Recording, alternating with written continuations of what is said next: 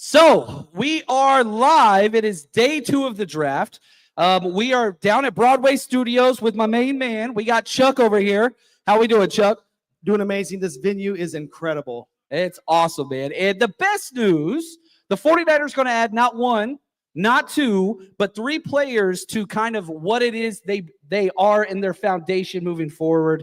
I'm pumped. Now, I do have to say, for those of you that watch the 49ers rush, Charles Barr is the reason why this podcast got started. My best friend from college, and whenever I got out of coaching, he was like, dude, you should start a podcast. And I was like, I don't know about that. So anyway, yesterday was 9 years since we started the 49ers Rush podcast, and all that is thanks to my main man, Chuck, over here. And he's been with us every single draft, every single time. So shout out to it's all John. You guys know. You guys know. So the clock has started. The Browns are on the clock.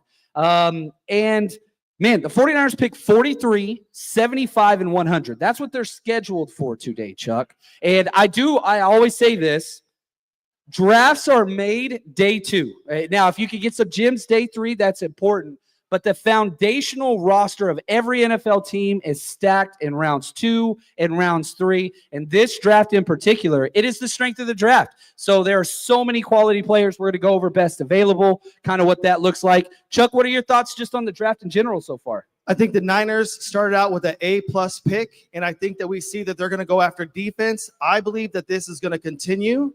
I think that this is where the Niners see that there's going to be an advantage. I don't think that there's going to be a trade down because I think there's going to be somebody on the D-line that's going to be available to take. The draft has been incredible. I'm ready to see what happens at the top of this draft. It starts now. We've got Sanders. We've got Dart. We've got Milroe. Carson Swissinger goes off the board to the Browns, first pick. So, again, another one of those guys that I think the 49ers would have liked. He's gone now. This is what it's going to be. It's going to kind of be murderer's row with the guys that are available, which I do kind of want to go over. Who are the best available that are sitting there still for the 49ers and really every team? Because, that's pick 33, and now we're 10 picks away from the 49ers. And so, I think ideally the 49ers really, really want to get a defensive tackle, and there are 3 elite defensive tackles that have second-round grades on. Alfred Collins is my favorite. TJ Sanders, South Carolina, and then you also have Darius Alexander. I think those 3 studs, that's the ideal perfect scenario, but can one of them fall? That's kind of the goal. Now, there's lots of different positions they could go. You need a corner still. You need a linebacker still. Those are the must-haves. But as far as, because you went Mikael Williams yesterday, you have 3 glaring needs that you need starters, and I think that you can fill those up almost today. Yeah. Almost today. I think, too, that you've got the Niners who have such a solid offense still. We still have CMC. You still have Kittle. You still have Ayuk. And I think that to support this offense, you've got to support them on the defensive side. But here's my question to you, John. What gives us, the Niners, an A-plus draft? What's the next pick that you feel would be an A-plus draft? I think, first off, you have to put it in context with what the 49ers did not do in free agency. You retained almost your entire offensive starting lineup. You lost, a couple guys. You didn't really replace them on the offensive line. But whenever you look at the defensive side, there are 8 starters that you lost, that you did not replace. For whatever reason, it doesn't matter. You have to replace those guys like Drake Greenlaw, all the defensive tackles. Now, you replaced Leonard Floyd, the defensive end that you cut. So to get kind of that A-plus grade, I really, really think that you have to go and make sure you fulfill those starting requirements, which that's what this draft is. It was hard at pick 11 because there's not a lot of blue-chip guys that were available, but you got Mikael Williams who could start. So if you can get starter guys, what I'm scared of, and I'm not saying this would happen, and there's positives to this too, is if Kyle Shanahan falls in love with a running back, you have Travion Henderson, who's a stud. He's definitely worth the second-round pick, but you have Christian McCaffrey. You have Isaac Guerrero. Yeah. So, is that too much of a luxury when you can get a starter that could start at the defensive tackle, linebacker, or corner? So I want to address starters over value luxury picks at different spots. And the Texans are on the clock. We're about to make their selection. I love day 2's tempo because it goes so quick, man. And they got 5 picks today. So the Texans, I believe they're actually a trade-out candidate. I'm wondering if the Saints or somebody like that's going to move up. There we go. The first wide receiver in the second round, Jaden Higgins. That was the guy Brock Purdy talked so much about, and just how much like he wanted him. And that makes sense. Athletic freak. I had a second round grade on him. He is a stud. But and there's going to be a run on wide receivers. Trey Harris, I expect to go in the second round as well.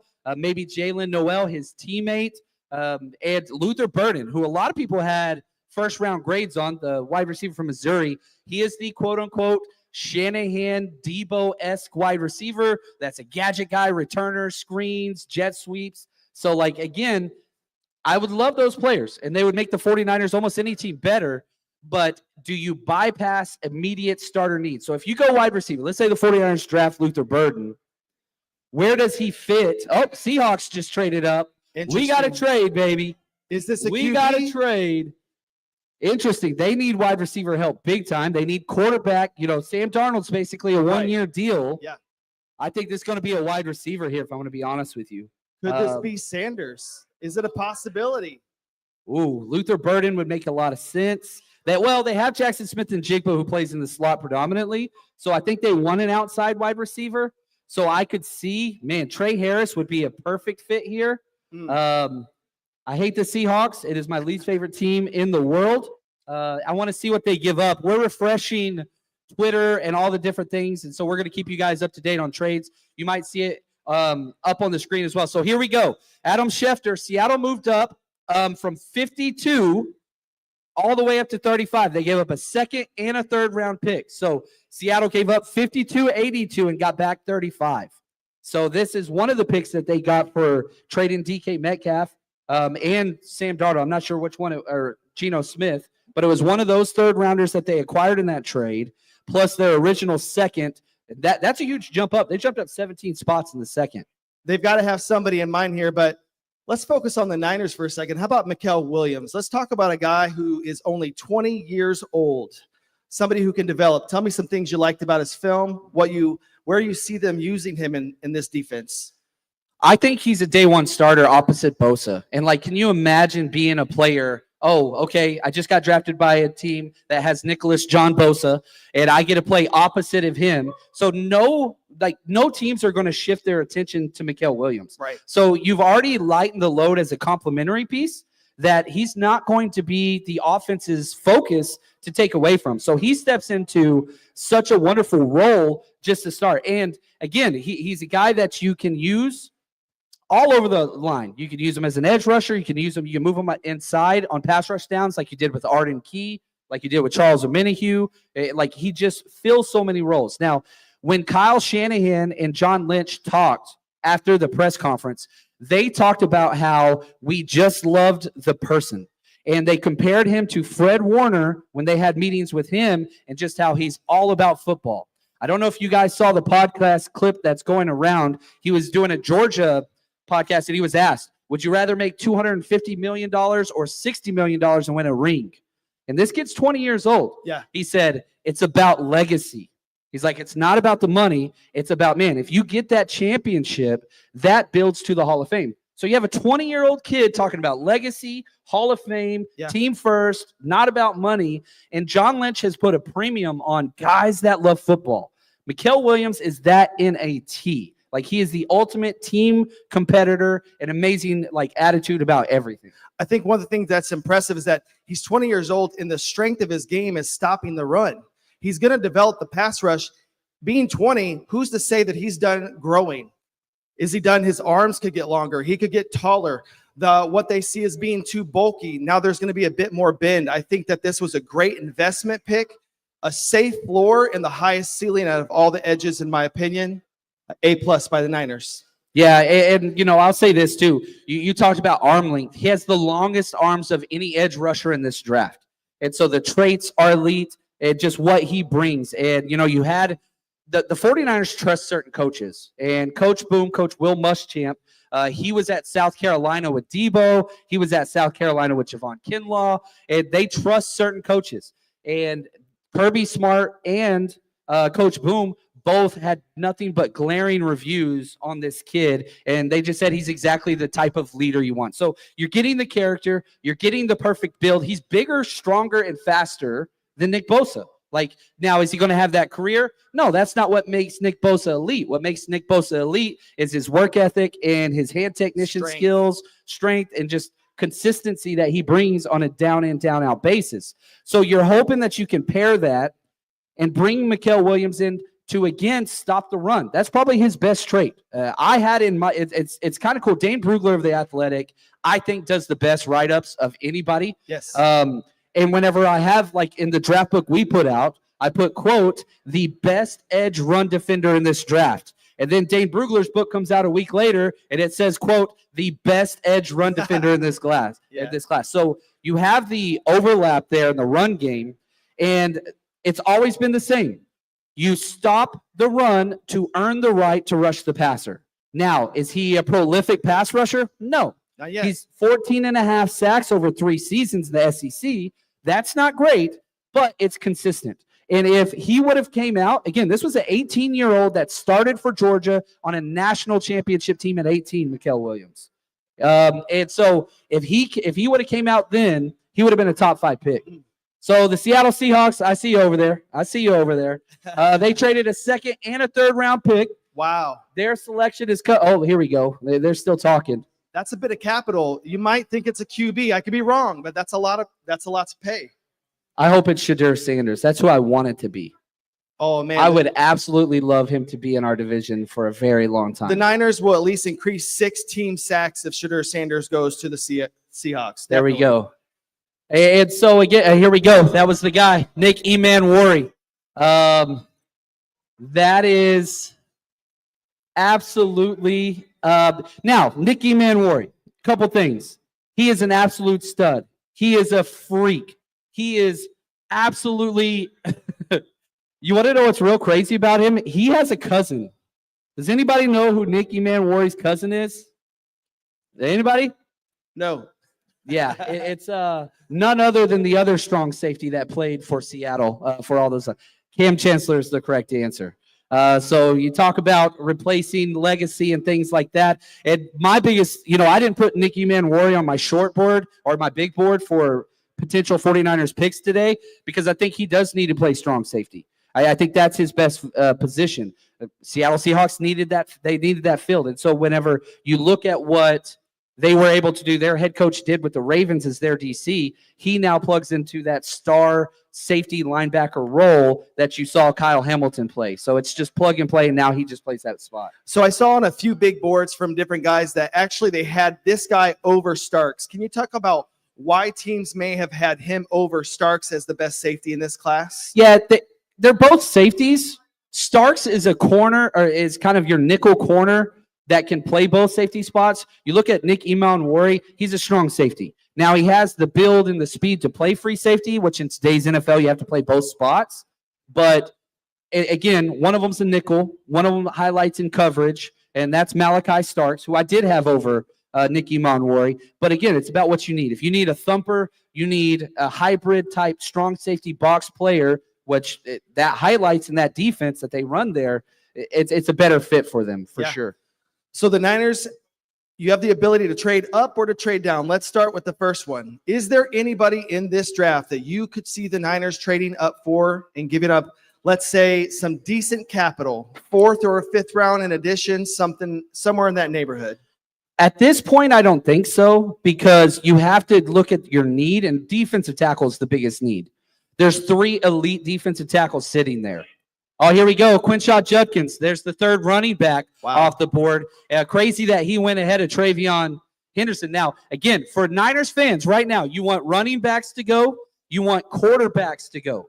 That is what you're in, defensive ends to go, because you've already addressed, you don't need to draft those positions now. So that's pushing somebody down to 43. So that's kind of like the whole idea that you're sitting here, if you're trying to use some strategy and what you want to happen, you're hoping running backs, you're hoping quarterbacks, you're hoping defensive ends go off the board. So back to your question of trading up. I don't think that there's any reason to trade up at this point, because the type of player that you can get, again, defensive tackle, there's 3 in this clump. Alfred Collins, TJ Sanders, and Darius Alexander. So I'm just going to see what falls to me, and we'll see what's there. Yeah, we were talking earlier today. John's in love with the defensive tackles, but there's different types of defensive tackles. What is the greater need for the Niners? Do they need a guy who's going to plug in the run and take up space, or do they need more of a /3 technique guy? What's the priority for the Niners today? That's the problem, is they need both. You have to walk out of this draft with both because you have nothing. Like, your returning starters, like if the 49ers, obviously you're going to build through the draft, you have 10 more picks. But right now you do not have a starting level defensive tackle on the roster. Evan Anderson probably has the most traits and value. He's a run stopper, right? You have Jordan Elliott, who has started a lot in his career, but he's just not consistent. So you need both. You need the plugger. You need the slasher. And so I really, really, really hope that they get both in this draft. I would not mind if the next 2 picks are defensive tackles, to be honest with you. That would make an A+ draft, as we were talking about. If the Niners went defensive tackle, slasher, defensive tackle, run stopper, that's an A+ draft.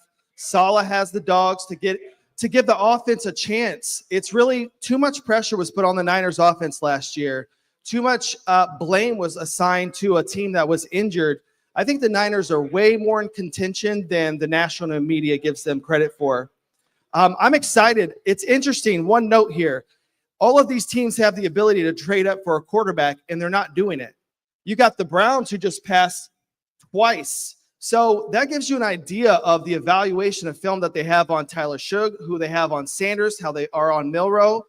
This is interesting. It actually plays to the Niners because if some quarterbacks go here, these next few picks, that pushes those defensive tackles down. Oh, we got another trade. The Dolphins just traded up with the Raiders. So the Dolphins jumped up again. You talked quarterback. Yeah.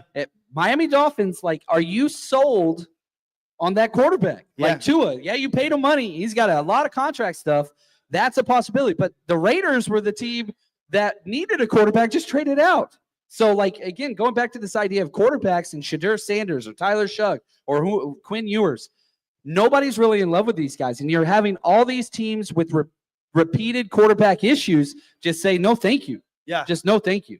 Well, and two, that we used to have this issue with running backs being drafted really high, and then we changed directions, and then now we're in this place where they're kind of making a surge. But Judkins just went over a bunch of quarterbacks where there's NFL teams that this is a need. You have people who are legitimate backup players now as listed as QB1 going into the NFL.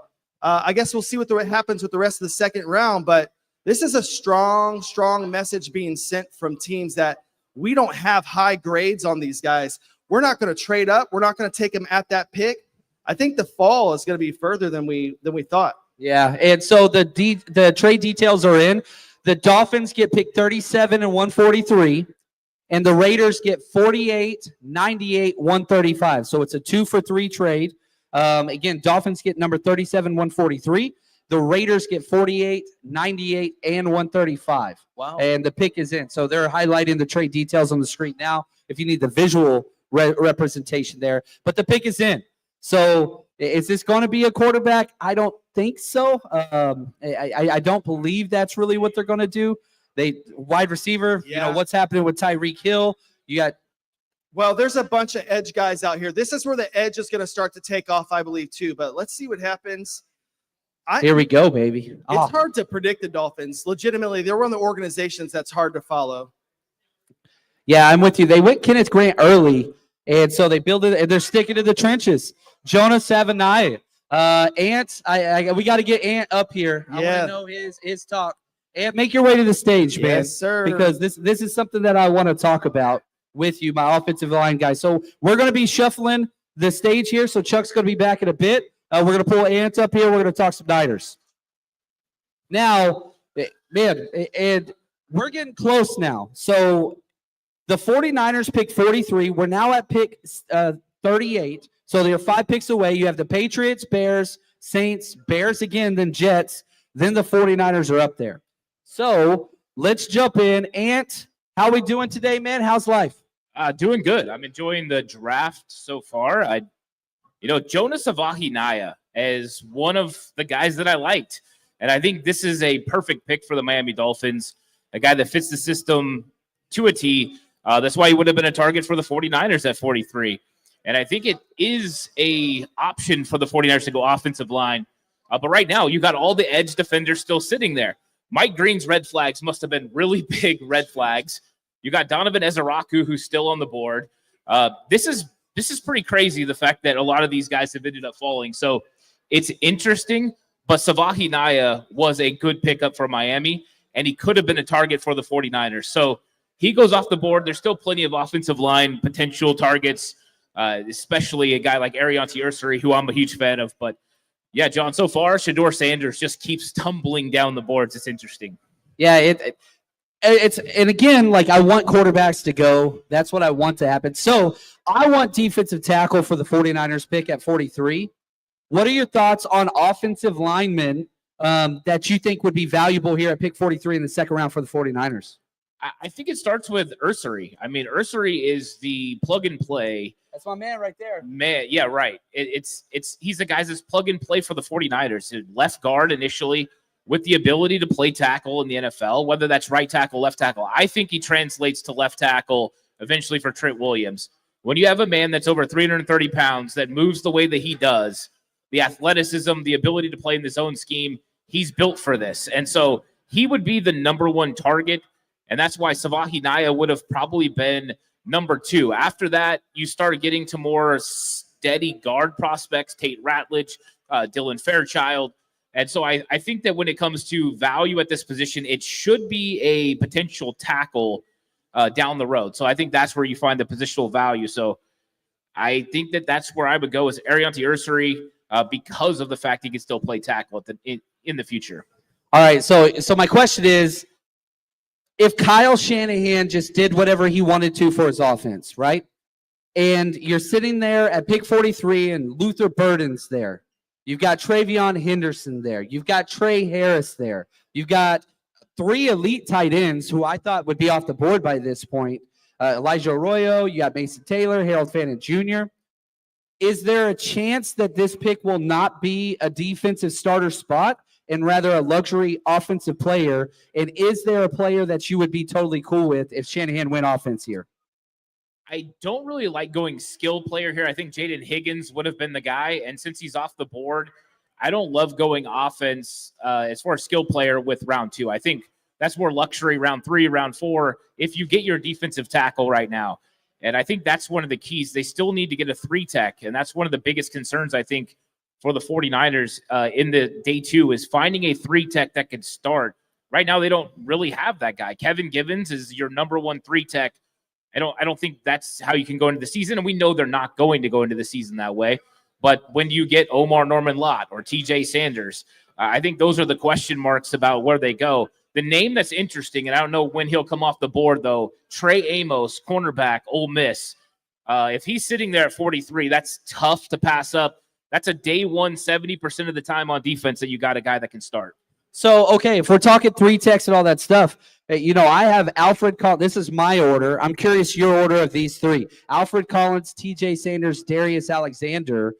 How would you rank those? The pick is in for the Patriots, not announced yet, but we're getting closer and closer to pick 43. How do you rank those 3, and is there another defensive tackle that you would put in that group? I put TJ Sanders the next best defensive tackle only because Alfred Collins is a 1-tech, and I think that you got Evan Anderson, you got Jordan Elliott, you need a 3-tech. So I want a penetrator, somebody that can get through, create havoc, and I think the Sanders is the next best guy to do that. If you're looking for the run stopper, it's Alfred Collins for me. I think he's the next best, and then Darius Alexander. I think Alexander is developmental when it comes to pass rush. He's good at stopping the run, but he needs to get a lot better with his handwork and just with some of his creativity when it comes to pass rush. That's why I would put him 3rd. And then after that, it's the luxury of Omar Norman-Lott. And I'm going to keep bringing him up all night. 20% of the time in pass rush situations, he wins. To me, he's a very interesting prospect. They met with him a lot, but where's the value for him? I have a 2nd-round grade, and I know he might only play on 1 down initially, but it's an important down. So I think he's very intriguing. I think he's probably closer to 75, but never say too early for the 49ers anymore. Yeah, and like Omar Norman Lott's interesting to me. I don't keep him in those top 3 because of the medical issue. There are some issue with the knees there that's been reported by a lot. And so, but yeah, I love, Derek Harmon was my defensive tackle too in this draft class. And like, if you want the next version or the slid down version of that, it's 100% Omar Norman Lott. It's just the medical issues. And once I found out about Derek Harmon's issues, I slid him down as well. So I want the safer, again, my theme for this draft for the 49ers is hit it down the fairway, singles and doubles, get starters. Let's don't gamble and take these risky quote unquote picks. I'm not sure. Omar Norman Lott in the 3rd round, I could deal with that. 2nd round, if he was healthy, I could deal with it. But the knee issue is a little rough for me. Yeah, I mean, the limited snaps, he played 200 plus snaps in college. I think that's concerning as well. You need closers, and that's why pick 75, I think, would make a lot of sense, and why I think an offensive line pick could work, or also a cornerback or a defensive back. A Trey Amos, Will Johnson. I'm guessing red flags with him as well. Right. So I think those guys make sense. And when you have the Chiefs and Eagles passing on red flag character guys, that should tell you something because they have no soul whatsoever to them. So shout out to Chuck and Terrell. Travion Henderson off the board. That's a wonderful thing for 49ers fans. I'm just going to be honest. He's a stud, and he's going to be a great damn player, but now Shanahan can't get that running back. I don't have another running back with a 2nd-round grade. So, this is good thing for the 49ers because it's kind of taken away some of those temptations for Kyle, I think, and what is there. Travion Henderson is amazing. And, I talked about, yesterday our draft props. We did really, really well on all of our bets. The one I missed was Travion Henderson in the 1st round. So he fell a little bit further than I thought. And yeah, right here, John, appreciate the super chat on our YouTube channel. The Bears have similar needs as the 49ers. I agree. They need to beef up that defensive line. The good news is there's 3, potentially 4, that are available there. So I think something's going to fall. Now, we're close. We're 4 picks away from, from the 49ers. So we are close there. So you got the Bears, Saints, Bears, Jets, then the Niners are on the clock. Yeah, and I think the Bears are probably going to look defensive line as well. That's one concern about potentially losing a defensive lineman that you're interested in. But the fact that there's still so many edge rushers that are still available here, I thought these guys were going to kind of go off the board early on in the 2nd round. But you still got Nick Scorton. He's still available. You've got TJ Tuimalau. That's what you call him, right? And then so I think that there's a couple of guys here at the top that are pretty interesting for the 49ers. I know edge rusher is going to be hopefully going so that it kind of pushes down some other guys for them to be interested in. And then Mike Green, where does Mike Green ultimately fall? I think that's going to be one of the things to kind of keep an eye on as the 49ers continue to navigate. Somebody's going to take a chance on them. So I put this out this morning before the 2nd round started, and I said, this is my guess at the 49ers big board headed into day 2. This is my interpretation of what I think they want. And Alfred Collins, TJ Sanders, Darius Alexander, we talked about them. Trey Amos, corner is such a big need. And Trey Amos was another one of those corners that was a borderline day 1 guy. Elite traits, fits everything that the 49ers need. Now, Carson Swissinger was on there, but he's gone. Jacob Parrish, a little bit of a reach, another corner guy. Luther Burden. Does Luther Burden give you enough where I know you talked about it being a little bit of a luxury pick, but you lost Debo. Debo's gone. And, Ricky Pearsall, you love Juwan Jennings. It's his last year. So, man, I'm trying to, go through the head of the 49ers of the decision-making process. You didn't expect Luther Burden to be here. Is there a possibility that it's too good to pass up? 49ers have drafted more receivers since Shanahan showed up than any other team in the NFL. And, again, Juwan Jennings last year, yeah, you've got Brandon Ayuk. Go get another young one. Yeah, I mean, I think he fits what Kyle is ultimately looking for. I think that last year, Luther Burden probably would have been a top 15 pick, and he's always a possibility. I think the question mark is, Brandon Ayuk's out. Is Luther Burden going to play X? And I don't think he is. I get it. Juwan will probably do that, but I think Luther Burden and Ricky Pearsall, as far as where they're going to play, is pretty similar. So what is the value there that you're going to get? That's why I said earlier that I thought Higgins made a lot of sense. So if you went Noel, for instance, that would make sense. We could put these guys at X and allow them to go out there and operate. I get it. Luther Burden is a tremendous player.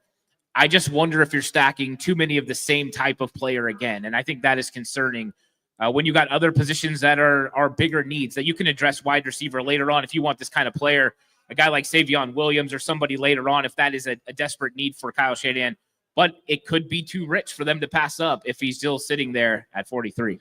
Okay, we talked corner. There's one corner we haven't talked about, and that's Will Johnson. Like, the medical issues, I'm lower on Will Johnson than anybody. But he was a projected top 5 pick before this year. Had not 1, not 2, but 3 lower body injuries. Never ran a 40 still. But, man, the value, if Will Johnson's there at 40, see, that's the thing. Like, corner is not a luxury. And the elite cover traits of Will Johnson, I would prefer Trey Amos.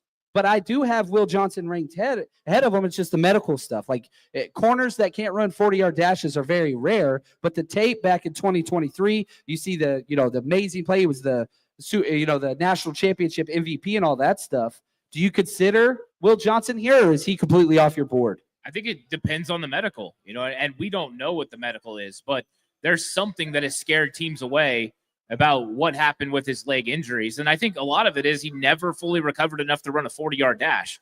And if you can't run a 40, what is your actual long distance speed? Are you going to be able to turn and run with some of these top wide receivers? And I think that's a concern. I think when you look at the ball skills, the elite ability to drive on the football, Will Johnson's got it. He's a very good football player. I think he would be a tremendous talent at 43. There goes Luther Burden. Luther Burden off the board to the Bears. That is a solid pick, man. So now you got Rome Odunze, and Luther Burden just steps right into basically him and Keenan Allen have completely different skill sets, right? But it's a quality wide receiver. One of them's a quality route runner. One of them's more of a gadget guy. But so Luther Burden, again, Travion Henderson goes. Luther Burden goes. Quinshaw Judkins goes. This continues to steer the 49ers into the path of defense. Shout out to Silent in the super chat. He said Jalen Noel, Kay Williams, Luther Burden's gone, or Jalen Royals fire. I do like the 3rd-round wide receivers a lot better than the 2nd-round guys, just because the value's there more. And Break It 80, super chat, love it. Wish I could be there. Appreciate you. What if Johnson or Amos is there at 43? Value may supersede greater need at defensive tackle or offensive tackle. What would you say to Breaking 80's comment? Do you just say, man, at some point the value of a Will Johnson's just too much, even if you need defensive tackle more? Yeah, I think so. I mean, when you look at the way that the league is going and so many teams are playing in their sub packages, it's basically nickel has become base packages for all the teams in the league. They play 70% of the time, some even more than that. Having a 3rd corner is so important, more important than having a 3rd linebacker at this point. And so I do think there's tremendous value there. And so if Trey Amos or Will Johnson are sitting there at 43, I think it would be very enticing for the 49ers to try to make that decision. I think that there's going to be a good player no matter what. The way it looks like the board is shaking out, you're going to be able to get a guy you really like. So that is intriguing, right? A lot of people mocked Will Johnson to the 49ers in round 1. If he fell to 43 and the medical they felt comfortable with, I would not have a problem with that. I can't say that cornerback's not a good pick.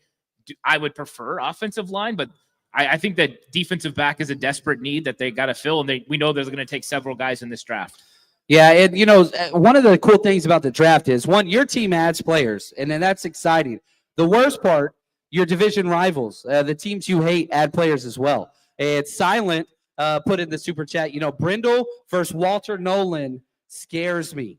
Please upgrade the offensive line ASAP. And not only, Walter Nolan, but there were a lot of defensive players that have gone, to division rivals. We just saw the pick from the Seahawks as well. So as your team is improving as well, other teams are, and that's just the nature of the beast. And so and the worst thing is when you fall in love with a draft prospect and then your division rival picks them, it is just absolutely just awful. Anyway, the Saints are on the clock currently. We are 3 picks away. Saints, Bears, Jets, then Niners. Talk to me about a trade back. There's lots of guys we like here. In the past, the question was always, man, there's no way the Niners can draft 9 guys. There's not enough room on the roster. This roster is not like 2022. there is room aplenty. So if the 49ers had 13 to 14 picks, that is not a negative.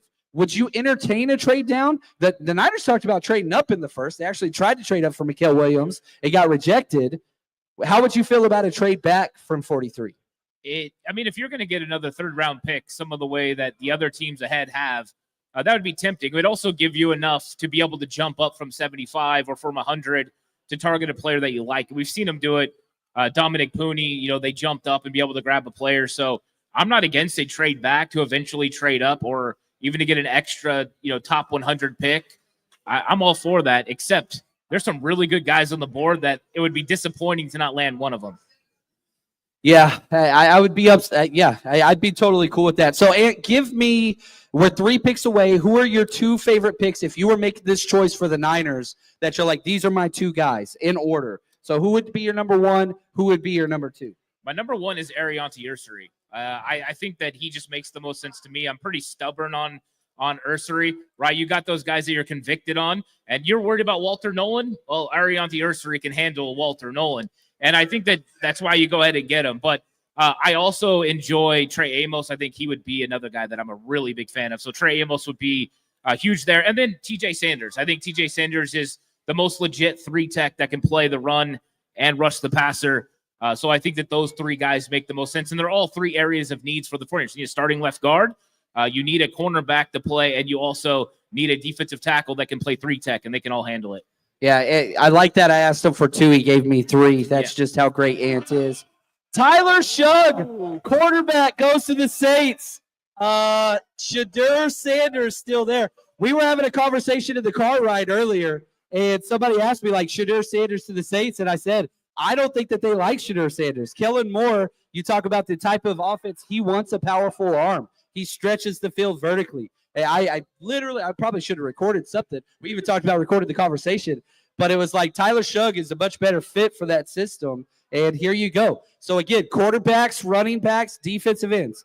That's what you want going off the board because it's pushing talent down. And now the 49ers are sitting here. They're 2 picks away. You have the Bears, Jets, then we're on the board. Trade down is starting to make a little bit more sense because there are so many guys. Ant just gave us 3, a corner, an offensive tackle and a defensive tackle. I have 3 my order would go Alfred Collins, TJ Sanders, and then Darius Alexander. I'm going DT. But we'll see. And so, do you plug need first? Do you plug value first? Do you plug premium position first? All those different things. That's the question, but I do love seeing Tyler Shugg go there at pick 40 to the Saints. Yeah, right now it doesn't seem like there's a wrong way to go with some of the players that are still available on the board. So we're going to get a very good player at 43. Some of these guys were first-round talent players or at least fringe first-round talent players. So, Will Johnson for sure is a first-round guy. I had Trey Amos at the end of the first round the same way I did Kamari Lassiter last year. I think that he's just that good. But you still have so many other guys that are in this area that are so good. Maybe a team does want to come up and get a Donovan Ezeraku or a Landon Jackson or somebody like that. You're willing to trade back. Oh, here comes a trade. Buffalo just traded up. There goes Trey Amos. That's that's going to be Trey Amos, man. Yeah. He is a perfect fit for what they do. Here's the trade. The Bears get 41 and 72 and 240. The Bills get 56, 62, 109. So it's a 3-for-3 trade. Again, the Bills 56, 62, 109, and the Bears 41, 72, and 240. That might be a typo, actually. Yeah, because there's the trade down. So, the Bears jumped up. Mike Garafolo had it typed wrong, but he does great work. I'm not trying to throw him under the bus. Sorry for that. Love you, Mike. He listens to the show even though he's on live right now, but he does not listen to the show. Now, whenever you see trades like this, would you double that up for the 49ers? Because now one of the teams that did want to trade up, they're not going to now. The Bills just jumped up, 15 spots. And you basically swapped a third for a late third for an early third and a 7th for a 4th. There, you can see the details now on the screen. I would love that trade. I really wish that trade would have went to the Niners. Who knows? Maybe they could cook something like that up. But yeah, that corner was such a big need for the Bills. And so I could totally see that being the pick here. I really, really could.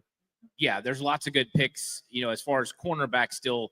Trey Amos, Will Johnson, Benjamin Morrison, all those guys at the top. Then you got, Azare Thomas, another cornerback.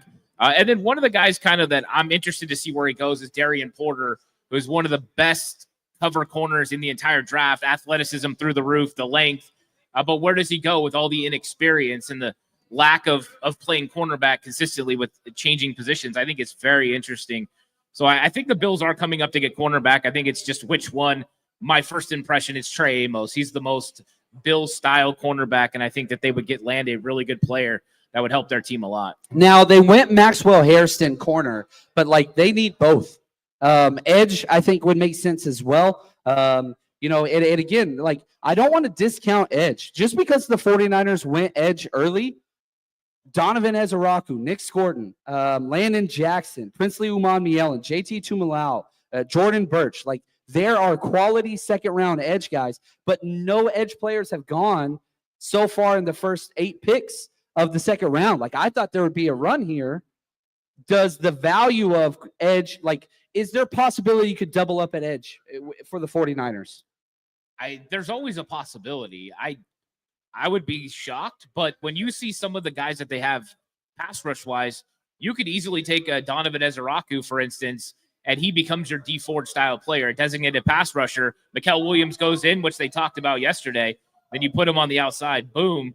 You've got 2 guys that can rush the passer. So I think it's very interesting the fact those guys are falling. I did think all those guys were going to be off the board already.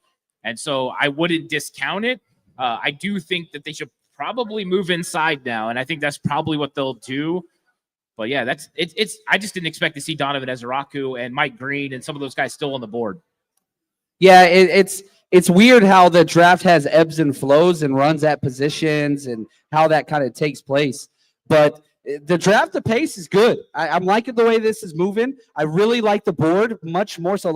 We do all these mock drafts, and I do have to say, we personally have talked through Mikael Williams. And when we do these mock drafts, the comments are always oh, the Niners aren't going to do what you say or whatever. And then sometimes they do. And, we get lucky and we get those. But I can't remember a mock draft where we're sitting there in the second round and the board looks like this. And you get so many quality prospects that are available at huge positions of need. And so, man, I'm pumped. We're 1 pick away. So the pick is in for the Bills. The Jets are on the clock. And this is always the point in day 2 where it starts rapid fire. So we're about to find out the Bills selection here. Edge or corner is my prediction. Yeah, I think it's probably going to be a cornerback. But if it's an edge, that would make a lot of sense too. They did sign Joey Bosa, but moving on from Von Miller. So an edge would make sense. And with the players they got choices on what kind of edge they want to go with. I think this is going to be interesting to see what they do. I'm actually very curious about how the Bills attack this draft for this big trade. Oh, TJ Sanders. They jumped up in front of the Niners and the Jets. The run of defensive linemen is upon us. Now, the good news. The 49ers are 1 pick away, and there's still 2 defensive tackles I like. Now, Ant nailed TJ Sanders being the highest of his defensive tackles. Alfred Collins, the elite run stuffer, and Darius Alexander, again, another kind of pure run stuffer, still there. Those are the 2. We're 4 minutes away from the 49ers being on the clock. Yeah, and I think that TJ Sanders was a huge chip that just came off the board. I do think that he was a serious contender to be pick 43. So you're looking at the board now, and do you have to force defensive line? You have to force interior defensive tackle and go with one of those guys. Is it a 3-tech? Because that's where it gets a little bit more difficult. Who exactly is Darius Alexander? Is he a 3-tech in the NFL, or is he a 1-tech or just a versatile piece you can move back and forth? I think that's one thing that's very interesting about him, and I think you have to know before you make this pick, because to me, Alfred Collins is the most pure 1-tech that is still available. And so do you make that move and just go Alfred Collins and then look for a 3-tech later with an Omar Norman Lott or an E.S. Peebles or somebody like that? Or do you just go ahead and take somebody a little bit early. I think it's interesting when it comes to defensive line. I thought it'd go more difficult now with TJ Sanders off the board. So, okay, my question that you talked about the difference between 1 and 3 techs. Help us understand, for those that maybe don't know, walk us through the difference between 1 tech and 3 tech, where they line up, and what's important about being on one of those spots. Yeah, the 1 tech is going to be your run stopper. He's taking on more double teams, playing the strong side. And so he's supposed to eat double teams consistently. Your 3 tech is your more penetrator, the guy that's going to get in the backfield. Those are the guys you see a lot of times if they get doubled up in duo situations, they give up ground. That's why a lot of teams will do double duo against the 49ers and just try to get a vertical push. And so that's what we know Evan Anderson is a 1 tech. I think that's what Jordan Elliott is more so. He's just not very great at it all the time. And so if you're getting Alfred Collins, you've got very limited pass rush upside, but you've got a good run stopper. I think that's the question. Do you want the pass rusher? You want the Javon Hargrave, or do you want the big physical 1 tech? And I think right now the 49ers need both.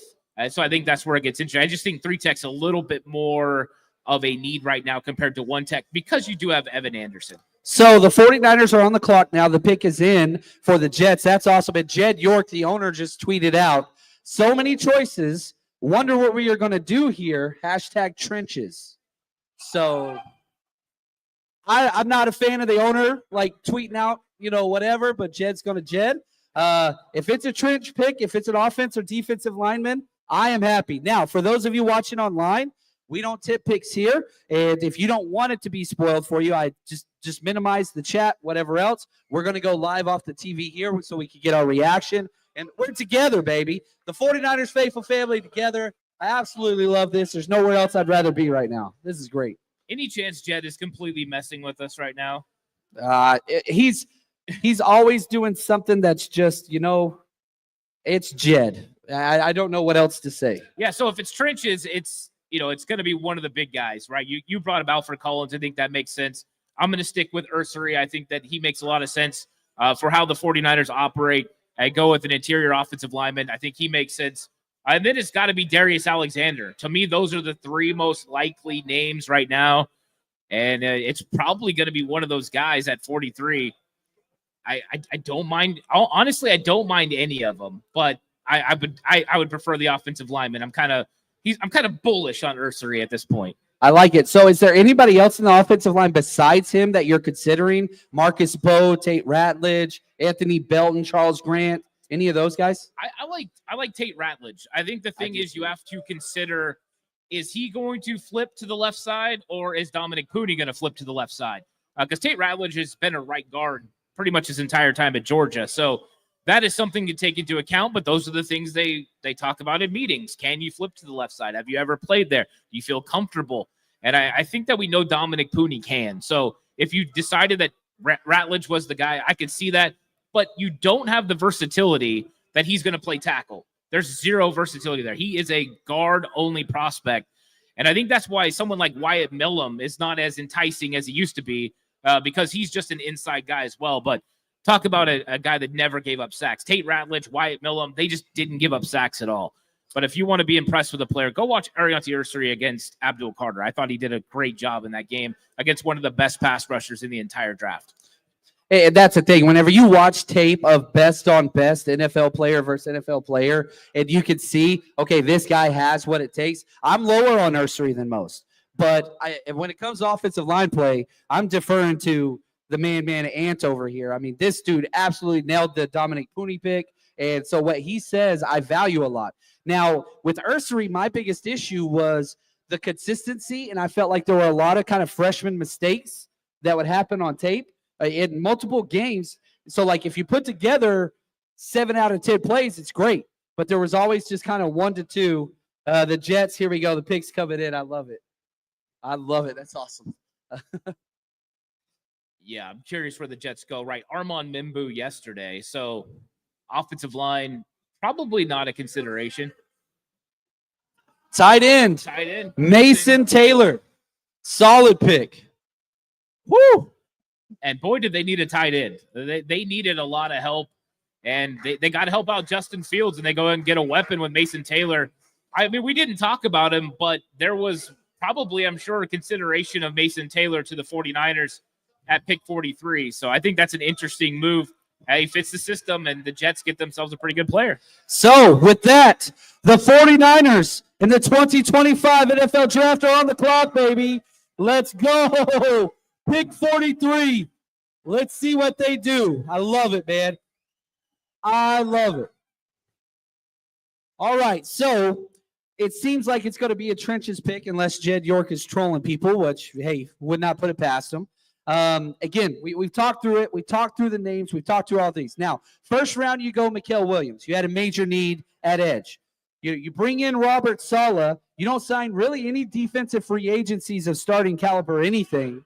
You allow him to build it. Okay, the pick is in. The 49ers are not trading back. We're not going to tip the pick, but I love how passionate we are. All right. It's got to be defense. Right. I think it's defense. I know you want O-line. I would not be upset with the O-line, but I'm just like, man, let's get that. If you get the defensive tackle, oh, here we go, baby. Here we go. 49ers pick. Man, they didn't waste any time there. Woo! Hey, this is going to shape it, right? We're going to find out real quick what they do with 75. So let's go. Let's go. The 49ers selection. Here we go at pick 43. Let's see it, man. Yeah, if you can turn it up. Let's go. 49ers on the clock. Let's go. Who do you want? Who do you want the pick to be? Let's see it. Alfred Collins, baby. That's what I'm talking about. Woo! That was my dream pick. That was my dream pick. I absolutely freaking love it, man. That's what's up. Hook 'em horns, baby. We are absolutely killing it. So let me just talk a little bit about Alfred Collins. One of my favorite players at the University of Texas, and he had to wait his turn. But whenever he got his chance, you've had so many draft picks go through there at the defensive tackle spot. 6'6", 332. Huge. I think he is by far one of the best run defend players in all of this draft. He's huge. 34 5/8-inch arms. So now you've got, when you compare him and Mikael Williams, both 10-plus inch hands, both 34-plus inch arms, you are building size, bullies, A-plus run defenders. Again, here, what did I say about Mikael Williams? Best run defender from the edge position in the draft. On my draft book right here for Alfred Collins, best block shedding defensive tackle in the draft.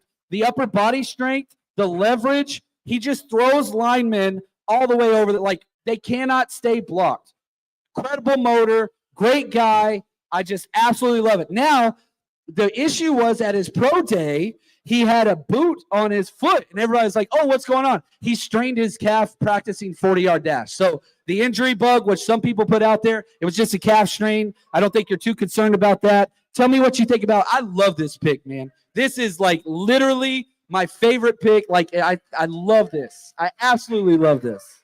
I had no idea you were excited about that. No idea. I'm so pumped, baby. Yeah, Alfred Collins. I think the guy that's going to be the most excited is Fred Warner, because now he can operate in space knowing that offensive linemen can't get to him. So this is a great pick for the 49ers. We knew they needed to address defensive tackle at some point, and Alfred Collins is going to be your premier run stopper. You're talking about a premier one tech that is going to play first and second down early. Now, what is his upside when it comes to playing against the pass and rushing the passer? Well, they're probably not worried about that too much because they got Mikael Williams that can rush from the inside, Etor Gross-Matos that can do that as well. So that's the mindset that they're going with right now. And then we'll see how it shakes out with the rest of the guys. And that does keep guys who are pass rushers in play later. Omar Norman-Lott, Aeneas Peebles, those guys fit. Now with the 3-tech methodology that they're going with, Alfred Collins is a big piece that comes off the board. And you talked about it. The length with the arms, I think, is huge. The fact he plays with leverage, and he's one of the best shedders of blocks in this entire draft. It's a great pick. It's another solid right down the middle of the fairway pick for the 49ers. And, John, they get your guy. You were spot on today. Well done. So we graded 343 players for our draft book this year, which is a lot. And we graded every single one of them 1 to 10 on 49ers fit. he had a perfect 10 score for me. Like, it was just everything that you want from a Robert Saleh perspective. He's built like Chris Jones. I don't think that he plays like Chris Jones. I think that he is built he's huge, all those different things. And my favorite thing, again, I have to say, I am a Longhorn fan, so I am biased. He showed up the biggest and 3rd and 1, 4th and 1, goal line. Biggest play of the game at the biggest moment. Alfred Collins was always there. Unbelievable motor. Now, he is the pass game, there's something that's wanting there. Like, that is an issue, and can he develop into that? But you got to stop the run. You got to stop the run. And my favorite thing about him is we said earlier, you have to get 2 defensive tackles in this class. So now you got your run stuffer.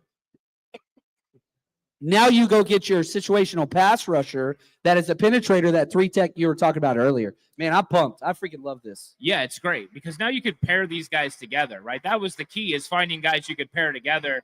And I think TJ Sanders going off the board made it a lot more clear of what the 49ers could ultimately do. I think that does bring some other guys probably off the board that have been huge, fans, players that they really like. Guys like CJ West, probably not going to be a 49er now. So I think we have to remember that Alfred Collins is going to take their spot. I think it's perfectly fine, though, because Alfred Collins is an absolute beast. And I'm looking forward to seeing him in the 49ers defensive line. I think this dude's going to just be a stud early. And now you've got 2, like you said, great run stoppers. Mikael Williams is going to set the edge, Alfred Collins on the inside. And this is just going to make it easier for everyone else. This makes it easier for D. Winters and Fred Warner. And it makes it easier for, the entire defense when all of a sudden now it's 3rd and 7 and not, 3rd and 3, because you can actually stop the run with some big guys on the inside. Alfred Collins, great pick for the 49ers. I think we're going to be excited about this one for a long time. I can't wait to see him out at training camp.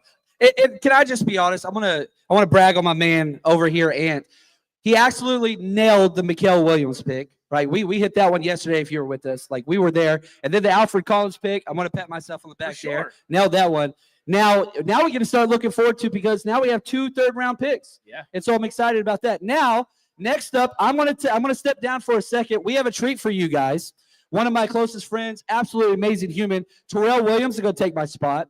Now, he provides a lot of very interesting insight. He was on the 49ers roster for 2 years for Kyle Shanahan's first 2 years, was with the Saints, practice squad player off and on. So he's going to bring a lot more kind of what exactly happens behind the scenes. And so I'll be back. I'm going to get a quick drink of water. I'll be back up here in a little bit. Give it up for my man, Terrell, please.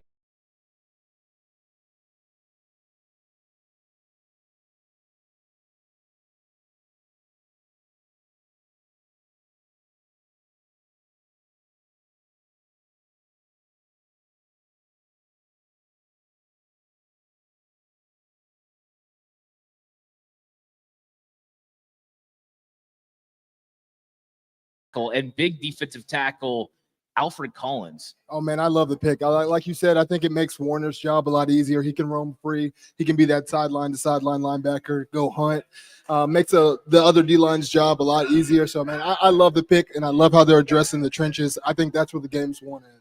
Yeah, exactly. I mean, I think that's one of the keys, right, is getting a guy that plays in the trenches. And the 49ers' original identity was building in the trenches. And I think did we just have a pick go? Yeah, it looks like the Cowboys just took Donovan Ezeraku from Boston College, who was, for a lot of people, probably the best edge rusher left on the board.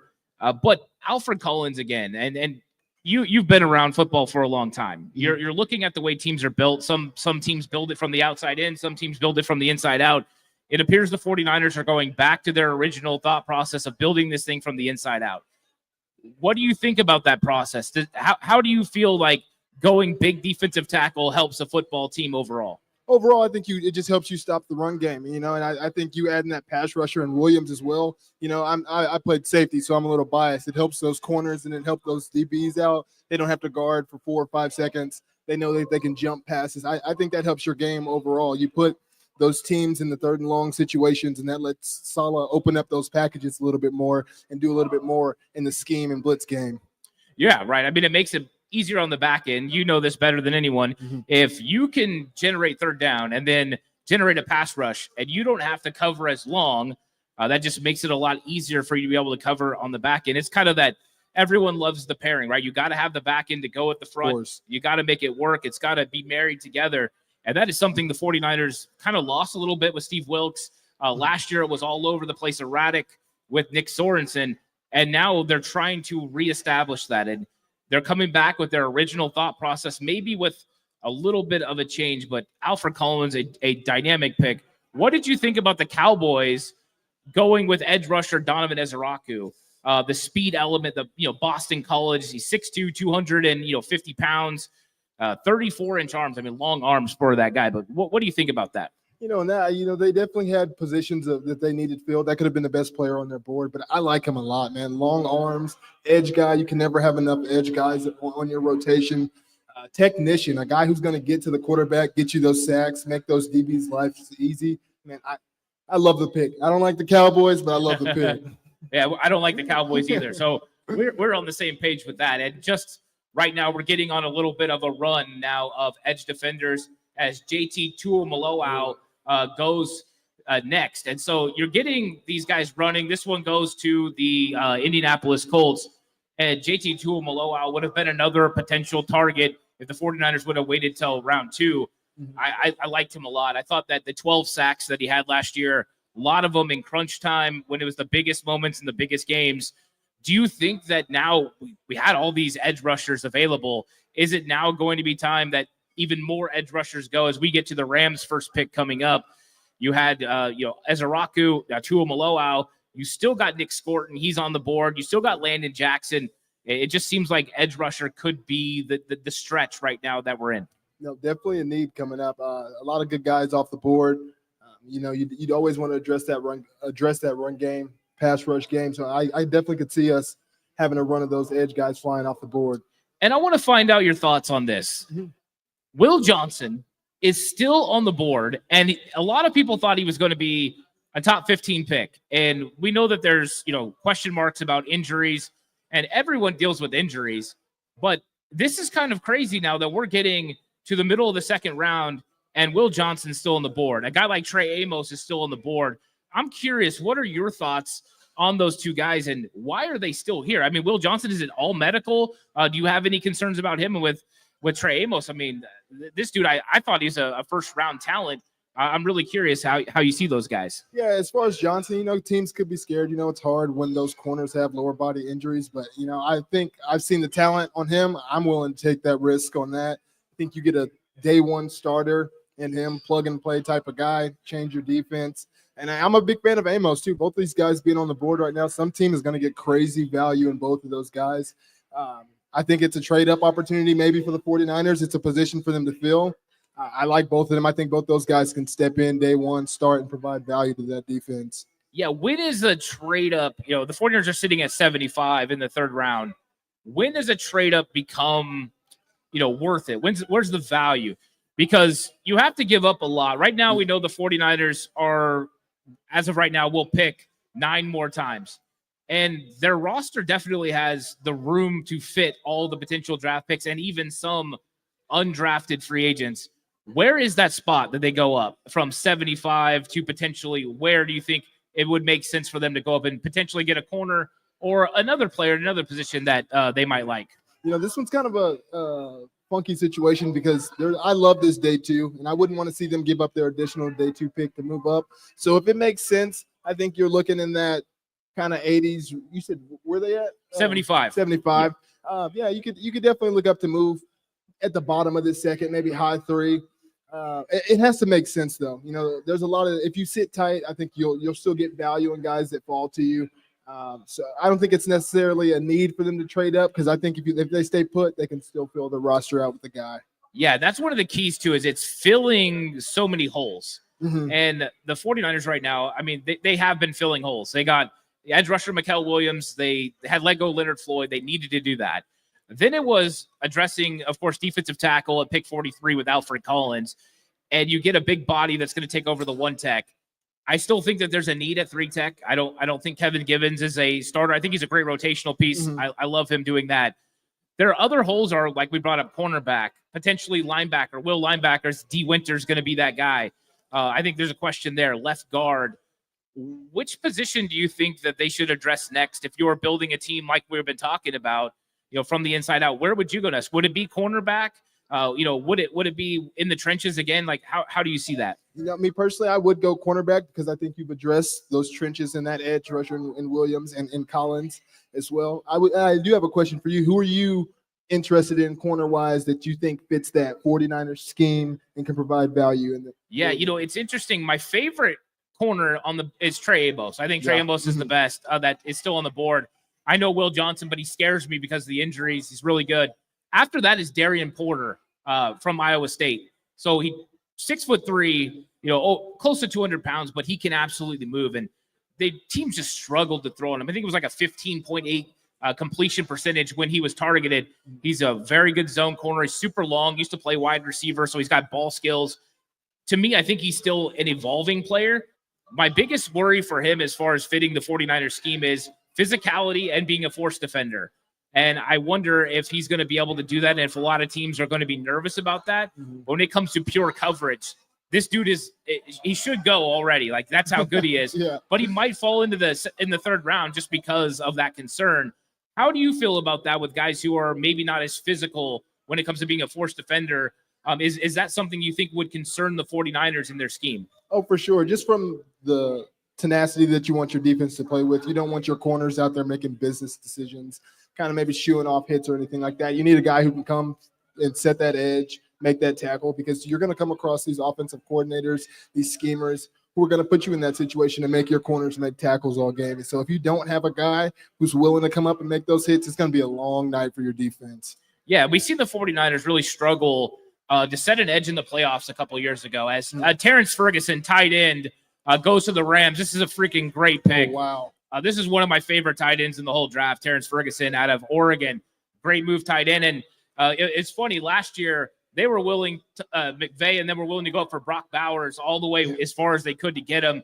They weren't able to do it. Now they get the move tight end. This is going to be a dynamite selection for them. This is one of my favorite picks, and I hate it because the Rams are the ones that are going to get it.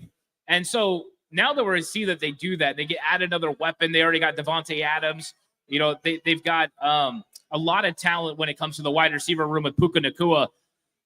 It almost seems like defensive back becomes more of a pressing need for the 49ers. You look at the roster right now, and they have a couple of very solid cornerbacks with Deommodore Lenoir and also on the other side with Renardo Green. But after that, you've got Trey Brown, who they signed from Seattle. He missed 39 games so far in his career. That's a little bit concerning. They went out and they got Darrell Luter Jr. a couple of years ago. He's long, but what is he exactly? They went and got Trey Tomlinson through the waiver wire. He was a former second-round pick, but hasn't really worked out for the Rams. Do you need to go cornerback to be able to compete with a team like the Rams, who are loading up on talent and getting a versatile tight end that can move and play in space to help Matthew Stafford? No, yeah, that definitely makes it tough. You always have to respect Stafford as a quarterback, and when he has those weapons around him like a Puka and a Devontae Adams, guys that are just going to get open, and then you add a Ferguson to that definitely makes it tough. And as a defensive play caller, you want to have guys that can win those matchups, that can compete in those matchups, and give your D-line that time to get to the quarterback, because it's complementary football. Your corner has to work with your edge rushers and to get those sacks. So I definitely would want to address that, because just so we can win matchups. Will Johnson. So Will Johnson goes to the Arizona Cardinals. So the Cardinals get Will Johnson. So we finally found the limit of red flag and where it can go. And Arizona's having such a good draft right now. Walter Nolan, now Will Johnson. Are you kidding me? So they are going to be a lot more difficult to deal with as they're building that defense. And it doesn't surprise me at all with the coach and the way that they are so aggressive in handling defense. They needed to improve, and they did with Will Johnson. Now, I want to talk about Will Johnson in a second, but I want to go back to Terrence Ferguson for this reason. How difficult is it to find, if you're playing on defense, with matchups with a move tight end that's 6'5", 250 pounds, that has the ability to stretch you vertically up the seam, but also can kind of run a lot of the routes in the scheme? How difficult is it to match up with him, especially if you get tasked with playing? And we just had a trade. The Houston Texans just traded up to match up with him in the slot, and just with him going in motion, what do you have to do to kind of limit the effectiveness of a tight end? No, and it makes it tough too. You have to have good safeties, and when you're dealing with a play caller as good as McVay, he's going to use those motions to get those matchups in his favor. So you definitely need safeties. The 49ers are, man, one of the luckiest teams. I'm not lucky because they took him, but to have a Fred Warner, that coverage linebacker, man, he's a game changer for you as a defensive play caller. But I definitely think you want to address those corners so you can have optimal matchups. Yeah. Right. And I think that's one of the difficult things, right, when you get a big tight end is who do you match him up with? Exactly. Fred, we know, can do it. D. Winters has actually been a pretty good coverage guy, 75% PFF grade in coverage, which is really good. The other question mark would be, though, what about the safeties? You got Malik Mustafa, Jair Brown. Neither one of them are really a true free safety. Do you think the 49ers need to address free safety to get an actual prototypical guy that fits in Robert Saleh's system? Somebody like an Andrew Makuba out of Texas who played corner at Clemson and then moved over to Texas and played free. Not big, but, I mean, this dude is crazy in coverage, understands zone coverage to a T. Is that something that would definitely help them when dealing with players like Terrence Ferguson? Oh, for sure. And, I always love those big corners that get moved over to safety. They just cover a little bit better than your typical safety does. A little bit better at man coverage for you. I love the guy out of Texas. Love his tape. I think he fits well with the 49ers. I also like Watts out of Notre Dame, just in case they do get sniped. But I do think that that's a need, just matching up with the Rams. You're going to have to play them twice a year. That's rival team. You want to be able to match up so you're not getting in those situations where McVay is taking advantage. Yeah, you're right. Xavier Watts as well. I mean, that's the fact that he's still there, right? These dudes are crazy talented. It's the value of safety. Mm-hmm. Yeah, Malachi starts going the first round, and then they trade up, for Nick Emenwari, which I thought Nick Emenwari to me was the best safety in the draft. Yeah. The physical traits are just through the roof. I think there's some things, right, that he needs to develop. Everyone does pretty much in the draft. But you're right. Physical freak. And this dude could do it all. And I think that now that you're getting into the safety talk, it's a little bit more difficult. But I think that there's still some really good players. I just don't know if the 49ers are willing to go safety this high, at pick 75. Maybe. I think Andrew Makuba definitely would be a guy I would be interested in. But, yeah, I'm really curious now about what the Houston Texans are going to do. I don't know if they picked anyone yet. I see pick is in. But I'm so curious why they moved up, because they have been willing to move back the entire draft. And all of a sudden, somebody's sitting there. Could this be Trey Amos? They got Kamari Lassiter, who was my guy last year. He had 5 picks last year. I loved Kamari Lassiter. Everyone's worried about 4.58. I wasn't worried about it at all. And it could be Trey Amos or another 4.58 guy, Azare Thomas out of Florida State, who's another really good, solid corner who people have to worry about long speed. Yeah, and I think that fits what D'Amico Ryans is trying to do. They want those hard-nosed football players. I think he fits their scheme and what they're trying to do. I wouldn't be surprised. There's a lot of value in these corners that are left. The guy out of Florida State, Amos, is still there. I think that pick makes a lot of sense. Yeah, it's interesting when you get to this part of the draft is you just have so many talented players. You want them all. And I think that's the difficult thing is finding out who's still going to be left. And it's a long process before the 49ers pick again, but it's going to be interesting to see who is still on the board as we get closer. Because I do think that they have certain needs. We talked a lot about the secondary. Do you think that they could go offensive playmaker? Is there any, would Kyle go offensive wide receiver? We know that they potentially need someone with Ayuk being out. You have guys like, Jalen Noel, he's still available. Jalen Royals, he's still out there. I think that those guys make sense, as far as players that can be interested in. There's probably a guy like Savion Williams. I know a lot of people are talking about because he's kind of one of those jack of all trades, a joker position, as they would call it.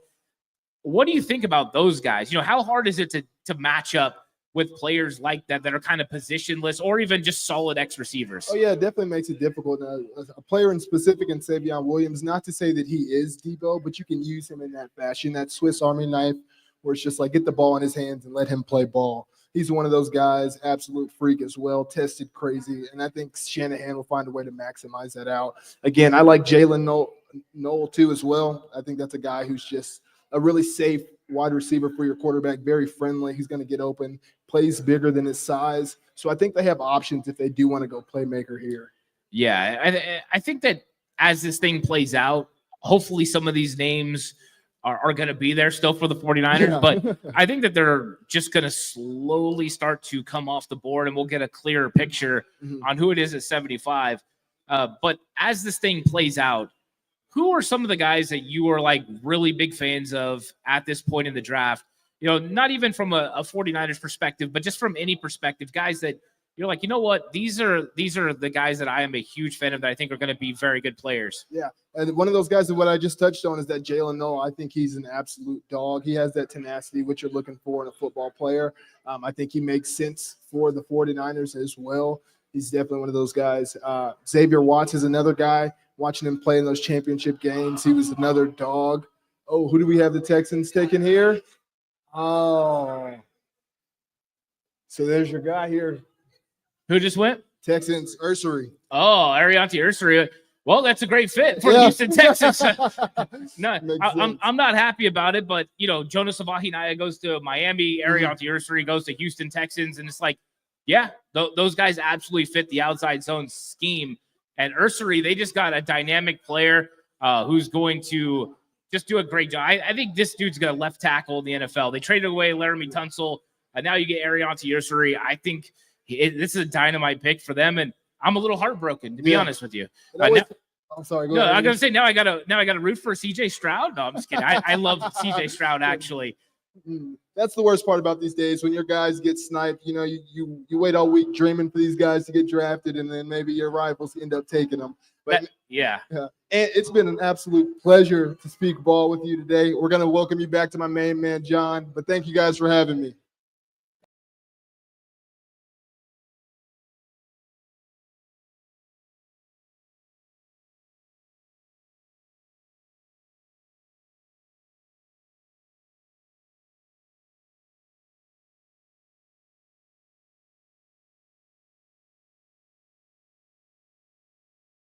You know, we're seeing some of the names that the 49ers would be interested in. You know, Arianti Ursery was my guy. I was pounding the table for him earlier.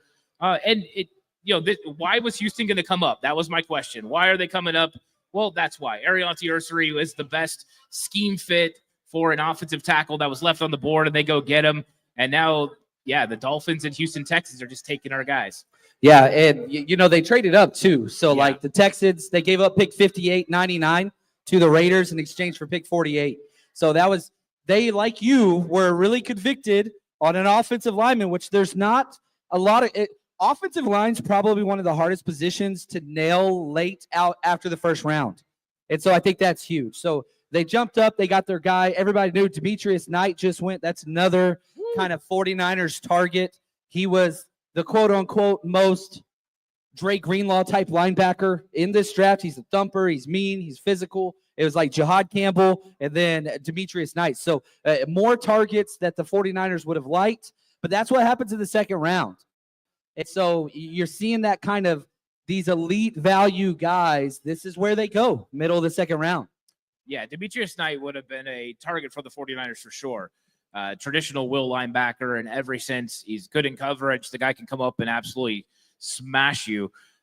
Schlesinger went off the board, first pick of the second round. And then after that, Demetrius Knight was going to be the next linebacker off the board. 49ers still got plenty of options when it comes to linebacker, right? Chris Paul is going to come up at some point.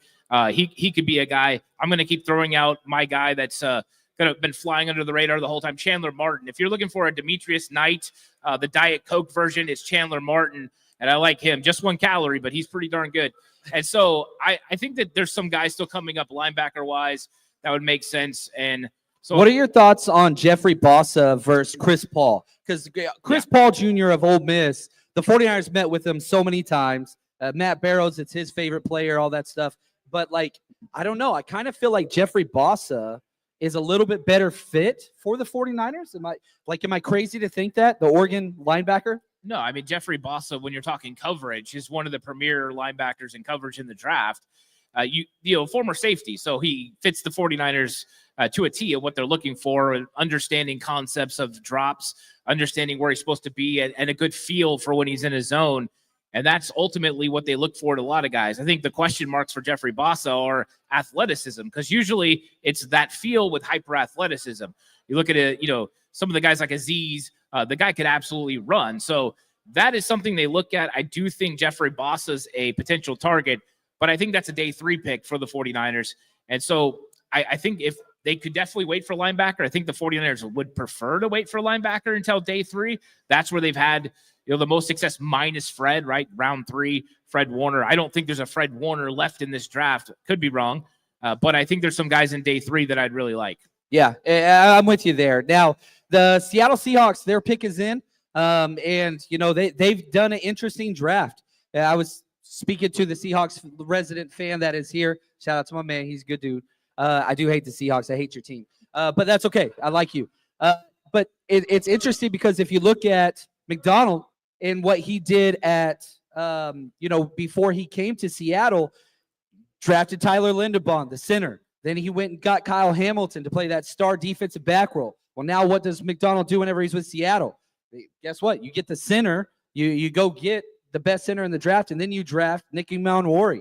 So he's kind of replicating the formula in which he built the defense that the Baltimore Ravens had that was so elite. It's just, following the playbook.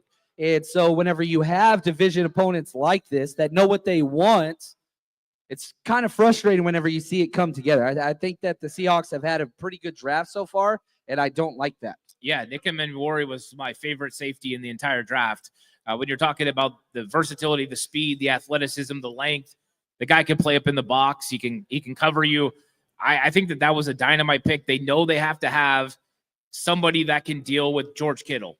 And so I don't think he can cover George Kittle one-on-one, but the length and the size and the speed is going to help with that. But he's also going to help in the box when it comes to dealing with Christian McCaffrey. So I think that the Seattle Seahawks are having a sneaky good draft. I think Arizona Cardinals are having a sneaky good draft. And darn those stupid Rams, just go get Terrence Ferguson, one of my favorite tight ends in the whole draft. And I think they've got a lot of picks still to come that they're going to be able to use to get better. So 49ers are getting better, and they're doing a very good job. But I think the NFC West is doing a great job kind of competing with them. Yeah, and we have another trade. The Broncos just traded up with the Panthers to pick 51. So, again, there's lots of moves happening. The 49ers have not been mad. I'm not mad that they haven't been moved. Everybody was trade back, trade back, trade back. Maybe those opportunities haven't presented themselves despite all the trades that are taking place before and after them. But I don't know, and I want to put this out to the people that are here. How do you feel about the 49ers' first 2 picks so far? In a draft where being at pick 11 was difficult, you walked away with Mikael Williams. And so I want to kind of take a step right here to talk a little bit about, okay, let's talk about this pairing, because you paired a defensive end from Georgia, SEC powerhouse, whatever else, with a defensive tackle, Alfred Collins from Texas. They're going after these quote-unquote blue blood programs with coaches that they trust. Steve Sarkisian is one of the best friends of Kyle Shanahan. And so, there's just so much parallels with we're going with guys we're not going to miss on from coaches we trust, and we know exactly what they are. And so, again, it's just this new evolution of Kyle Shanahan and John Lynch where, we're going with safe picks early. We're not gambling. We don't want to miss. You've had so many of those.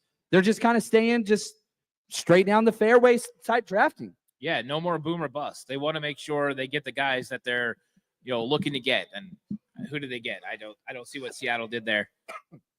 Tight end Elijah Arroyo, Miami. All right, so another move tight end. So you got the Shanahan system there in Seattle. They go tight end.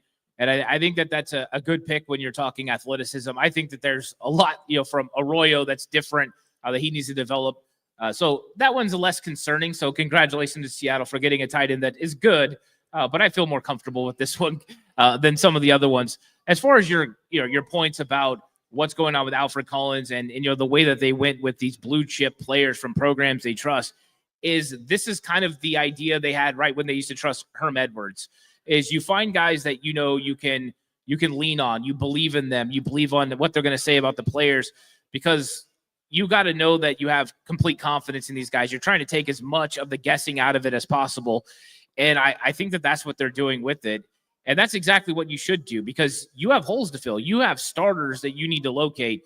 You can't run the risk of misses right now with the way the roster turnover is. So I enjoy the way they're picking right now. I think that they have definitely a detailed plan. And when John Lynch said, we have a plan, it's called the draft. he wasn't lying. And right now they're executing that plan, I think, to a T.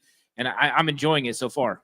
Yeah, I love it. Now, we missed some super chat while I was gone, so I want to jump on some of those. Shout out to James Cross, who nailed this one. He says, Niners can't lose. We can take Collins at DB or at DT. That's exactly what we did. Absolutely nailed that. Now, the trade backs, and I would like one of those to come, but I do feel like, man, right here, David Wright. Let's go, amazing pick. Keep plugging those holes. You had 2 picks. You got 2 starters.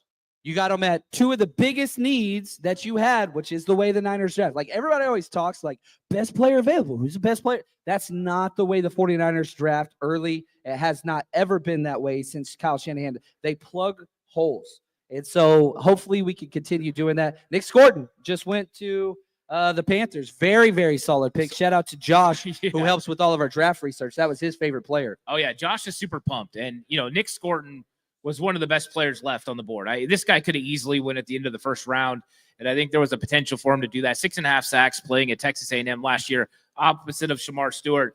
The hand technique, all the movement skills. I mean, this dude, he was one of my favorites. I thought that he was a dynamite player in this draft, and I think they did a good job. And right now, finding him in the middle of the second round, I think is tremendous value for the Carolina Panthers. So bravo to them, who they've been adding some real players. And I think the rest of their draft is probably going to be defense after getting Ted McMillan yesterday. So pretty interesting. But, yeah, I like Nick Scordon here. Now, John, I was going to ask you this. Here we are getting close to 75. Where do the 49ers think about potentially moving up for a particular player that they like? We still have some guys on the board that I'm sure you think that you're super high on, that I'm sure the 49ers are super high on. When you guys like Trey Amos that hasn't been drafted yet, like that's crazy to me that he's still on the board. Xavier Watts, the safety, right? Andrew Makuba, that range. What do you think about some of those guys, even like a Jalen Noel? Yeah, there's some immense value. And so do you value the 11 dart throws, or do you value the premium player? Because you have to give up one of those darts to jump up to that spot. So, like, man, Trey Amos, I would not have a problem picking him, but Jacob Parrish is my favorite player in this draft, who I projected will be our 75th pick. Like, that's who I want that to be. Cornerback, Kansas State. Will he fall that far? Right? So do you like Trey Amos that much more than Jacob Parrish? And are you willing? So, again, the 49ers pick 75 and 100. We are currently at pick 53. Right? So, yeah, the Titans are picking right now. I want to see who they're going to go real quick. Here we go. Yeah, they went. There we go. There's Oladejo. So there's Femi Oladejo, who the 49ers loved. He's gone. But to trade up to 53, that pick on the Jimmy Johnson trade chart is worth $370. You're looking at the 49ers with $315. So even if you are $215 at pick 75, you would have to trade both third rounders to jump up to get a player here. I don't want to do that. Right. And so I am completely against trading up this far. Now, if you wait another 15 picks and you can give up a pick 75 and a 4th rounder, now I'm okay with that. I think that is digestible, but the 3rd round is my favorite in this draft. That is the best value. The pick 75, pick 100, you're going to get studs there.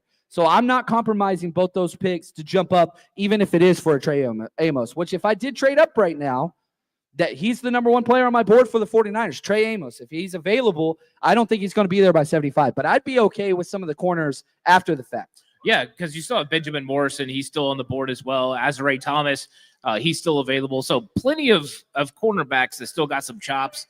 Probably in this range. Siobhan Ravel as well, who is still available. We know he had all the medical issues, but these are really talented cornerbacks that could go off the board at some point. But right now, there's no reason to move up because there's so many players that are still available.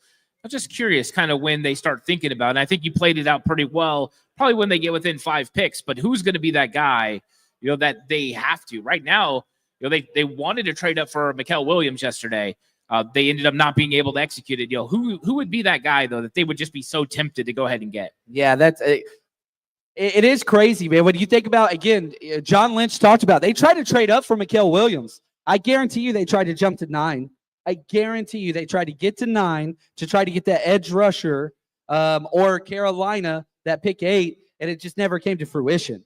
they put an offer in to trade up. So it's not that the 49ers are scared or that they like won't move.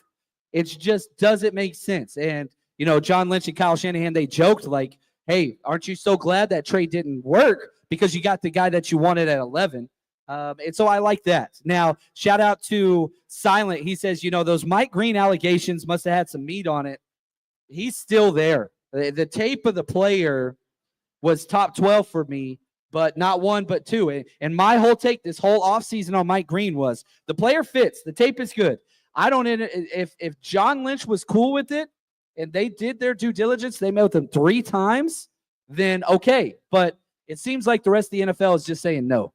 Yeah, I think Mike Green is, besides Shedeur Sanders, the biggest faller in this entire draft. And Shedeur is still there. Yeah. You know how many people were saying the 49ers should take Shedeur and just trade Purdy? And I'm just like, yeah, absolutely not. Like, I am completely against that logic. Brock Purdy's your quarterback. We're not doing that for Shedeur. But a lot of people track the name because he's Deion's kid. I get it. But NFL teams, again, who are they saying no to? Shedeur Sanders, Mike Green, Will Johnson. If you have character, medical, off the field, those guys just are falling so far in this draft. Now, they'll probably all get picked, no doubt about that. And maybe it doesn't mean they're going to have bad careers, just that NFL teams don't value them quite as high. Yeah, I think that people are looking for surefire hits. And if you have question marks, you're not going to be a surefire hit. And that's always been the conversation with Mike Green is the red flags. And what was interesting is there for a while, it was rumored that he came in for a 30 visit. And I thought, wow, if he came in for a 30 visit, they must actually have gotten past the red flags. That doesn't seem to be the case at all. And we're seeing Mike Green continue to tumble down the board. And now I wonder where he's going to end up going. Is he going to end up being a day 3 pick when a lot of teams will take a chance on a player in that category? So he is by far the best, the best player on the field that's still left on the board. But hey, concerns are concerns. And I'm okay with, them potentially staying away from Mike Green if there's those kind of concerns are real. Yeah, I like that. So we're going to make a switch up here. We're going to give Ant a little bit of break. He's killing. Can we give it up for Ant, man? This guy, unbelievable, man. Ant the man. Now, shout out to Silent in the super chat. Collins, hook 'em, baby, just like Justin Smith used to power. And so you are getting, I love the, Alfred Collins to kind of, the Niners legend that is Cowboy, Justin Smith. And a little bit different, but the way that they win are similar. So I do love that comparison. And shout out to Matt Wharton, Alfred Collins, chaps, let's go. By far one of my favorite players. So the fact that when your team gets guys you love, that you fall in love with, and you can see these are your guys, it's a lot of fun. And so I'm very thankful about that. And Tommy, he's talking crap about the Cardinals. I love it. Division opponents are the worst, no matter who they are. Chuck, how we doing, man? Doing good. I think Robert Saleh came home and he said, this house is out of order. The kids are running around. They're not doing their homework. There needs to be some discipline. And he came in and he said, you know what? 2 defensive players. It's time to stop the run. You said earlier, Ant, that this really helps Fred Warner. I think this also helps Bosa. Bosa now doesn't have to deal with double teams constantly. With Mikael Williams, with the defensive tackle. Now you cannot run to one side and run away from Bosa. The Niners now have the ability to control the run defensive game. Today has been a huge, huge jump in the right direction for the Niners, not swinging for the fences, not taking the bait on some of these high-risk players. They did what they were supposed to do. If I'm a Niners fan, I'm super happy. And this next pick at 75, it's butter. Because you did what you can and the best that you could at both of your picks, guess what? If you have the ability to get somebody, I know you have a draft crush. I want to talk about him here in a second. There's somebody that John loves. I think we got to pick in or no? Talk to me now. This next pick is butter, okay? What is the best? We're going for the A-plus pick. Who falls at 75 to the Niners that were like, the Niners killed it? What is it? My number one player, like my favorite player in this entire draft, cornerback Jacob Parrish, Kansas State. He plays the demo role for Kansas State, where he plays outside corner, but when they go nickel, he kicks in. Best tackling linebacker, runs a 4.3 40. Now he has shorter arms. He's not super tall. So that's why he falls to 3rd round, and that's why I'm hoping he's going to be there. I'm hoping he doesn't go off the board. Again, he's another one of my 10 out of 10 49ers fits. And so can the 49ers will they continue this trend of we have to find starters first? You didn't have a defensive end starter, you did that. You didn't have a defensive tackle, you did that. You don't have a cornerback 3. The cornerback plays 76% of snaps in today's NFL at cornerback 3. So it's not like what it used to be. So I'm really hoping a corner falls there, which Benjamin Morrison just went off the board, Notre Dame corner, which that was a good pick. He had a medical red flag too. Yeah, we're at a different point in the draft now. And so trade-ups cost less, and that's a nice thing. Now, here's the thing. We didn't get the technique 3 defensive tackle that we wanted. Is there anybody that you would trade up for now from 75 up? Is there a defensive player, offensive player? I'm thinking about that 3 technique. Maybe that's not it.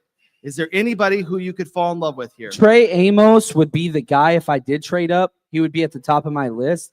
And I think the value of this draft, Landon Jackson, defensive end, Princely Uman-Miele, defensive end, Jordan Birch, defensive end. Now, do you go back and double dip at a position where the value, like that is the value of the draft? Like I'm almost completely out of second round graded players, but I'm sitting there looking at the edge spot and I'm like, man, there are 3 second round edge players. They usually kind of get bumped up the draft. That hasn't been the case today.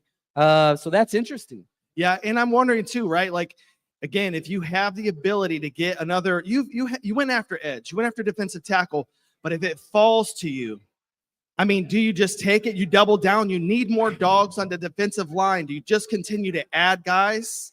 Is that the strategy? Yeah, I think so. Again, starters. You need another starter at defensive tackle. You could use a rotational defensive end, but I don't think the value's there. And Silent in the super chat says, what about trading a future pick to get another day 2 pick? So let's say you combine pick 75, your next third rounder, with the third rounder next year. The 49ers have 11 projected picks next year. Tied for the most in the NFL again. Me personally, I think the value of this draft says wait, be patient, just take your medicine. Some guys that you like, Jacob Parrish, my favorite player in this draft, may not be there. Anthony Belt, another offensive lineman, just went off the board, but that's okay because you trust your board. And whenever I look at my third round grades, dude, it is so solid. Anthony Belton off the board, tackle to the Packers. I think that was a good pick. He was another one of those potential offensive linemen that would fit the scheme of the 49ers. Yeah, so when, I guess the Ayuk, we don't know exactly when he's going to be available in the beginning part. What's the projection real quick? Before my question, what's the projection of how long he may be out? My assumption would be probably at least 6 weeks into the season. So you're missing the first month almost guaranteed. And with Ayuk, what do we know? When Ayuk has a full off season and he's in training camp and he's doing all that, he's great. But whenever he tries to come, whether it's off of, holdout or whatever else, it takes him a while to warm up. So you don't rush him back. So wide receiver is a position now because you address defensive end, because you address defensive tackle. Like those are positions that now can start to be entertained. Like you can take a wide receiver in the third round. I don't think it's the best strategy, but the value is cool there. But Ayuk, I think you're still waiting a month to 6 weeks into the season before he's going to be ready to go. But that's a projection. We don't know. Right. I actually think, though, it kind of puts you in a position. You talked about earlier that the Niners draft to their needs. Is it not a need to have a wide receiver and wide receiver depth either through rookie draft or from free agency? There's actually been quite a few guys that are still left in free agency. But what wide receiver fits the Kyle Shanahan system still that's left on the board today? What wide receivers are you still into right now? Yeah, so Trey Harris is like, he's perfect, okay? So, like, whenever I say that, he plays the Brandon Ayuk X role. I think he's a great wide receiver, but he's had a lot of injuries. Oh, and he just went off the board. There we go. There so it is. Trey Harris just went as soon as we brought it up. So now he's no longer in that conversation. Wow. So now you bump it down. So now all of my first and second round grade wide receivers are gone. There's no more that I value at this level. My third round grades, there's a lot. Jalen Royals, Alec A., the Stanford kid right up the street, Jalen Noel, Kyle Williams, Savion Williams. Like, there are a lot of third round talented wide receivers. And I think Savion Williams, the TCU kid, we talked about him on the drive up. Savion Williams is built exactly like Julio Jones, but actually more athletic. He's just not a polished wide receiver, runs bad routes, but you're getting that physical freak mentality And, he was used as a quarterback, wildcat, gadget guy. Shanahan has gotten the most out of those players, and continually, that is a possibility in round 3. I think what else is cool is that when you look at these draft picks, it shows that Kyle Shanahan and Saleh are working together. It shows that there's a united front. So not only is Saleh bringing to you the defensive scheme and the coaching, it looks as though he's also alleviating responsibilities from Shannon to let him focus on what he needs to focus on. What do you think that Saleh is going to do with this defense? Is it going to look like the defense of old, or does he make any adjustments? Does the scheme change? What does a Robert Saleh look like with this Niners roster? Last 2 years with the Jets, so a lot of people, 49ers fans, when you go back to Robert Saleh, it's like, man, cover 3 quarters, all that, which he still does, but it was very consistently just those dominated coverages. You look at him with the Jets, cover 1 man, switching it up a little bit. So the 49ers last year, under the worst defensive coordinator in 49ers history, Nick Sorensen, they tried doing what Robert Saleh was doing. He just put everybody in the worst spots. Yeah. And so, you don't want Jair Brown in man coverage. You don't want that's not what you want. So you can mix in a little bit of man, but the front 7 will be almost identical to what we're used to, the wide 9, all that get off, right, the GTFO that they covet. But the coverages, quarters, cover 3, rolling coverage, and cover 1 under man, he does do those. I want to talk about a specific prospect. There's a guy who's continued to fall down the board here due to off-the-field issues. And he is, I've seen him be in the top 50 of big boards. I've seen him be as high as 27, 28 on overall big boards. Could have been a first-round pick. And yet he's still on the board at edge. And Mike Green, tell me, would you take the risk on a guy like Mike Green? What could he bring to the table, or do you stay away? Yeah, I think you stay away. If he wasn't on your board early enough to be 43, I don't know the situation. Yeah. I don't, but I do know the 49ers spent a lot of time on him. And so if the Chiefs are passing on a guy like this, he's not a guy that you want. Now, at some point, the value is just going to be so much. But personally, I'm not building around that, and I'm just staying away. Now, again, you have to understand, Mike Green was at the Senior Bowl. KJ Wright, the 49ers linebacker coach, coached him through the Senior Bowl for the entire week. So not only have they met with him 3 times, they coached him at the Senior Bowl. They know the type of guy that he is. I think you just stay away.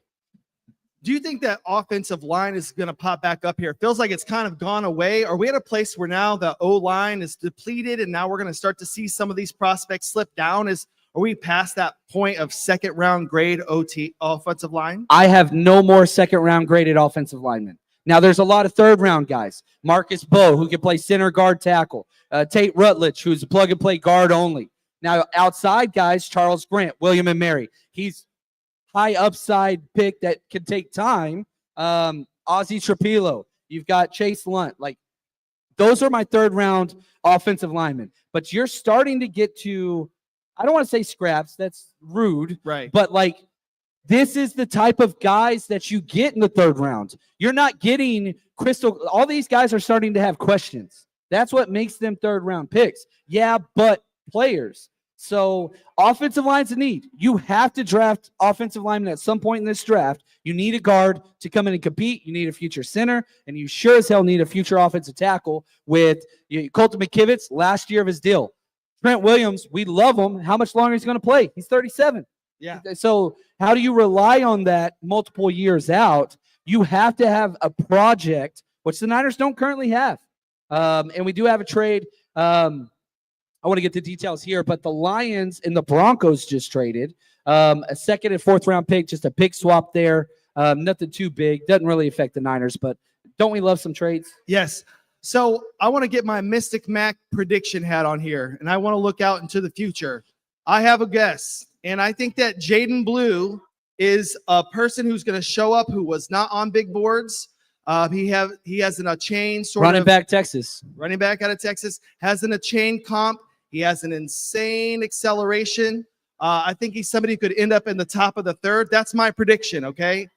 I want to ask you, who's somebody that would be a surprise? You wouldn't be surprised if you saw them go in the top of the third, maybe even now, somebody who doesn't necessarily coming up on big boards and mock drafts. Yeah, one of my favorite players, Craig Woodson, safety. out of Cal, local kid, right? Well, he's actually from Dallas, Texas area, but damn good player. A lot of people didn't include him on their big boards at all. And I kept watching it. It's funny because Cal has some good defenders. Noah Williams, corner, Teddy Buchanan, linebacker. I'm breaking down Cal tape, and I'm like, who the hell is this safety? Yeah. I was like, is this guy like in the draft? So I start like digging, and I'm like, okay, yeah, he declared for the draft. Nobody talked about him. There's no social media. Dude just works. And so I'm digging in. I'm just like, I have a 3rd round grade on this guy that nobody's ever mentioned. But Daniel Jeremiah a week ago during his conference call with all the sports writers, the beat writers, he brought up Craig Woodson. I was like, oh, I'm not insane. Like it's sometimes you get these players that you're high on and nobody knows, and it's just like, oh, I'm an idiot. But I think there's some validation there. Craig Woodson, somebody I could see go 3rd, 4th, 5th round that a lot of people don't know. Safety fits what the 49ers do. Solid production, elite athlete, just never really got flashy and never got a lot of notice for some reason. You know, it's important to look around at the enemy sometimes and see what they're doing. We got to check out and you respond to what what happens within your division. What's going on in the NFC West? What are you recognizing? Who's having the strongest draft in your conference or in your division right now? Maybe give some props, maybe take some shots. That's up to you, John. I'll leave it up to you. Yeah, so the Cardinals kind of have gotten the value players. They got Walter Nolan, defensive tackle in the 1st, and Will Johnson, who fell. I'm not overly concerned, but that's a ceiling kind of swing. I think that they've had a pretty good draft so far. Now, I hate the Rams, but I love the trade that they did. Ozzie Trapillo just went. Probably the most plug-and-play offensive tackle left in this class. I had a 3rd round grade on him. He just went to the Bears. Now, the Rams traded out and got a future 1st. Wow. And so you have to grade that. So next year, the Rams are scheduled to have 2 first-round picks, the Falcons, and their own. So the Rams, if they want to move on from, Stafford at some point, which I think they will, now they have 2 2 first-round picks. My worst scenario that haunts me at night is Arch Manning comes out and goes pro, and he lands in a freaking Sean McVay system. I would freaking hate that. Yeah. Now you have to have the 1st pick to get Arch Manning. Nobody's going to trade you. So I don't think the Falcons or the Rams would have the number 1 overall pick, but that scares the hell out of me. And then their only pick that they've made was Terrence Ferguson, who I like, but I don't know. You're only building around a tight end. I don't really like it. I like the trade, but I don't like their overall haul so far. And then we got the Seahawks, who have made they've addressed some interesting positions. They traded up to get a guard. They got themselves a safety who some project to be the best safety. And then they get Arroyo, who is a very interesting prospect. Can you talk about him as a tight end, what he brings to the table, what sort of problems he can give the Niners and what they need to do? Yeah, they got starters across the board. The Elijah Arroyo pick was just a value pick.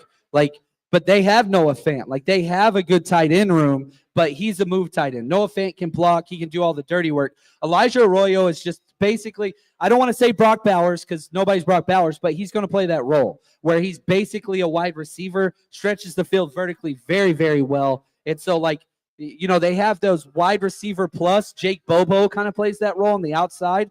Elijah Arroyo is just another athletic, wide receiving move tight end. I like the Seahawks draft. I think that they plugged some really good pieces in.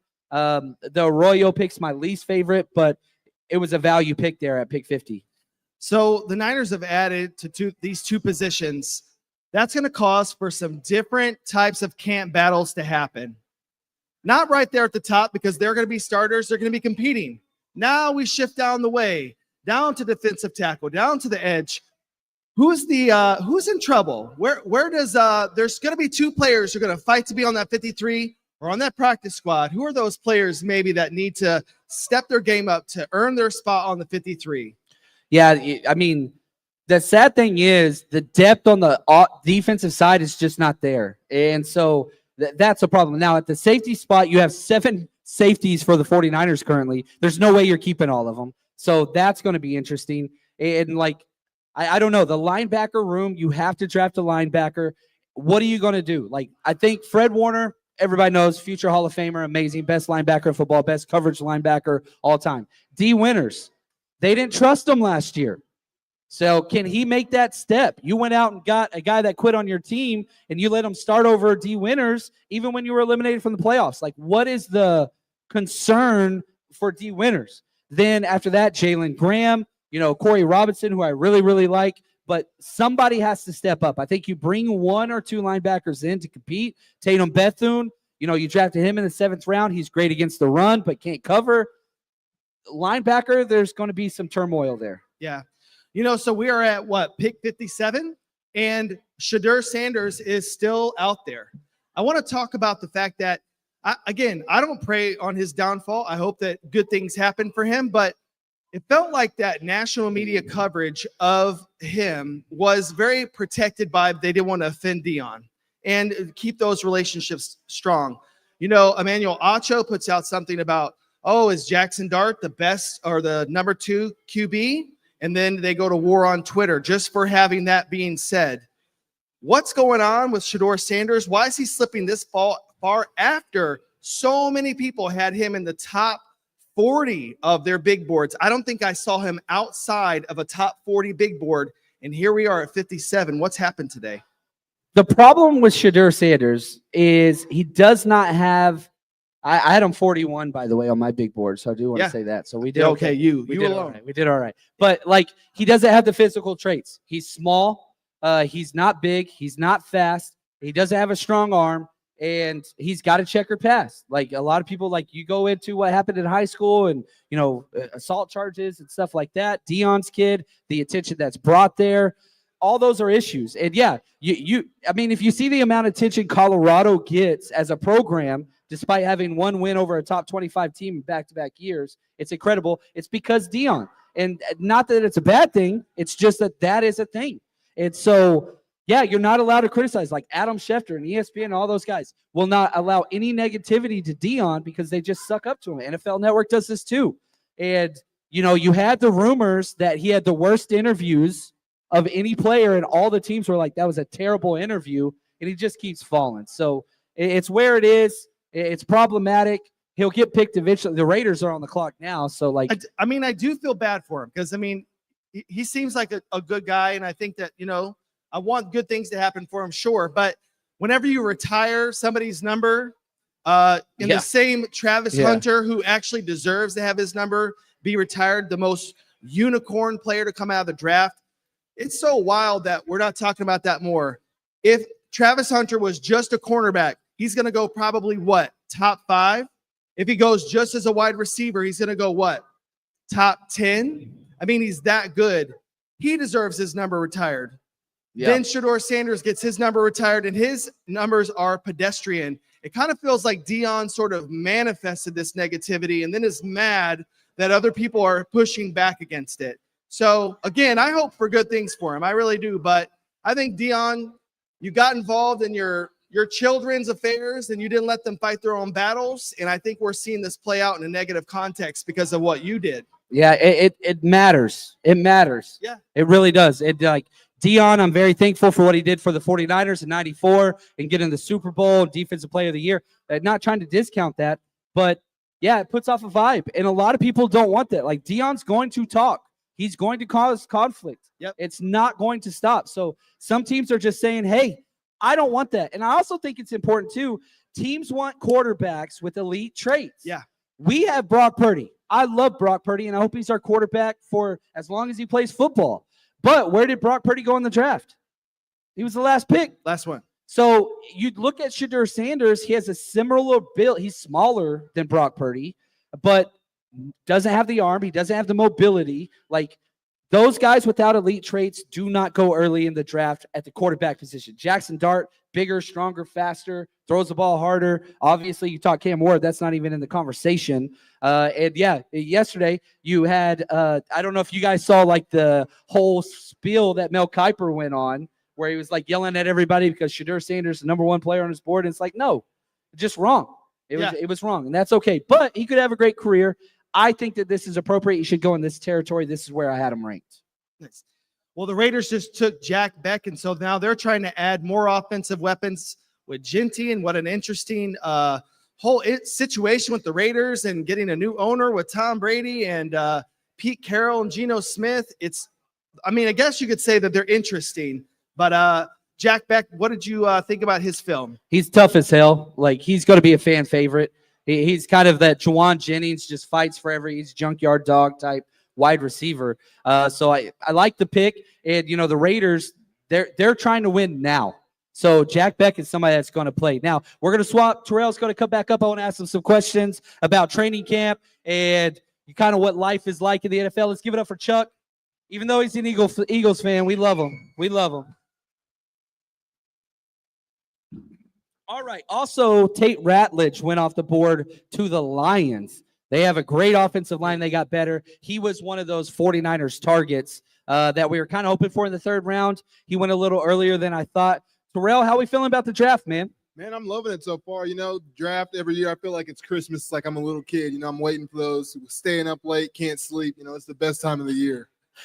Man, I get that. I slept for 2.5 hours before day one. Like, that was it. Woke up at 2 o'clock, watched draft day just because I couldn't sleep. Yeah. I love this and this draft. So, talk to me a little bit, man. You know, you were with the Shanahan regime for 2 years in 2017 and 2018 seasons. What was it like you played safety, hybrid linebacker, special teams? Talk to us a little bit about what those rooms were like, watching film with guys like Jimmy Ward, Jaquaski Tart, Richard Sherman. Walk us through some of that. Yeah, man, those guys played a lot of ball. They had a lot of snaps up underneath them, and I was lucky enough for them to take me up underneath their wing. You know, a lot of those guys, especially like Jimmy Ward, Tart, those guys, just sitting in the meeting room with them telling me kind of like what they're thinking on plays. And, you know, they run a lot of cover 3 scheming. Just kind of, I wasn't used to that. I ran a lot of quarters in college. So just kind of transitioning to that scheme, they were extremely helpful towards me and kind of what I need to look for, where my eyes need to be, footwork, matching up on different receivers or tight ends. So, man, I can't speak highly enough of those guys. So, okay, you're an undrafted free agent from Houston. Mm-hmm. What was that conversation like? So the draft, you don't get drafted, you're frustrated, but then the phone starts ringing. Mm-hmm. Who called you and how'd that play out? Can you walk us through that? Yeah. So just speaking with them and speaking with John Lynch, you know, it's always nice when another former safety calls you and gives you a call. That's somebody I looked up to growing up, you know, somebody who played the game the right way. John Lynch was a dog, to put it the right way. So it was nice to get that phone call, even though it's undrafted. You know, pride kind of gets in the way sometimes. You want to go drafted, but I went to a great organization. I can't speak highly enough of those guys, whether it's D'Amico Ryans, Robert Saleh. You know, I know D'Amico Ryans isn't there anymore, but those were the guys that were there. Robert Saleh, Shanahan. I learned so much from those guys, just high-level football. How many times did Robert Saleh say every day, all gas, no brakes? Was it over 10 times? Under 10 times? How many times? Easily. Before and after every meeting, before we're going on field. But, you know, that's the mentality that they have, and you see it on them. And those guys are nasty. That's what you want out of your defensive players. You want 11 guys who are killers, who are going out there and they're hunting. And when you preach that mentality, it's instilled on the field. I like it. Hey, we're going to do a giveaway here, Rick. Let's go to get a jersey giveaway. Let's give some stuff around. Let's get your tickets ready if you guys are here. And let me just say this to a couple different things. Can we give a round of applause for Board Appetit back there, taking care of us with a charcuterie board? I love it. I love it. I love it. Absolutely incredible. If you need catering done in the Bay Area, done by true diehard faithful that do great, amazing work. That food is incredible. Man, check out Board Appetit. Go check. It's boardappetitcart.com. So, again, support local. It's absolutely incredible, and they're diehard fans. I mean, I went to the bathroom a while ago, and we were freaking talking offensive line. It was incredible. Great people, great people. So we're about to give away. What jersey are we giving away? I can't see it. Oh, my bad. Ricky Pearsall. Ricky Pearsall autographed jersey. Get your tickets ready. Let's do it. Let's do it. You got one winner. We've got 2 more. We still have I don't know what other jerseys we got. We got John Taylor, and we got Frank Gore still. The winner is 574. 274. Here we go. Now, if you've never been to a 49ers Rush event in person, what are you doing? You guys got to get down here. We're going traveling. We got a winner. There we go, man. Yeah, baby. That's what's up, man. So we still have more raffle tickets available if you guys want some for the next jerseys. Let's go. I love the giveaways, man. I love the giveaways. So the schedule comes out May 14th, so about 2 weeks out. The current plan, the 49ers Rush road trip is planning to go to every single city that we're traveling to. So if you guys go on the road, and if you've never been to one of our events on the road, we have a pretty good time. It gets really, really wild. So check us out, 49ersrushroadtrip.com. The Ravens pick is in. They don't seem to be ready to announce it yet. But what are your thoughts just on the value of this draft? Are there any names you're looking for, Terrell, that you're just like, hey, man, let's check these guys out? Yeah, for sure. There's definitely a couple guys. You know, it might be a little early for some of these receivers going out. You know, some of these guys might be third-round guys. But, you know, Kyle Williams, a guy who I loved his tape. Jalen Noel, another guy who I loved his tape. I think you can definitely still find some plus starters for you here that can fill out your roster, man. I love day two. I love that the 49ers still have 2 more picks coming up, and I think they can definitely fill out a roster. Yeah, and so talk to me just about Mikael Williams. And again, I want to spend as much time talking about these guys as possible. Mm-hmm. What your thoughts with adding an edge and a defensive tackle that are prioritized stopping the run? Yeah, and again, like I was telling Ant, man, it just makes those secondary and linebackers, it just makes their life so much easier. I know playing behind all-time guys, it definitely just kind of helps you. You don't have to worry about as much. You know they're going to take care of what they need to take care of in the run fit. You know, once you roll down and man, I know I'm not going to be guarding a wide receiver for 5-6 seconds because you do have those dogs up front. So it's just complimentary football. Yeah, I love it. I like this quote in the chat, and it says, Mikael plus Collins, that 3rd and long is back on the menu, boys. You have to stop the run to earn the right to rush the passer. The priority. Sure. Last year, the 49ers allowed more rushing touchdowns than any season in their entire franchise history. And you've been a part. You played with Buckner. You played with Armstead. Yeah. You played with those guys that prioritize the run game. What was practice like? Walk us through what the Niners version and how they prioritize under Robert Saleh stopping the run. Yeah, it's something that you're practicing every day. You're working on those short yardage situations, those first and 10s, because those help you out. When you can get in those 2nd and long, like you said, you earn those pass rush reps. It makes it a lot easier on your defense. And then when you do get those 3rd and longs and you're able to rush the passer and you're ready to get off, it just helps your offense. You know, they're working in the short field, makes it easier on them. You're not expecting your quarterback to drive down the field 70 yards every drive. So just, again, you want to get into the rhythm of playing complimentary football, and that starts by building in the trenches and working out. Oh, wow. Mike Green finally off the board to the Baltimore Ravens. Value pick. He fits what they do. Obviously, the stuff off the field, whatever, but this was a guy top 12. He fell all the way down, man, to pick 59. Yeah, that's crazy value. They went defense back to back. I like Malachi Starks a lot. Being a safety, he does everything. He can play man. He can play the deep. Man, that's a guy that you want who's a game changer. And, it just helps with Kyle Hamilton as well. You can let you move him around a little bit more. So they have 2 dangerous safeties there. It's dangerous. I mean, anytime you think about the Ravens, you just think about good defense, tough defense, and that's just what they prioritize in the draft. They don't trade around a lot. They just stay put, draft defenders. It's what they do. Shout out to my main man, 49ers George 365. Appreciate the super chat and the generosity and the kind words, my friend. You are a legend. Thank you so much, man. And again, for those of you that are here, if you haven't met somebody new yet, please take time to meet new people. We always have to grow the community. The way you do that is meet new people. Man, just buy a beer for somebody, sit at a table wherever, just say hi to new people. Please, please, please. These people are incredible. Now, we're wrapping up the end of the 2nd round. We're at pick 60. The 49ers are 15 picks out. Is there a team or somebody that's kind of stood out to you in this draft that you want to kind of highlight as has had a good draft? You're an Eagles guy. Yeah. Which is weird. You played for the Saints and 49ers, but you're still an Eagles guy. So, but I feel like 49ers fans can take solace. Tell us why you're an Eagles fan. Okay, so I am an Eagles fan because I grew up in Oklahoma. As you guys know, Oklahoma has no team. All my friends, I guess I wouldn't say friends, students in the classes, they were all Cowboys fans. I absolutely hated Cowboys fans and the Cowboys. So that's something we can't agree on, Faithful Nation. But, just growing up watching Donovan McNabb, Brian Dawkins, those guys, Terrell Owens, just those guys really instilled what the game of football was really about to me, and I could just get behind that. So I love that, man. I love it. And so Charles, this is what's funny. Charles, Terrell, and myself all grew up Texas, Oklahoma. Mm. We all hated Cowboys fans. That forced me to the Niners and them to the Eagles, all because we hate the Cowboys. Respect, respect, respect. Haters ball, baby. Yeah. Hate, hate, hate, hate, hate. Oh, nice. We have RJ Harvey to the Broncos. All right, I'm just going to say this. If you are a fantasy football player, RJ Harvey should go very, very early in your drafts. Whoever went to the Broncos was going to be a high running back anyway. RJ Harvey is one of my favorite running backs in this class. And, man, that is just an absolute home run pick by them. I was hoping to get him in the third or fourth, but that's okay. He falls. RJ Harvey's a damn good player. Oh, man, he's a talent, home run hit type of guy. You know, they lose Javonte Williams, so I think that's a good job plugging a hole that they need. But, man, I loved his tape.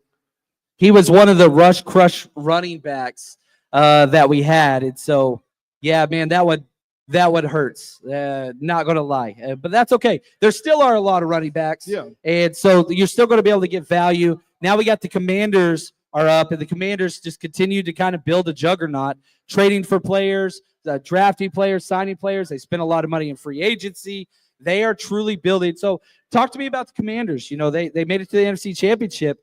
Are they a legitimate contender that's going to be around for a while now? Yeah, you know, I think so. You know, Jaden Daniels is an absolute dude. You know, they really smashed on that one. To have that rookie quarterback on that rookie contract, that helps you build your team out so much further. As you guys know, they got Debo as well, too. So giving him those weapons. I love Scary Terry. You know, even though Quinyon Mitchell got my guy in the playoffs, and I have to shout out to him. But, you know, no, they're definitely doing something good over there with the Commanders, and they're building that team up. So I like it. So let's see here. The Commanders pick. Oh, look at that. Here we go. It's coming in. Trey Amos. Oh, Trey Amos. I like the pick. Again, just value, right? If the 49ers did trade up, which I didn't want them to do, Trey Amos was the top player on my board. Just crazy value at pick 61. Just crazy value. So we're going to make a trade here. Ant's going to come up. Chuck's going to come up in a minute for me. Let's focus now. Let's try to shift a little bit. Terrell, thank you so much, man. Really appreciate you, man. Thank you for having me, John. Thank you, guys, faithful. Love it. Now, how are you guys feeling? Like, we stayed put. Is this the range you want to trade up, or people still want to stay still? Trade up. We got to trade up. Do we know who we want to trade up for? Parrish. Scattaboo. Oh, we got some Camp Scattaboo guys. Hey, how we doing, man? I'm doing great and excited for getting closer to the 49ers pick. And we see those darn Washington Commanders just taking 49ers players. And this is what we knew what was going to happen. The more that the 49ers organization spreads around the league, they're going to target the same kind of guys. And we've seen Josh Connerly go to them in round 1. Now Trey Amos in round 2. It's kind of crazy how Adam Peters just snipes all the 49ers potential targets that they would have. Probably one of the worst things is that you have 49ers coaches, literally a third of the league, 49ers executives, literally a third of the league. It's just, man, it's a lot there right now. It's a lot. It's a lot. Yeah, it is. And, you know, we're starting to inch closer to where the 49ers can potentially, you brought up the trade, you know, target a certain player. Who would that be? I think there's so many good players that are still on the board. We saw a run on edge rushers, but you still have some of those guys available. Cornerback, finally, you get Trey Amos, a guy that I think I was probably higher on him than almost anybody, which is fun. We'll see how that ends up working out. But you still have Benjamin Morrison. You have Azarie Thomas, who I'm sure the concerns are long speed for him. But after that, there's some guys, you know, that are still on the board. 49ers are looking for defensive line. Is Darius Alexander still going to be there at 75? Omar Norman-Lott, 75. Like, defensive line, they might double dip here in back-to-back picks. Yeah, now the value is there. So looking at the board, Darius Alexander, C.J. West, Dewan Walker, Joshua Farmer, your Florida State guy, Omar Norman-Lott, Ty Robinson. That's my board stacked at the defensive tackle spot. Now, you talked offensive line earlier. The guys you brought up, Ursery and Tate Ratledge, they're gone. Even, you know, Escalade, Anthony Belton, gone. Is there an offensive lineman that you wanted, to go O-line in the second round, but let's say they go O-line in the third round. Is it a tackle you're looking at? Is it a guard you're looking at? What catches your eye? Yeah, I think you're going to struggle to find a tackle. I think now you're looking for more interior offensive linemen. And I think you can kind of wait. I think maybe Dylan Fairchild, you would consider him. But what are you going to do that at? 100 potentially? You're not going to wait until later on in this draft. So I think probably round 4 seems more likely for 49ers to go O-line, maybe even round 5, Logan Brown. You get some of those guys in that fringe range who are tackles who could move inside. But I think getting a traditional tackle, somebody that you feel can step in, is no longer the case. And what do the 49ers know about Trent Williams that they're not worried about replacing him, in the next year or so? I think that maybe signals that he's planning on it playing a little bit longer than people anticipate. He said 40 at one point. Maybe that's what it means, because they did not address offensive tackle, which I thought would have been a nice succession plan. Yeah, I hope he stays for as long as he wants to play. He's that damn good. Now, is his play still right where it was? No, but it's still all-pro level. He was just such a tier above everybody else that, now you have a little bit of space there, but it's still off the charts good. And so, you start looking at where the value is. And again, this just updating my board as we wrap up the second round here. Shadur Sanders, these are my second-round graded players that are still on the board. My second-round grade players. Harold Fannin Jr., tight end Bowling Green. You have Landon Jackson, Princely Umar-Mielen, Jordan Birch, Darius Alexander, Jacob Parrish, Siobhan Ravel, Andrew Makuba, and Xavier Watts. The safeties, a lot of people were talking about Xavier Watts might go in the back end of the first. Of those names, which one kind of stands out?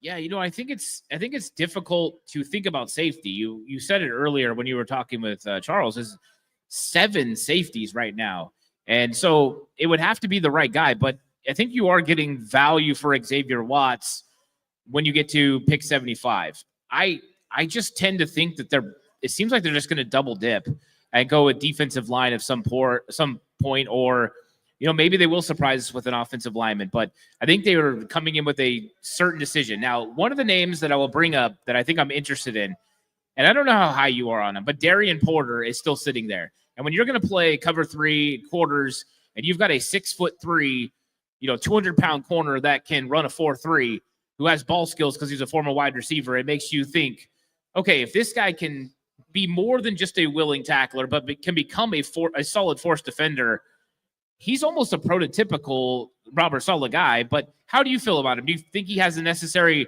get in and out of his break to be able to drive on footballs in the NFL? So Darian Porter, cornerback, Iowa State, 6'3", 195, 33-inch arm. Like, he's an alien. Elite speed, acceleration, all those things. Now, here's the problem. The 49ers have done extensive work on him. Shout out to Steph Sanchez. She tracks all the trackers, all the meeting and all that stuff. Shamar Turner, defensive tackle, just went off the board to the Bears. But Darian Porter, he never started. You have one of the most athletic, large corners in the country. He could not find his way on the field at Iowa State. That's a problem. So you have 1 year of limited starting ability. He was great, but that's one red flag I have. And number 2 is he had the highest missed tackle rate. So it's not like he's soft, and it's not like he's bad against the run. It's just he misses so many tackles. So can you coach that out of him? He has the personality. He has the attitude to fit being a 49er. But I think I was lower on him than most. I have a 3rd-round grade on him. This is about where he should go. So there's 3 corners or 4 corners. Put these in order. Siobhan Ravel Jr., Jacob Parrish, Darian Porter, Azarie Thomas. How do you rank those 4 corners for the 49ers, Ant? I wish I knew what the medical was on Siobhan Ravel. I think that's where I'm starting. If Siobhan Ravel's medical was on point, I would probably put him at number 1. Then I really, really like Azarie Thomas. The physicality, all those question marks you have with Darian Porter, you don't have. And then I would go Darian Porter after that. I just think that those guys, don't have. I want to go with the limited amount of concerns, and so I'm going to start with the guys who don't have the biggest concerns. And Azarie Thomas running a 4.58 doesn't concern me as much as some others with the type of scheme he's going to play in with the 49ers. My question is, how comfortable is he in zone? That's why I kind of was bringing up Darian Porter, because he's so comfortable. Omar Norman Lott just went. Omar Norman Lott. There he is. Gone. Yeah, he's the pass rusher. He went to the Chiefs. They got Josh Simmons and Omar Norman Lott. the Chiefs just stay there, and yeah, it happens. I'm going to go grab a quick drink of water. Keep going, Ant. Charles going to take my spot.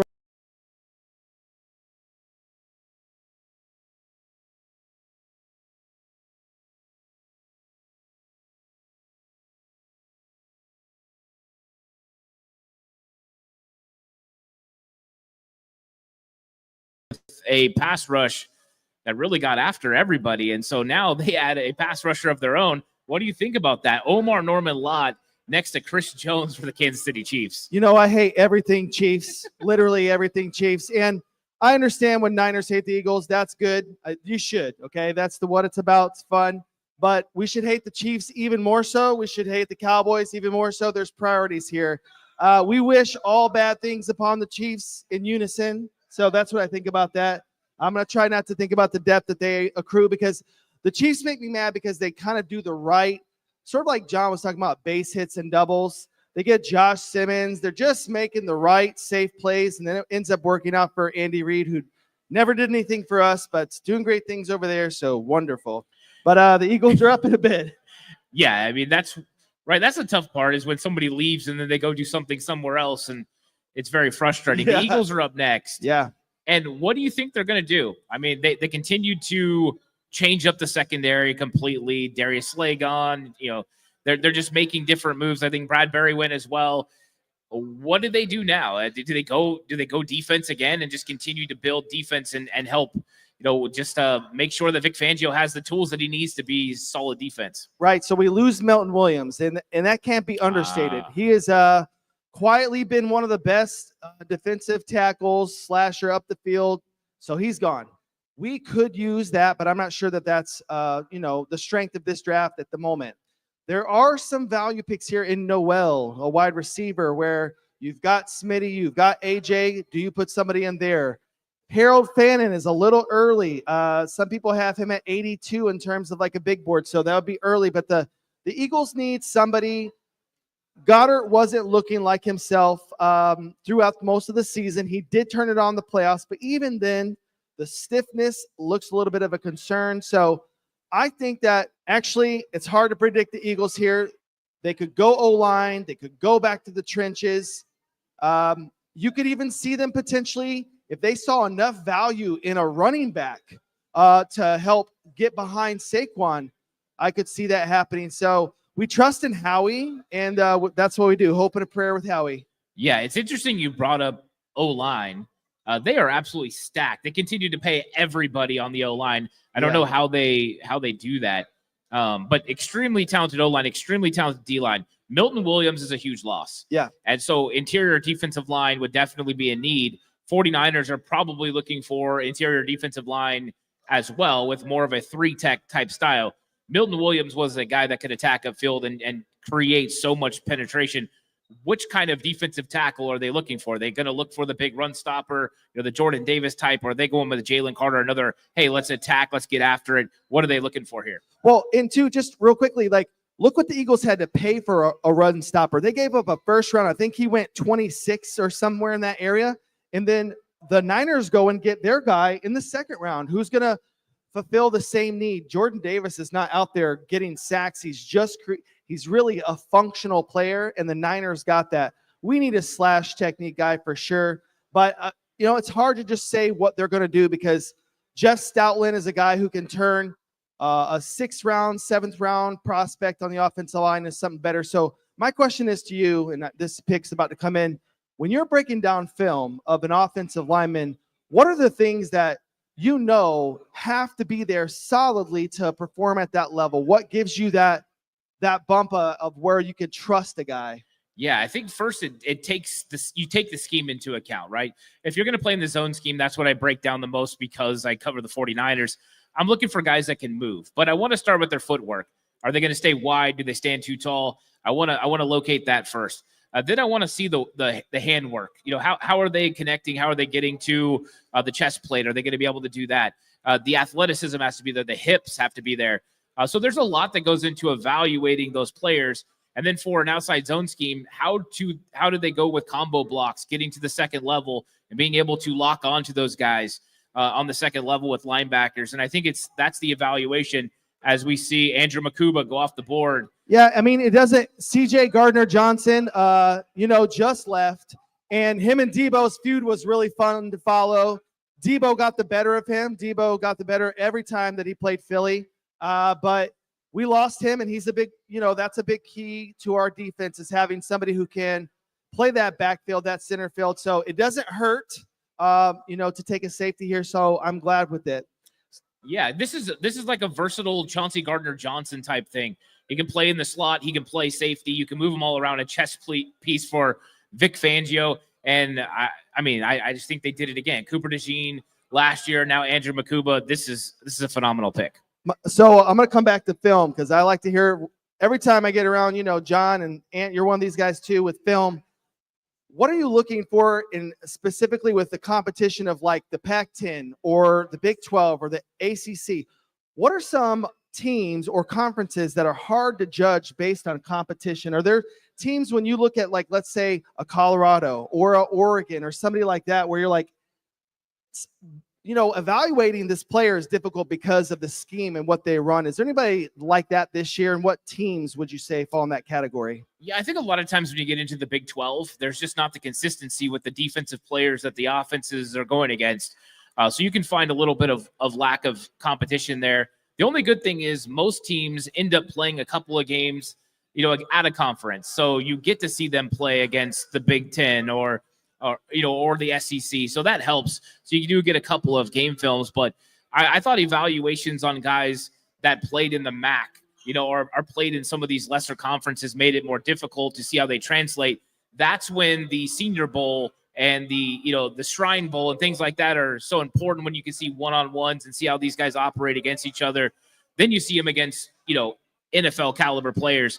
But it definitely does make it more difficult with lesser, talent on the other side. We talk about too, when we look at evaluations, about the seed in the soil and like where a player goes, like for instance, a Jeff Stoutland, right? Like when you go to the right soil, you're going to grow. Is there anybody where you look at a college program and you say, that's the right soil? Like, I want a player from that program. I want a tight end from Iowa. I want an offensive player from what are those teams that you feel more confident about in college evaluating that that's going to translate to the NFL? Yeah, I think right now when you're looking for a defensive lineman, I always trend towards Ohio State. Just the way that they are coached, the technique, the skill set they have, to me, that always makes a lot of sense. I think defensive players in general, Georgia right now is probably the best coaching them up. And so I think Georgia defensively is one of those schools. But if you're looking for somebody that runs a zone scheme, you're right, Iowa, right? That's where the tight ends make a lot of sense. And so you do find guys like that. So it just depends on what position you're looking at and kind of where they land. But right now, the way that people are moving around so much, you're getting guys moving because of NIL everywhere. That is kind of changing things up, right? A guy like Omar Norman Lott that just went off the board was at Arizona State, and then he goes to Tennessee. So you got to see him play in the Pac-12 and then go play in SEC. And I think that's what you're seeing a lot. Even Walter Nolan, moving around and going, from place to place. So it's interesting that the guys move around, and I think that's part of it. They want to get film against better competition. And there's always guys who jump up, right? Like you have guys who, based on evaluations, it's not the national media, big boards, and they jump up and you're like, who's that guy? And I got to ask John that very same question. I'm going to come to you and say, out of your evaluation, if you saw a name pop up and you said, everyone else is surprised, you're not, who would fall in that category? That one's interesting. And I think that right now, the guys that are still available, someone to come up that I don't know. I don't know if there is a guy that surprises me like that. Yeah. Now that I think about it, I mean, at this point, when you get to evaluations and guys are this close in the evaluations, everything's so tight. You know what I mean? So yeah. I think that there were probably a couple of them in the first round, maybe like a Tyler Booker, where I said, hey, I thought this guy was going to be a back end of the first round guy, and he went 12. But other than that, it really doesn't surprise me anymore. I think last year Michael Penix Jr. maybe surprised me a little bit. Darius Alexander just went off the board to the New York Giants. So there goes one of the defensive tackles the 49ers potentially would have been interested in at 75. Yeah, so the Niners are not far away here. How many picks are we away? Not too many. So that defensive tackle's probably going to push the Niners to make a decision, I would assume. that if you had a defensive tackle that you were looking at that you wanted, you'd need to trade up now, probably. So that's not going to happen. No, I don't think so. Yeah, and I think that Omar Norman Lott going off the board, and now with the pick of Darius Alexander, the defensive tackles you were looking for at 75 might not be there. So the question is, do you reach or do you go to a different position? Do you look at defensive back? You go corner, get one of those guys that are available. Do you turn your attention back to the offensive line? I think that was interesting because I think there's guys later on at defensive line that could be interesting. But yeah, a lot of the guys have just went off the board. I wonder if they would, maybe draft a guy earlier than they probably normally would. Well, we know they did last year. So I'm looking at my board right here. And I'm trying to find maybe a Miles Frazier from LSU. Yeah. It could be somebody interesting that they could bring in as an offensive guard. Because I don't know, defensive tackles really available anymore. John was saying, and I think you were saying earlier, that actually round 3, it's unbelievable the depth that's going to be here. Like, we're in it, and now it's kind of gone on long, but in reality is that there are some guys with second-round grades that really can help your team. And if you're hoping and you're praying on somebody right now, I know we were talking about earlier, too, that the depth of the corners in the second round, did all those guys get taken? Are there some people that potentially that the Niners could take an 11 picks, somebody said? Yeah. I'm wondering, corner, if it falls, that is there somebody that you like that's outside of the trenches that you'd say, I feel comfortable if Salah went that direction? Yeah, and Ashton Gelati just went to the Kansas City Chiefs. One of the better pass rushers off the edge, but the versatility to play inside as well. That's a very good pick for the Kansas City Chiefs, and I hate that for them. We hate it. That's a really good pick. Yeah, I think there are some cornerbacks that are still available.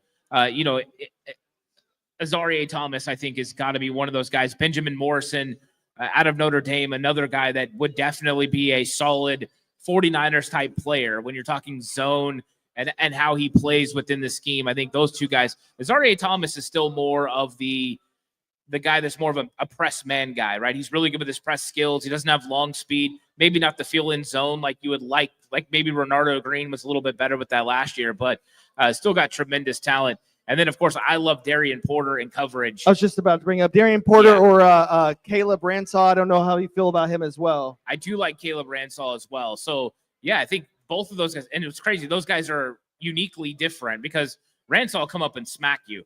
Darian Porter's more right now a come up and tackle you kind of guy. And that's my fear with him is the physicality. What are we going to get from Darian Porter coming up and setting a hard edge and being a forced defender? I don't know. I love the coverage skills, though. The coverage skills, ball skills. You want interceptions in a zone coverage. I think Darian Porter provides an opportunity for that. And the 49ers need turnovers in the secondary. It is wild. The running back depth in this class is absolutely bonkers. You've got Giddens. You've got Damian Martinez. You've got Jaden Blue, RJ Harvey, who already went off the board. There are so many running backs in this class that had, let's say, a Judkins being the last year's class. It's just wild of actually where they would have went. We have some ability to add some running back power, both of our teams. Is there a guy, now that RJ Harvey is off of the board, sadly, is there anybody who fits the Niners as a running back? Obviously backing up CMC. Yeah, there's a lot of guys, but I think Caleb Johnson's still on the board. Wow. Played zone scheme at Iowa. And the question mark is the speed, right? He's a 4.5 guy, but this dude is got the great vision to be able to read the hole and go. And I think that he fits the scheme absolutely perfectly. So I think that he's somebody they would be interested in. I don't know if third round is too high for the 49ers to look running back, but he definitely fits what they do on offense. I think they have taken running backs in the third before. A lot. Trey Sermon broke my heart. I was a Trey Sermon truther for too long, but then I found the light. But they have had a history of third round running backs.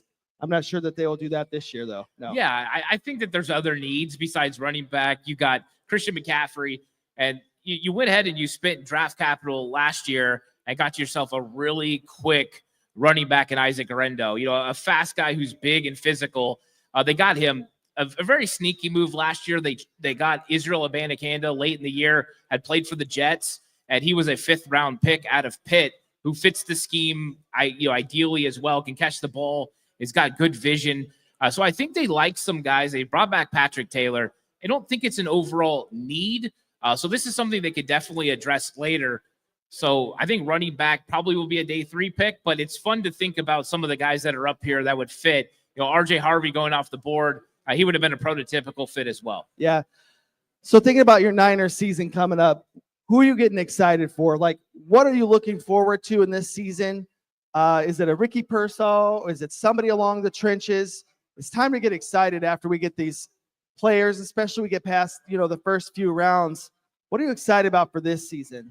I'm excited to see what Robert Saleh does with the defense. I mean, we saw an incarnation of this defense in 2019, what he was able to do, but now we're going to be reinvigorated. And I think that we need that energy, and I'm really curious what he's going to do, especially with the new additions. Mikael Williams, Alfred Collins, they're going to stop the run. And I think you got a couple of things you need to fill out, but I'm liking what they're doing as Harold Fenton Jr. Wow. Goes off the board. And Cleveland's having a great draft as well. Yeah, and they still have addressed their quarterback situation. So I guess they're just going to roll with what they got. But that breaks everyone's heart.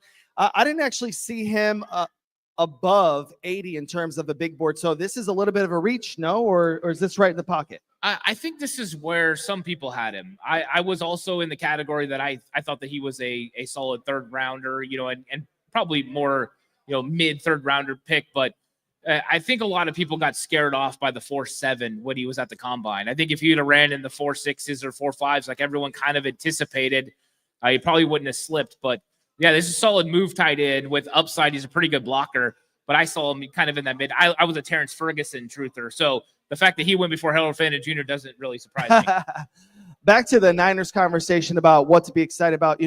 Even though I have my allegiances because John and I are friends, I root for the Niners on the side when they don't play us. And one of the things I'm excited for is I think that Bosa's numbers are going to just get much better this year. I think that you're going to see a guy probably add 5-6 sacks to his total, increase his tackles. And I think Fred Warner is going to dominate. He's got people in front of him now to where he's not getting offensive players at his chest immediately. He's able to see the field a lot better. So the defense is going to step up, and you got to love it. The NFL changes so quickly. 1 minute, you're terrible. The next minute, you rebound. You're ready for the playoffs. That's the Niners.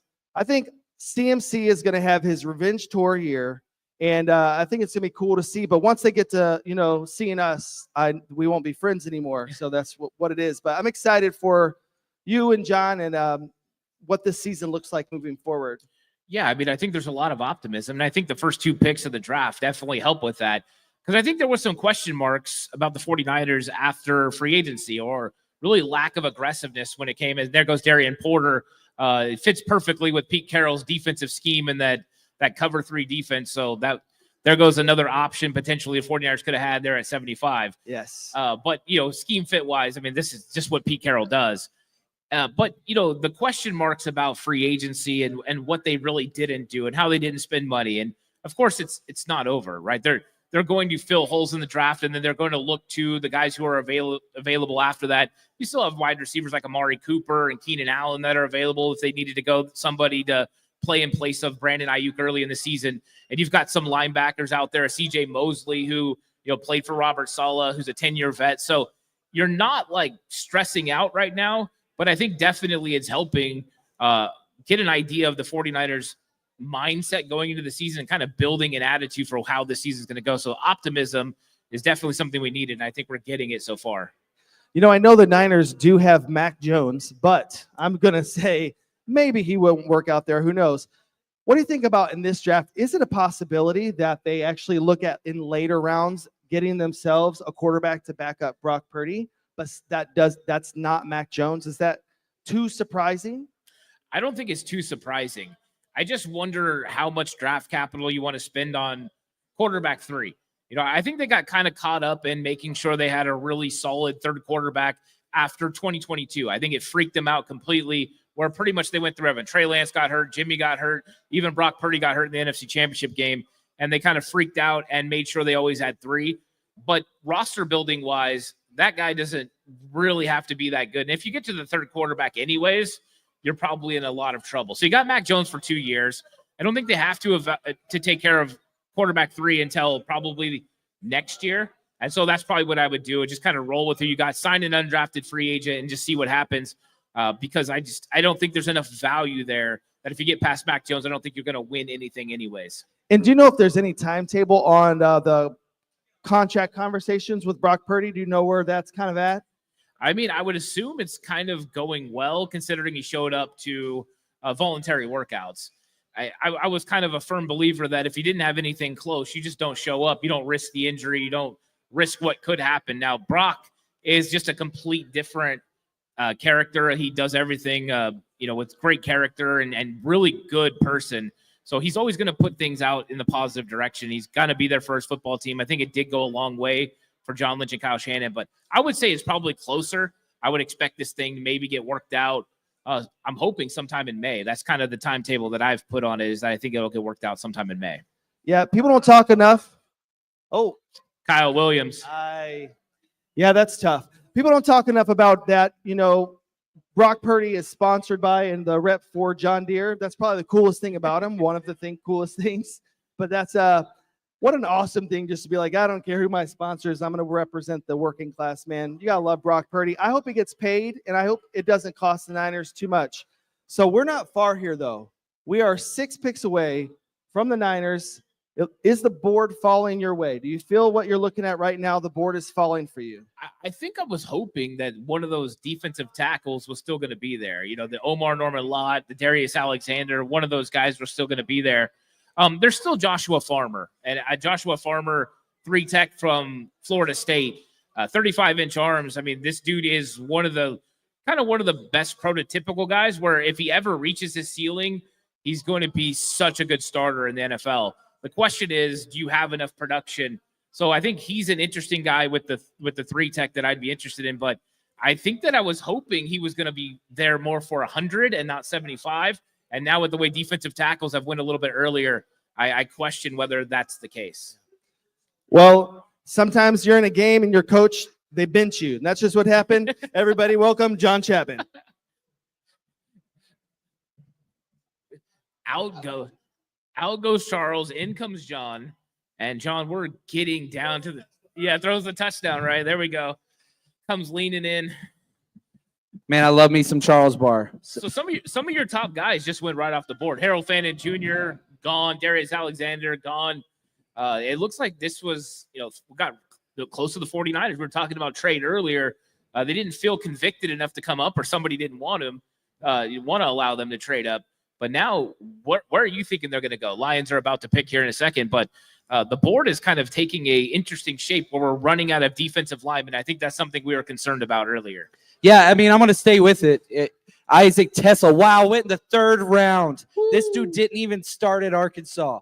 Physical freak, wide receiver, but he didn't even start in college for a bad team. But he is electric. The combine warrior. That's what it is. Anyway, my thing is this. I'm going back to Jacob Parrish, who is still available. That's my dream pick that I tweeted out this morning at pick 75. I would like that. I do think that guys like CJ West, Joshua Farmer, there's lots of defensive tackles, linebackers, all still there. Jeffrey Bossa.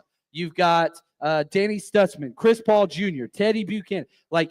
Here's the thing. Maybe the names that everybody knows are starting to disappear, but I'm telling you right now, this is the meat. This is the best part of this draft is the 3rd round. And so every one of these picks, it's going to be like, ooh, this is where the talent is. And I want as many 3rd round picks as possible. I'm thankful we didn't trade up because you were patient, and I think it's going to pay off. The Niners, in my opinion, now we got to wait years and we got to see how these guys play, but I think the Niners are turning in a very solid draft so far. I'm very thankful they stayed put. I do have a question for you, because I think CJ West has been one of the guys that's all the 49er, fans have been talking about the entire process. And I ask you this because Alfred Collins you just took in round 2. Can you really take CJ West? Do you think there's enough upside pass rush wise to be able to play him with Alfred Collins? Would they work together, or is he a redundancy where you're getting another 1 tech that plays the same way Alfred Collins is with a little bit more upside with the pass rush? And especially whenever you include Evan Anderson. Right. Do you want 3 defensive tackles that are just run stuffers? That's hard, and that's not the way you want to build it out, because you usually go into a game with only 5. So But at some point, does the value there? I think third round CJ West is valuable. I probably wouldn't. And so, like, if we're looking at Joshua Farmer, I think makes a little bit more. Ty Robinson makes more sense. Got Aeneas Peebles. The best pass rushing defensive tackle that is left, Aeneas Peebles out of Virginia Tech. So if you want that slasher that's like a perfect pairing, it's a little bit of a reach. I have a 4th round grade on them, but the Niners have been known to say, hey, we don't mind going early on a player if it fits exactly what we want. So I would say Joshua Farmer, Ty Robinson, and Aeneas Peebles are kind of those guys that fit that mold. Yeah, what's interesting when they brought in guys for 30 visits. They brought in Omar Norman Lott, who is that penetrator. They brought in Aeneas Peebles, who's basically Omar Norman Lott a couple rounds later. And then they brought in Elijah Roberts, who's somewhat built the same way, just played defensive end at SMU. So they are definitely in the market for a specific type of defensive lineman. The question is there a value for somebody else in this position that you don't reach for a Joshua Farmer or you don't reach for Aeneas Peebles and you wait? You got a couple of picks, right? Aeneas Peebles at 100, I don't think would make people raise their eyebrows, or even 113. I think there'd be tremendous value there. Maybe you wait on defensive tackle. And now the way the board's played out, you could look at cornerback. You talked about Jacob Parrish earlier. He's still on the board. Azare Thomas still on the board. Benjamin Morrison still on the board. These are some very talented guys in the secondary that you could potentially go with. But it might not be too soon to start talking about a guy like Miles Frazier or Dylan Fairchild as well that you could potentially get to play on the interior part of your offensive line. I wanted to address it in the second round with Ariante Ursary. They didn't go that way, which, hey, Alfred Collins is a great pick. But you got to address it at some point. Frazier might be another guy that's 100 to 113, more value for the pick. But I'm just starting to see guys that kind of make sense in this area. Would they be willing, though, John, just to throw this out there, is this Kyle Shanahan's time to shine with one of these wide receivers? Yeah, man, the run is happening. Right. You're seeing the wide receivers, Kyle Williams, everybody love, Isaac Tesla, Harold Fannin, who's a wide receiver and a tight end body. Yeah, you're talking Jalen Royals, Jalen Noel, Savion Williams. Like, those are players that completely fit Shanahan-type wide receivers. The value is there. I have 3rd round grades on all those names I just gave you. It makes sense. I would prefer, because there's, I have 4 3rd round wide receivers, so this is the way I stack my board. I would prefer the Niners to wait. And again, wide receiver is not as important as cornerback. That's my thing. The Niners are going after the biggest need over and over and over again. And so whenever you look at corner, Jacob Parrish, Siobhan Ravel, Azare Thomas, Denzel Burke, Noah Williams, Dorian Strong, Zai, like, those are the guys where I'm just like, man, I'm not sure who they like. And once we get into the 3rd, 4th rounds, this is a lot more, we like this flavor of a player much more so than we're just in love with this guy, because you got to kind of pick and pair. Yeah, and Alec A.O. Maynor is still on the board as well. And whenever your number one highlight is a block you made on a linebacker, that's going to be a Kyle Shanahan guy. And Vernon Broughton just went to the New Orleans Saints. That's a very good pick.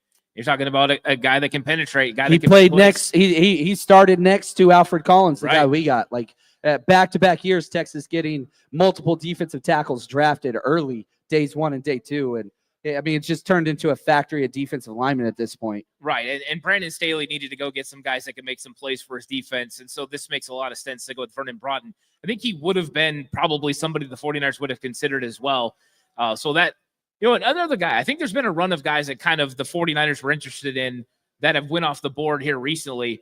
And so I wonder who they're going with next. And you bring up the cornerbacks, I think it's probably the biggest need. Do you think that they can run the risk of waiting until pick 100, right? This was the Ambry Thomas type thing. They missed on somebody they really liked early. Then they had to go ahead and take Ambry Thomas. I don't think he was that guy. But, do you wait? Can you get Jacob Parrish at 100? Could you get a Quincy Riley at 100 the way the board is falling? Would those guys make sense to wait and go a different direction at 75? Yeah, I think you can, because they're there. Now, I love Jacob Parrish, but there is depth there. Offensive line, there's not much there. Interior offensive line, I think you got Marcus Bowe. I think you got Jared Wilson. I think you got Miles Frazier, maybe a Dylan Fairchild, but like, we're in that. And I think there's maybe 2 offensive tackles left that really fit the scheme, and that's Charles Grant or Chase Lunt. And I think if you wait past this, you are getting into incredible projection project type players. Oh, Landon Jackson just went to the Bills. Yeah, that was a damn good pick. Yeah. That was his guy. That was a great pick. He was one of the highest players on my board as well. Oh, yeah, me as well. I mean, we got to go a long way to find him up here on the board. So that's a great pick for the Buffalo Bills, and I'm surprised he fell this far. It's got to be injury concerns again with some of the lower leg injuries that he's been dealing with. But we're getting to the point now where it's within reach. The 49ers are going to have plenty of players on the board. John, you brought up trading back earlier, and now you're looking at a board that has so many potential prospects you would be interested in. Is this a time now for somebody that wants to jump up maybe and get their guy that you trade back a little bit and still get an extra pick, an extra day 3 pick that you can find value with, and then kind of just wait and take your guy? The way they kind of did last year, Renardo Green, they traded back and took him at pick 64. Maybe they do that this year. Man, I would like that as long as you're staying in the 3rd round. So if you fall back 5 to 10 picks, I'd be cool with it. And with the hopes of whatever draft capital you get, you trade up again from the 4th round and get back into this range, right? We've seen the Niners pair those trades where it's a trade back and it's a trade up. I'd like that. But Ant, I want you to take a second. Give us your top 3. Who do you think this pick is going to be for the 49ers? We are close. We are 2 picks out. The Jets are picking right now. Give me your top 3. Yeah, I think the board, the way it plays out, I'm gonna lean into your Jacob Parrish a little bit. Oh, we got him on the team, guys. I think Jacob Parrish is fun. The way that he plays and the versatility to be able to play inside and outside. I think he reminds me a lot of like a DJ Reed type player. So I kind of like him. I think he's potential. I think you have to look on the interior offensive line. I think it's something as Azrae Thomas just went off the board. Oh man, Jets. Corners where the run is happening. So you might have to look at corner, right? So you have guys that are still available you could potentially target. And I think, what is Siobhan Ravel, his injury, right? What is he dealing with? If Siobhan Ravel's medical checked out, Siobhan Ravel would be the absolute dynamite pick right here as the long cornerback.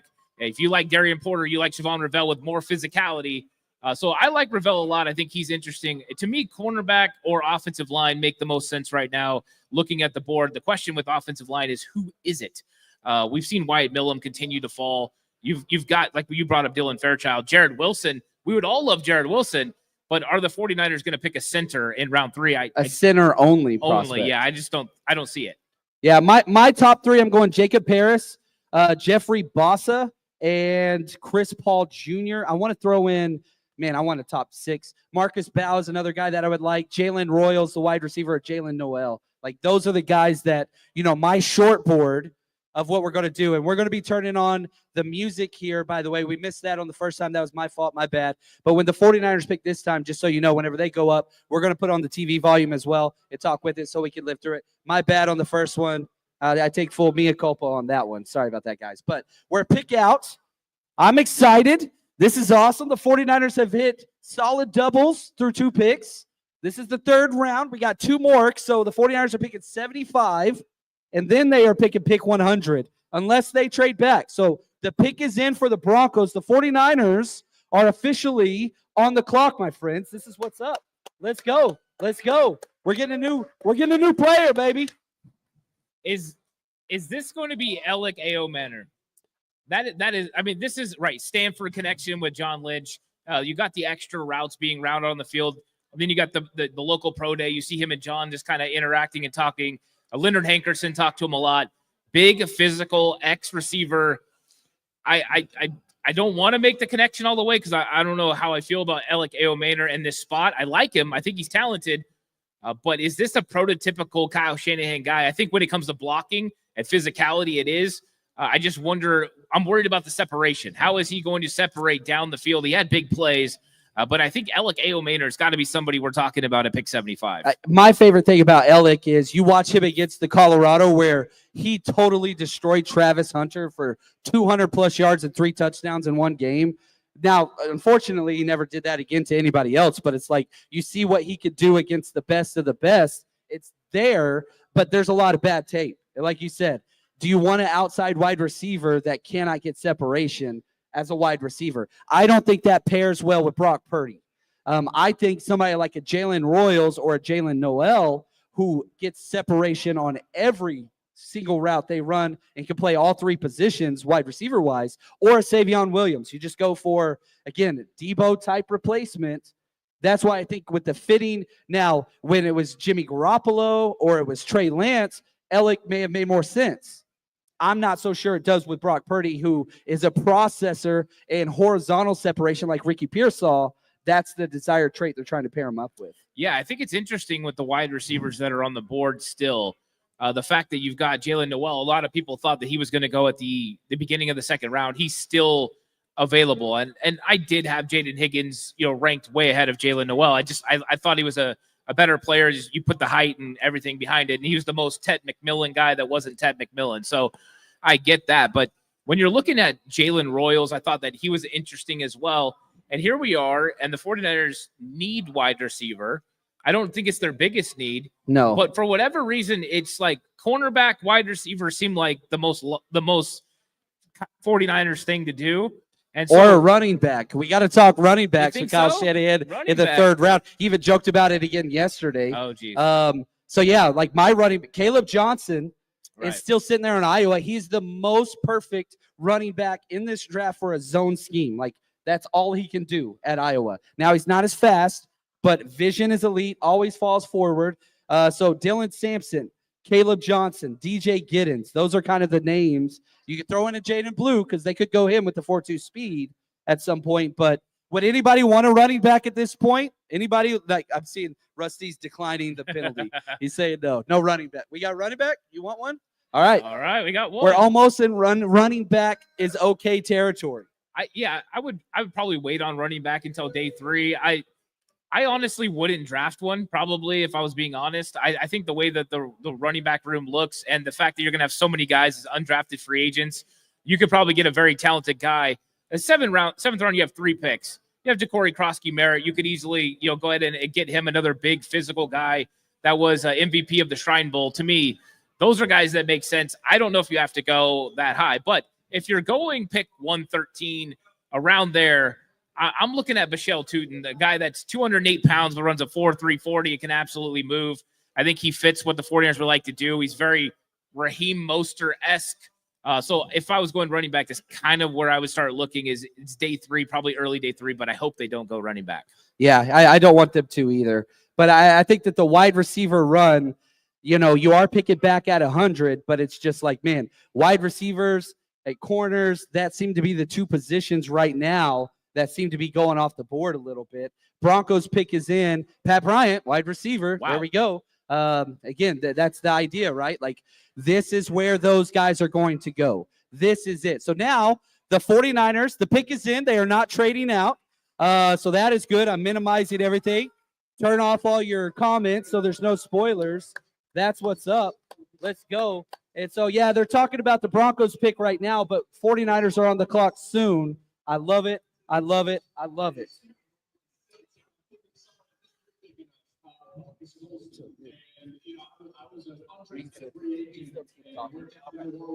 Yeah, so Pat Bryant, I know you were high on him, John. I was high on Pat Bryant as well. So wide receiver, is it starting to thin out? Are you surprised Pat Bryant went ahead of the other guys here as the Niners are going to pick? I am so curious about that. So we'll wait on Pat Bryant, but 49ers are going to have this pick in. If you could guess what position, I'm not going to make you pick a player, but if you could pick what position it's going to be, who would it be? Yeah, I want a corner. I really do. Okay, the pick is coming in right now. Here we go. This is what I'm talking about, baby. The 49ers selection. Here we go. Walking up to the stage now. Terrell, perfect. We're good. Terrell, we're good.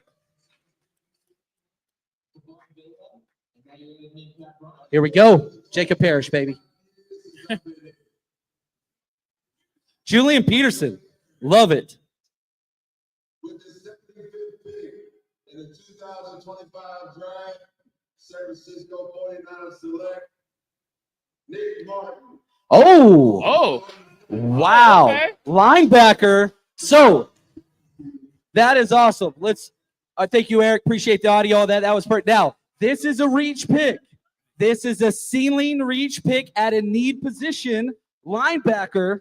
But Nick Martin is one of the most athletic linebackers. I think this is a reach pick, but it was at a priority position. Yeah, it's a priority position, but it's a Robert Saleh kind of guy. I mean, if you're looking for athleticism off the charts, a guy that's going to fly around and make plays, Nick Martin fits the scheme.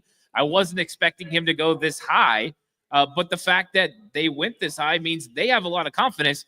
I also didn't expect a guy named Fred Warner to go that high either, and he played really well. So I don't argue with Robert Saleh or with Johnny Hollins in their evaluation of linebackers. I kind of just go to what they say. So this is a fun one. He's a fun player. He wasn't talked about much in the process, but Robert Saleh is.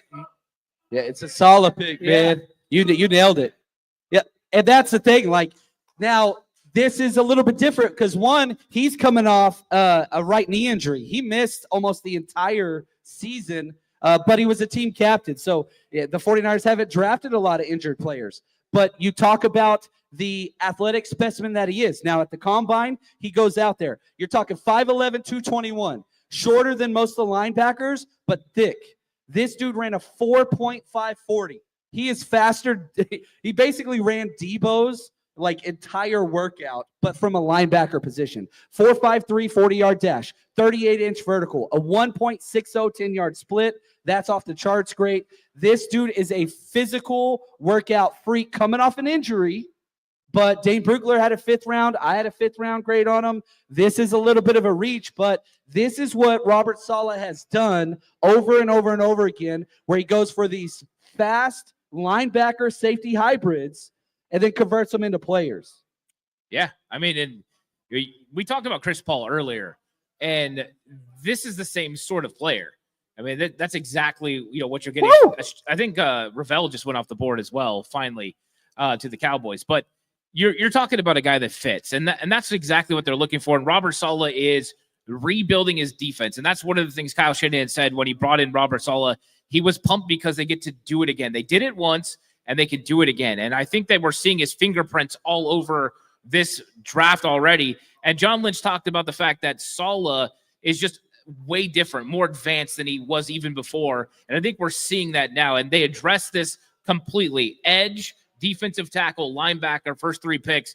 They go out there and get the players that Saleh is going to need. And that's it. That's why when people said, oh, they're punting on the year, it doesn't make sense because they went and got Robert Saleh for a reason. And now they're making picks they believe can help their team win in 2025 and beyond. I love the pick of Nick Martin. I think athletic profile, he fits perfect for what they're looking for. Here's from Dane Brugler's The Beast. Here's his strengths. Athleticism, shot out of a cannon when he unlocks and drives in pursuit, chases down runners, middle field spy, keys well versus run and fit with physicality, twitch, sidestep is awesome. He's just a damn good player. Overall, again, this is from Dane Brugler's The Beast. Martin doesn't have the size that most teams desire, but this is the type of guy that Robert Saleh has. Jamie Sherwood, DFF, freaking Greenlaw. Now, Fred Warner's the one that doesn't fit that because he has the elite size, but his urgent athleticism will give him a chance to earn a role as a will linebacker. That's what the 49ers need. This is competition for D winners. So, who's going to be the linebacker too? You just spent the 75th overall pick on a linebacker. This kid's going to get a chance to play and compete. Yeah, you have an opening at Sam linebacker right now. And so one of those guys is going to play Sam. That's what D. Winters played last year. But I think there's concerns about D. Winters being able to hold up. I think you worry about how much he was injured last year, not being able to be on the field. But yeah, it's a wake-up call. Hey, D. Winters, you better be better against the run. You better get into your fits. You better make tackles. If you don't, you've got Nick Martin waiting to come take your spot. And I think that is a good thing. We need competition. And I think that they just added competition to the linebacker room with a hyper-athletic, very good fit for the 49ers. And it fits. It was just a little surprising that it was Nick Martin this early, but I like the pick. Yeah, built more like a muscular safety. Yeah. That is Robert Saleh, Robert Saleh, Robert Saleh. That's just what it is. And so you get this guy, talk about he's 22 years old, from Texarkana, Texas, right there on the border. And again, 5'11". There are not a lot of sub 6 foot linebackers in the NFL anymore.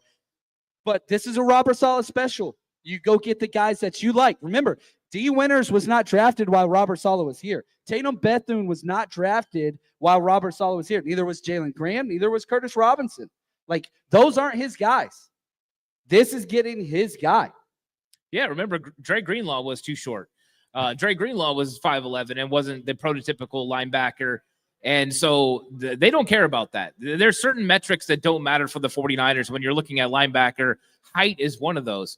And yeah, Fred Warner is the prototype when it comes to coverage linebackers and playing the middle, but they don't need a prototype linebacker. They already got that guy. They need guys who can help him, can be support for him. And I think that's what they're getting. And now the athleticism at linebacker, because the question mark was with the guys who were going to play Sam this year, potentially, is Tatum Bethune's not fast. He runs a 4.75 40. So you needed to add more speed because these guys have to cover in space, even in base sets. So I like this pick. And I think they believe this is the eventual replacement for Drake Greenlaw. And I think that, hey, if you feel convicted about a player and you got a third round grade, go get him. And I love the fact that they drafted him. Dude, I'm looking at his mock draftable scores versus linebackers. 81th percentile bench press, right? Of all the draftable linebackers in the history of the NFL and the combine, 81st percentile, 81st percentile broad jump, 86th percentile vertical, 89% 40-yard dash, 87th percentile 10-yard split. Short, fast, explosive, powerful. Like that's what it is. Coverage grades, he can work on that, but I think it again right here, more reactive than proactive in coverage. He was a perfect zone scheme fit. That's what the Niners run. But it's a projection because he's injured. Okay, now he's working out fully, and 49ers did their medical checks, but they haven't targeted guys coming off ACLs. When was the last player that they drafted like that in the day one or day two? Yeah, it's been a while since they went that direction. I think they just probably saw too much value. You know, they were able to get a good check from medical. We know that is important for them. And then they just make the necessary move here. I think it's a great one, you know, and that's why I was looking at guys like Chandler Martin. When you started to look at guys who fit Robert Saleh's scheme and he goes out and he gets a guy that just it fits to a T. And I love when they take guys a little bit early and you get to question why did they take them a little bit early. And then you read the athletic profile and you're like, that's exactly why they took him, because they think he's going to be an elite player in the league. And I think that's why they valued him so much. I love him. He's a hitter. He comes up. He plays hard. I think, like you said, the coverage can get a little bit better. But overall, I mean, those are things with when you get more comfortable in a scheme and you can kind of put these guys in good situations. It's nice. And we can't have a linebacker on the field that people can take advantage of. That kind of killed us with Oren Burks and some of the other guys that we had. And so getting a three-man tandem is very important. So whether D. Winters is starting at will or Nick Martin starting at will, I feel like we've got a guy that can play the position to the best of its abilities. And I think that's a good sign. Now look at his stats. Tackling machine. So 2023 was kind of his year. This is a two-time team captain, so leadership at the linebacker position is always vital. He has that. He had 140 tackles with 16 tackle for losses. Jordan Birch, defensive end edge, just went to the Cardinals.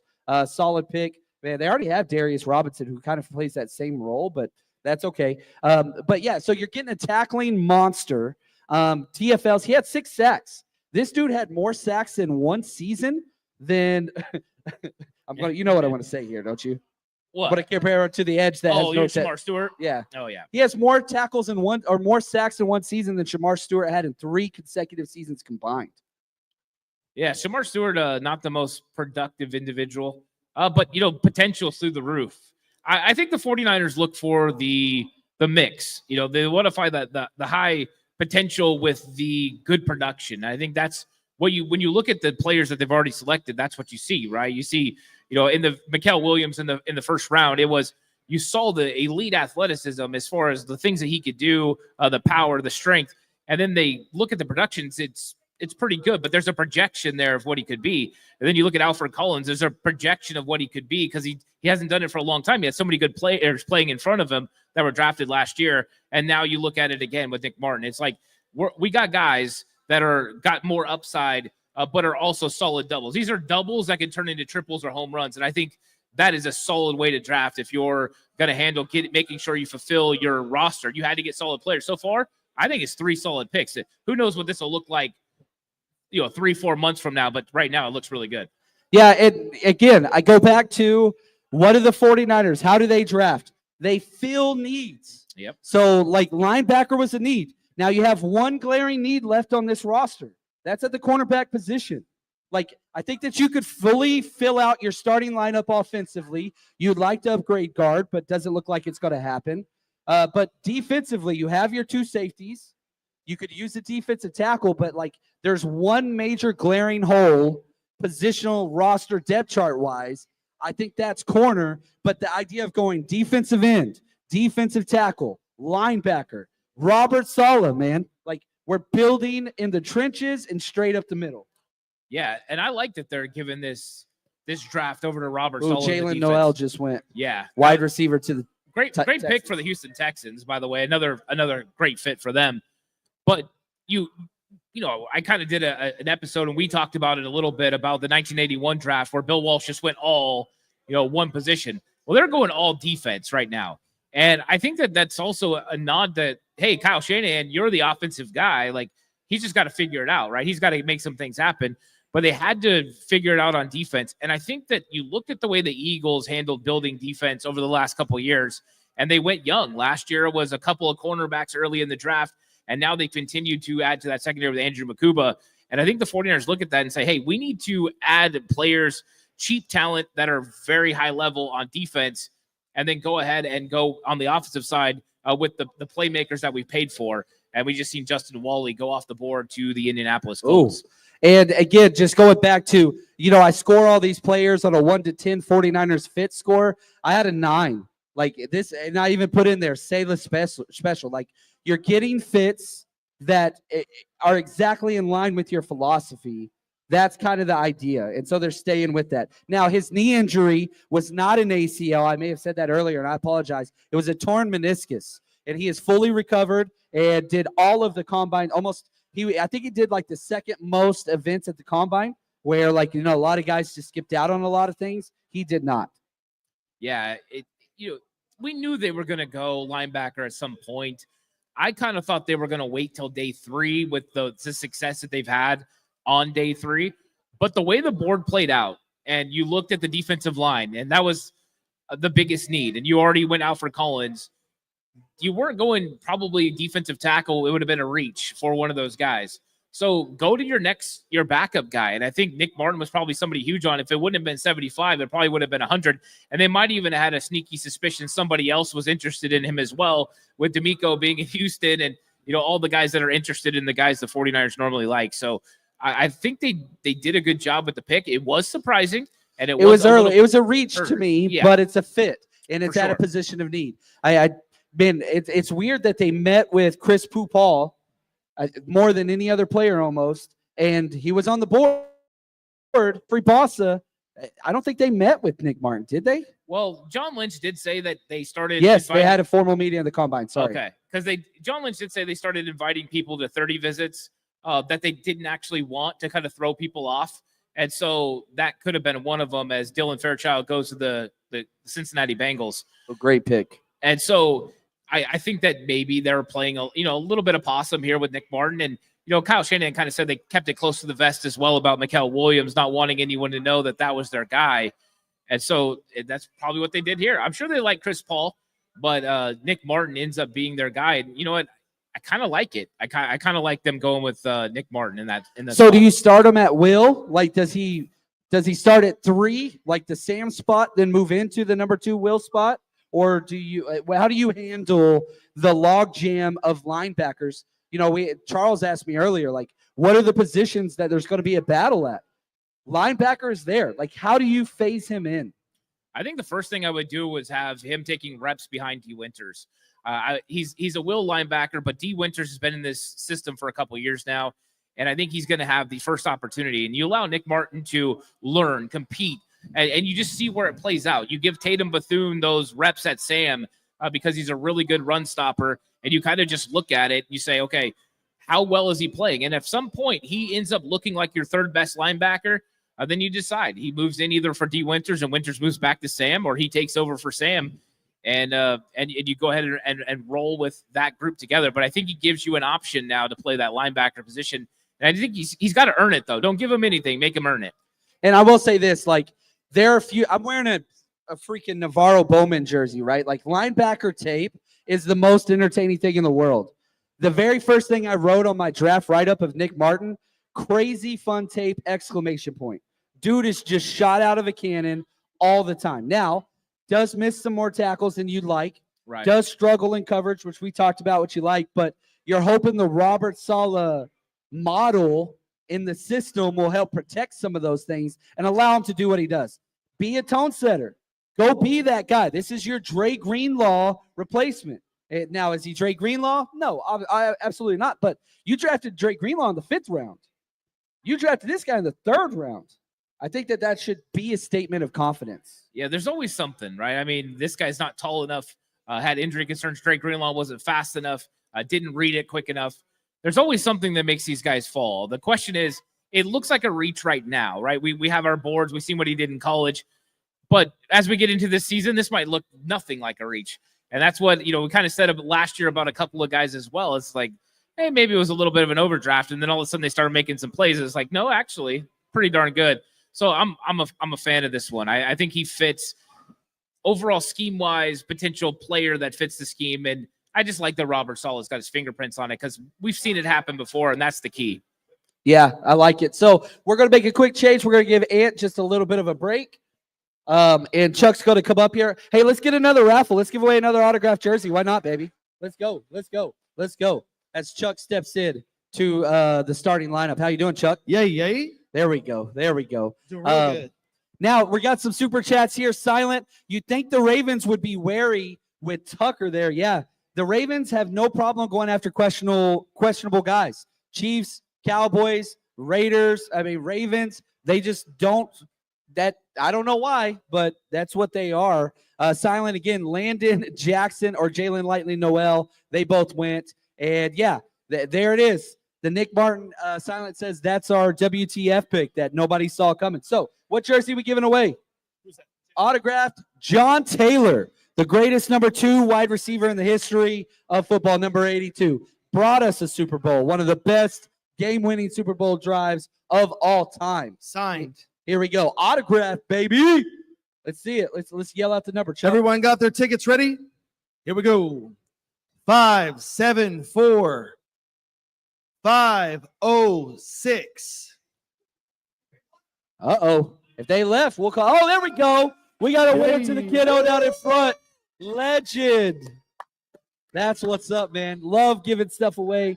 That's what's up. Congratulations. We still have an autographed Frank Gore jersey we're giving away later. We'll do that after the Niners' last pick, I guess. Pick 100. We could do it earlier if y'all want to. I don't care. But Rick, figure out when we want to do that one for me, please. Chuck. What's up, man? How we doing, man? Doing good. I'm looking at you guys this season next year, and man, let's just talk about some of the names of the opponents. I think you should start to feel good. This is not a hard schedule so far, okay? Here we go.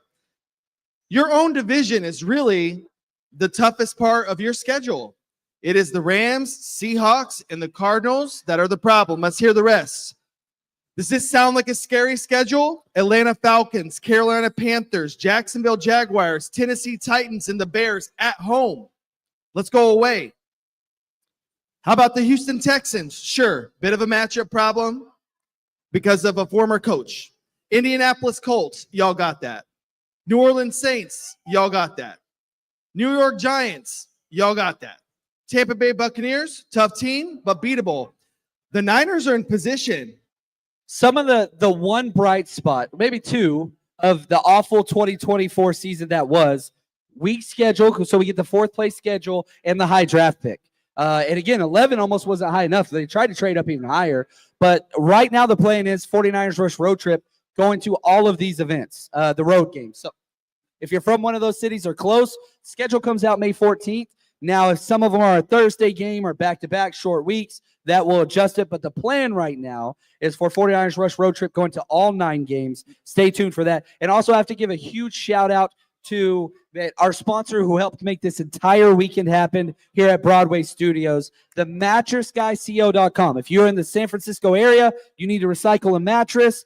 The entire greater San, they service everything. You go online, you just set an appointment, they come pick it up, they recycle, environmental friendly, they take care of everything. Check them out. Diehard Niner fan, owns the company. He was here partying with us last night, did too many shots with him. But anyway, MattressGuyCO.com. Support local business, support the faithful. That's what's up. Man, Caleb Johnson to the Steelers here. It was not Shador Sanders. This story continues to unfold in front of us. Might be one of the most awkward QB falls in our NFL history in some time. Feel bad for him, but that's the situation. But Caleb Johnson here, can you believe it that this guy fell this far? They lose Najee Harris, and now they've got themselves, because apparently running a 4.5 is slow. I don't know about you guys, but I'm pretty sure that guy can house it running a 4.5. If you're big and you're strong, it doesn't matter that you're running a 4.5. If you have less weight on you, yes, you need the 4.4. But I think a Caleb Johnson's going to fit in quite nicely there. How do you like the pick? I like it, but I think we're seeing a constant theme in this draft. Running backs are falling, and a lot of that has to do with the depth on day 3. Whenever I was grading on my running backs, I got down to the 5th and 6th round, and I had to expand the amount of entries because I have 7 5th round running backs. I have 7 6th round running. It's just log jam. So I think it pushed a little bit of the talent down at the running back position, which I think is interesting. Got to say shout out to Riley Cross for the super chat. I like Martin. Needs to get his head across the body on more tackles, though. It's weird. They don't even teach that anymore. And if you've been to 49ers training camp or practices and they do their tackling circuit before games, when we were kids, Chuck, see what you hit, get your head across the body. Yeah. That is not a thing anymore. The gator tackle, they always putting your head behind. That's what always drove me crazy about DFF. But, look at that. Oh, no. Here we go. Somebody leaked the pick there. The Buccaneers are on the clock. Well, so sadly, I want to say this. My guy did not make it to 100. Jacob Parrish, my number 1 draft crush, went at pick 84 to the Bucs. That's okay. That's okay. I'm not sad. You're sad, but that's all right. He'll end up, the next contract. He's going to come to you guys, the more developed player. You got to think forward. Let's get back to that schedule. I see at minimum a 10-win season, a minimum of a 10-win season. Really, I see a very possible 11 to 12 game season for the Niners.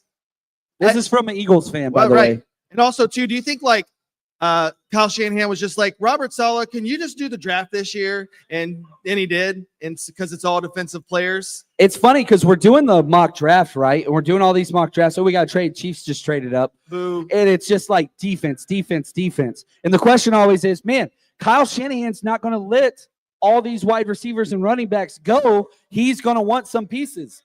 But that's exactly how they built this team so far this year. You go defensive end, defensive tackle, linebacker, and I don't think they should be done. I want this next pick to be a corner, personally. Yeah. So you talked about that. I don't know. The linebacker, I had limited information on him at Oklahoma State. But like you said, and Ant said this too, it's the same. We trust Howie. You guys trust Saleh. You trust Shanny. But you said it's his type of player. What makes that linebacker the type of player that Robert Saleh is drawn to? Small. He likes undersized. He likes speed. And he likes guys that make quick decisions. So diagnose it. Like Jalen Walker, who is a stud, and he went in the first round. I was out on Jalen Walker because when he plays linebacker, he does not diagnose the plays. Noah Williams just went. That was another. Chiefs traded up for him. That was a great pick. But Jalen Walker could not diagnose from an off-ball perspective. It just wasn't a 49ers fit. But whenever you watch guys like Nick Martin, he has some major issues with tackling, with coverage, with injuries. But the upside, instantaneous decisions, shot out of the cannon. You look at how he tested athletically, it matched what you saw on tape. So the top 3 things that Robert Saleh likes in linebackers, small, speed, and just decisive. He has those in spades. So that's why the fit was there. And you also, too, I heard you say my name, which I love that. But you said that the camp battle would be in that linebacker room. So who could be odd man out potentially there? You brought back Jalen Graham. You lost him. I think he went to the Titans, and then you brought him back. He's a special teams guy. I don't know. They just don't ever give him chances in training camp to even get in the rotation. That's a guy, Corey Robinson, who I really, really like. He was a Walter Payton Man of the Year nominee, local guy. I think they're really high on him. But again, can he do more than special teams? He had the huge injury. So there's some movement there. Again, Robert Saleh did not pick any of these linebackers besides Fred Warner. So D. Winters, Tatum Bethune, Corey Robinson, like Curtis Robinson, sorry. Like those are not his guys. So I even said earlier last week on a show, I wouldn't be shocked if they got 2 linebackers. This was a reach. I had a 4th round. I had a 5th round grade on him. You got him at the 3rd round. I do think it was a reach, but it's a fit.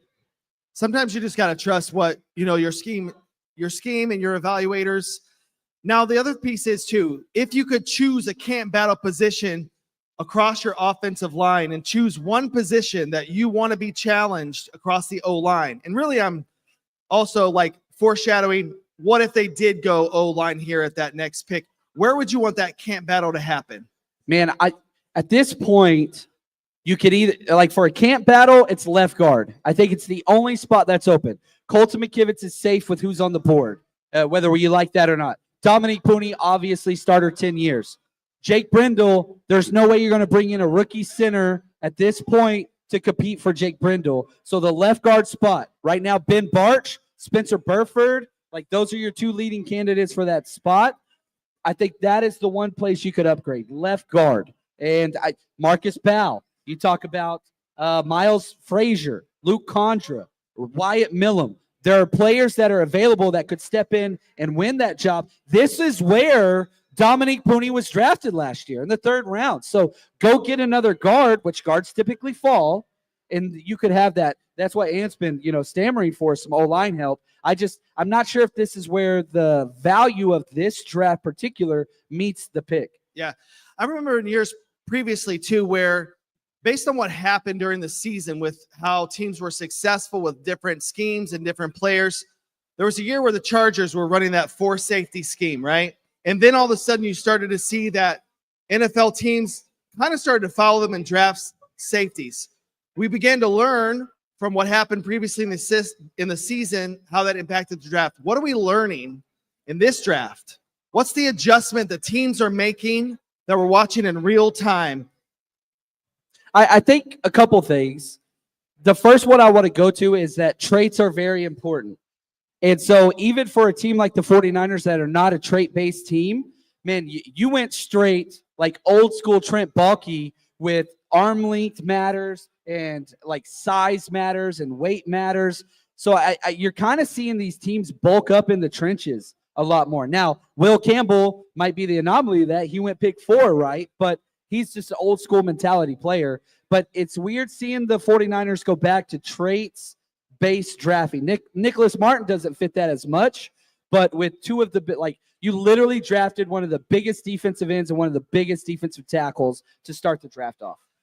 A lot of teams like to play some psyops in the offseason. They like to tell you that they like a player, or they're going to have all these different guys come visit their team. I'm wondering, I don't know if you know offhand, but who threw up smoke signals this offseason? Who tried to trick us and say that they loved the guy so much, and then that person got to them and they passed on them several times? Man, you got to talk to Steelers, right? Like to the point where Shadur Sanders was out there saying, yeah, whoever throws quarter, he's like, that's where he wanted to go. They go Derek Harmon, they go Caleb Johnson. Still no quarterback. Who the hell is the quarterback for the Steelers? Mason Rudolph?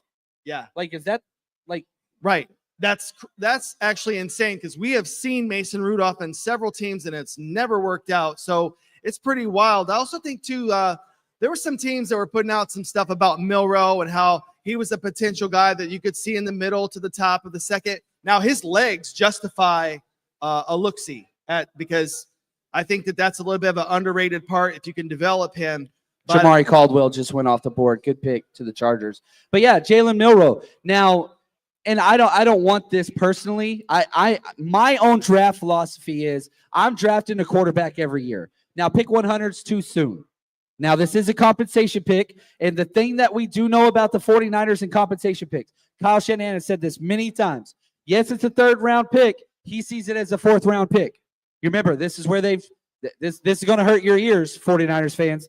Cameron Latu, Ty Davis Price, Jake Moody, Danny Gray.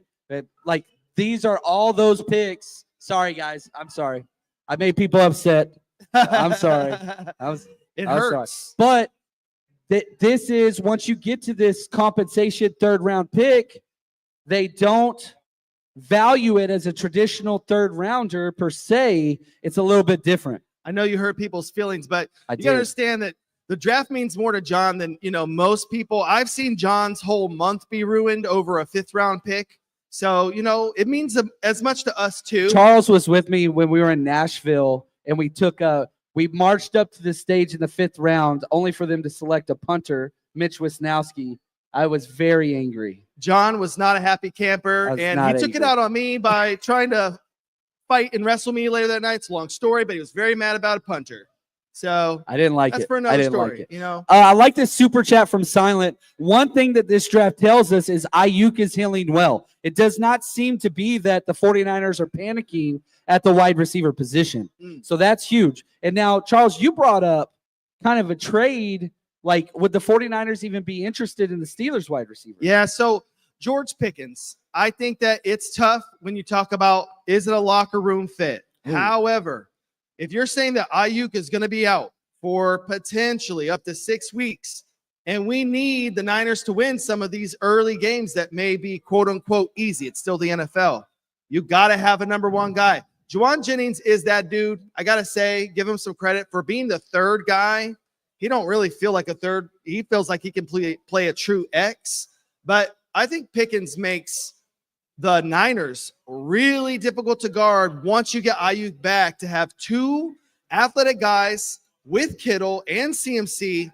I don't know how you're guarding that with Shanahan's scheme. So could you potentially? I don't know if they'd sign off on the character. The 49ers love players that fight, right? Drake Greenlaw, Juwan, they love guys with that. George Pickens is a level 10. Now, it doesn't stop there, sadly. He gets very frustrated. He calls stuff out. He does stuff in the press. He quits on plays. But it's because he cares so much about the game. So there's the wide receiver diva, Stephon Diggs type, whatever else. Yeah. I don't put George Pickens in that. He is passionate about the game. I'm not sure the contract. Now, I would say this. Let's say you trade a 4th or 5th round for Pickens. He plays for 1 year for you, then he leaves, and you get compensation pick formula. The Niners do that better than anybody. They love that. So I don't want to predict. I don't think we're predicting it, but I do think it's interesting because this is the stage of the draft where you're like, hey, we didn't get this position of need like we were hoping or thought we would. Are there some veterans that we can get? Now, you just had Savion Williams, who we've talked about, the wide receiver, go to the Packers. They drafted not 1 but 2 wide receivers so far. In a deep wide receiver room. I mean, that might be the most packed out wide receiver room in the NFL right now. What's going to happen? I mean, you've got I don't know, man. They're 5, 6 guys who in 2 out of those 6 to 5 guys can be 2 and 3 on the depth chart of other NFL teams. So Green Bay has continually made head-scratching draft decisions throughout the whole course of the past 20 years. Well, that's the thing. So this new regime, the general manager of the Packers, they are a best player available drafting organization. They don't give a damn about what they have. So now, right here, what the F are the Packers doing? They don't care if they have a bunch of guys. Caleb Ransaw, safety, Tulane, just went to the Jaguars. But this is the problem whenever people say, oh, just draft the best player available. Right. Well, you have 5 wide receivers, and you're struggling getting the pass wide receivers before you added 2 more on the field at the same time. Right. And so, okay, fine, you draft the best player available, but are they better than Jaden Reed? Are they better than your 4 Dubs and all these other guys that are in the room? It doesn't make sense. Green Bay, I mean, I don't really like A-Rod too much myself, but they really never did him any services throughout all this time. He leaves and all they do is start drafting wide receivers. They're like, it's hilarious. only wide receivers. The epic troll of Aaron Rodgers and Green Bay continues, and I'm all here for it. Yeah. Not even mad, to be honest with you. And I think I said a while ago, Caleb Ransaw went to the Jaguars. They had back-to-back picks. So now they're picking again. Then the Rams are on the clock. We are at pick 89. So we're 10 picks away from the 49ers and 12 picks away from wrapping up this draft, Chuck. Wild, man. Woo! How y'all feeling? You guys are legendary, by the way. Thank you guys so much. Y'all are amazing. We have over 4,500 people watching live across all streams, which is incredible. But for the people that made the trek out here, absolutely love you guys. And let me just say this, plug real quick. If you do not follow 49ers Cutback, Ant's home, please do so. Get out your phone wherever you listen, watch. It's free, costs you nothing. Just hit subscribe. 49ers Cutback Podcast. Ant is the best. You've heard him here all day. So positive, so knowledgeable, great human being. His wife Jess is over there. Well, she's amazing. Love that guy. Over that way. Yeah, there she is. They moved. They moved. Dude, they VIP in it. But Well deserved. And Ant's the truth, man. I love, John, we love to be in our film. And that's one of the things I think is John's strength, and Ant in the same category of like, we just want to bring to you real knowledge about what comes out of the actual studying all 12, knowing what's happening play to play, not just looking at highlights, not just doing hot takes and clickbait. We want to talk about real football here. So, Ant, man, it's been a pleasure listening to you and John talk football. Y'all guys know what's up. It's awesome. Dude, thank you, man. And like I always say this, watching highlights is fun and it gets you excited about players. I love that. But it's like reading a dating profile. Yeah. Like you're only getting the positives. If you watch the game tape, the all 22, it's like interviewing somebody's ex. You get the nasty secrets, what they suck at, what they're not good at, what they don't want you to know about. So, like, again, highlights are great. Are they an effort player? Yeah. Sorry, yeah. Negative plays teach you a lot about a player, just like positive plays do. Wyatt Millum, awesome guard, just went to the Jaguars. The Rams are on the clock. I see here that you had him a high grade on him, yeah? Yeah, I liked Wyatt Millum. He was a really good player. Now, he played tackle for West Virginia. He's going to move inside. He has like sub 32-inch arms, crazy short arms, but very, very good player, plug and play. Man, they're investing so much, the Jaguars. Like, they went big this draft. I want to pull up just kind of their entire draft and talk about it. Like, they were the movers, right? And the 49ers have them on their – no, they don't play them this year. I don't think they don't. And that GM's only been in the position for 62 days. Yeah. And then he goes and makes these big moves right away.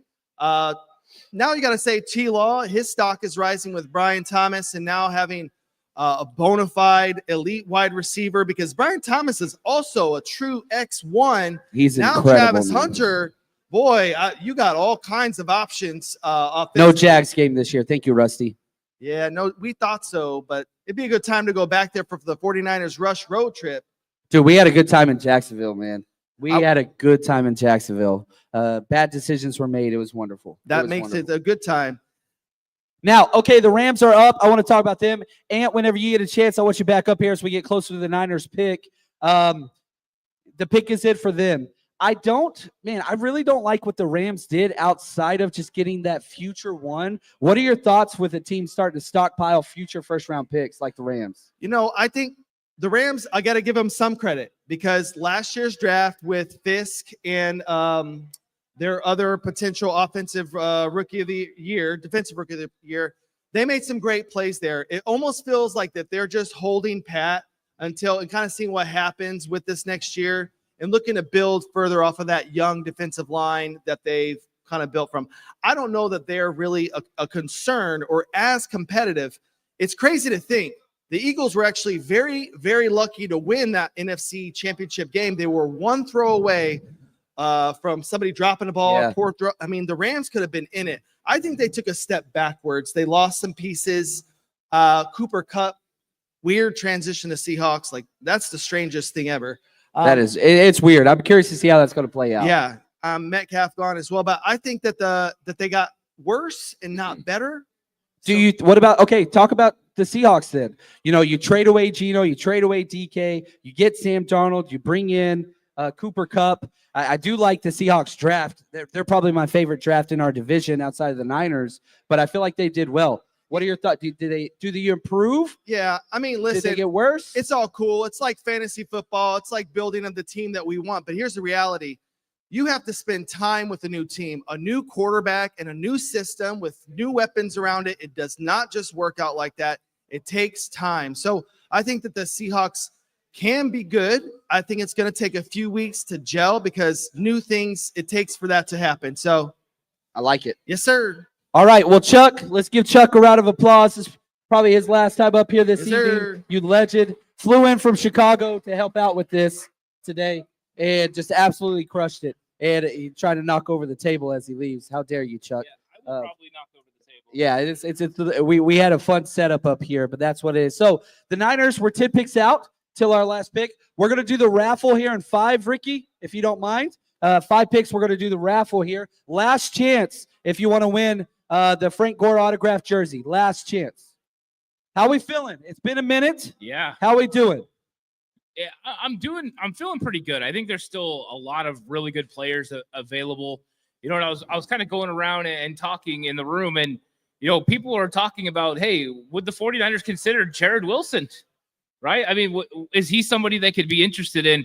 And I think pick 100 is interesting because this is where Kyle Shanahan says that it's a 4th round pick. Even though it's obviously a 3rd round pick, you can go wherever you want to go because that's what they look at it as. The compensatory picks are basically 4th round picks, and we know that that's where they take their chances. That's where they go for Isaac Guerrero, guys with huge upside. Right. So we're in upside territory. Who's the upside players that they can potentially go for? I think that's what I'm looking at. I'm kind of excited about that. And I think there's some real fun players still available. All right, so let's start to put together kind of the 49ers big board with 10 picks. Now, you already had this one big reach of Nicholas Martin. Now, and I say this all the time, the 49ers have the most original big board of any team in the NFL. They build it differently. They value different things. It's the most unique board. Who are some of the players that I want to let you catch up on the guys that were drafted and not? But, I mean, again, cornerback is just a dire need. I think it's probably the only major position that you have to get a starter at. You just got the linebacker, you got the defensive end, you got the defensive tackle. I think corner's the only one because right now Trey Brown is probably your starting number 3 corner. He missed almost 30 games in the past 4 years. So that's about the only spot. Here's the Rams pick, who they going with.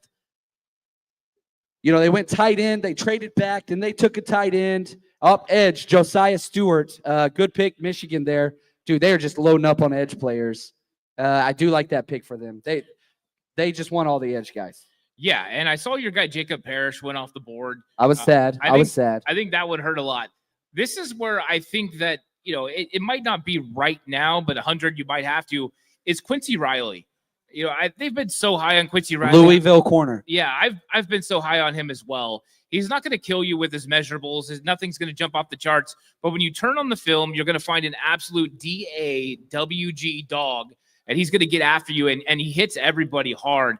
I think that he would be a dynamite pick if you're looking to address the cornerback position. There's versatility there. Is he an inside guy? Is he an outside guy? I think he's just a good football player. And once again, that's what you're looking for, value. We know we want Demo to play inside. Could Quincy play on the outside? Yeah, I think he could. I think he's a competitor that way.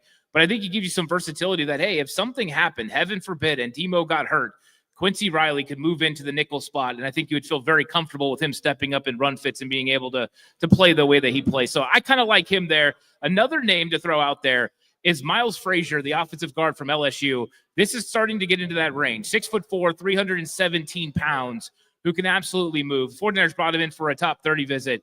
I think he's another guy as we try to find guys that they can hit an offensive line, because John Lynch said, we are going to address left guard. And so I'm hoping that that's what they do. Yeah, there's some guys there. Like, you could do it in the 4th round, but, like, this is kind of the last spot, especially for day 2. Like Emory Jones, they have him listed as a guard. I think he's a tackle completely. But, yeah, man, do you think Emory Jones Jr. is a guard? I had him listed as a tackle. I did too.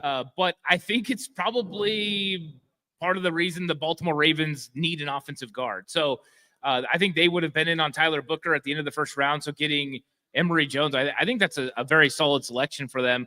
But it's always interesting how teams evaluate players and which schemes would move guys inside, which schemes would keep them on the outside.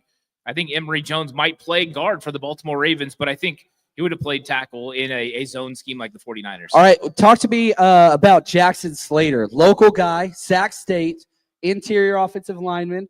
Tell us about him, because you've been high on him, but this might be a little early. Yeah, I think this is early for Jackson Slater. I think he's very solid. Guard, center combo. What exactly do you like? Played well at the Senior Bowl. Got a good enough anchor. I don't think it's a great anchor, but it's good enough. Good lateral quickness to stay with some of the faster interior defensive linemen, but functional strength as well. And that's one of the keys. He does a really good job of sinking those hips when he's got to anchor down. So I like him. I like Jackson Slater. I think this would be early for him. When we got to the range, 138, 147, kind of in that range, I think would be a place for Jackson Slater potentially go.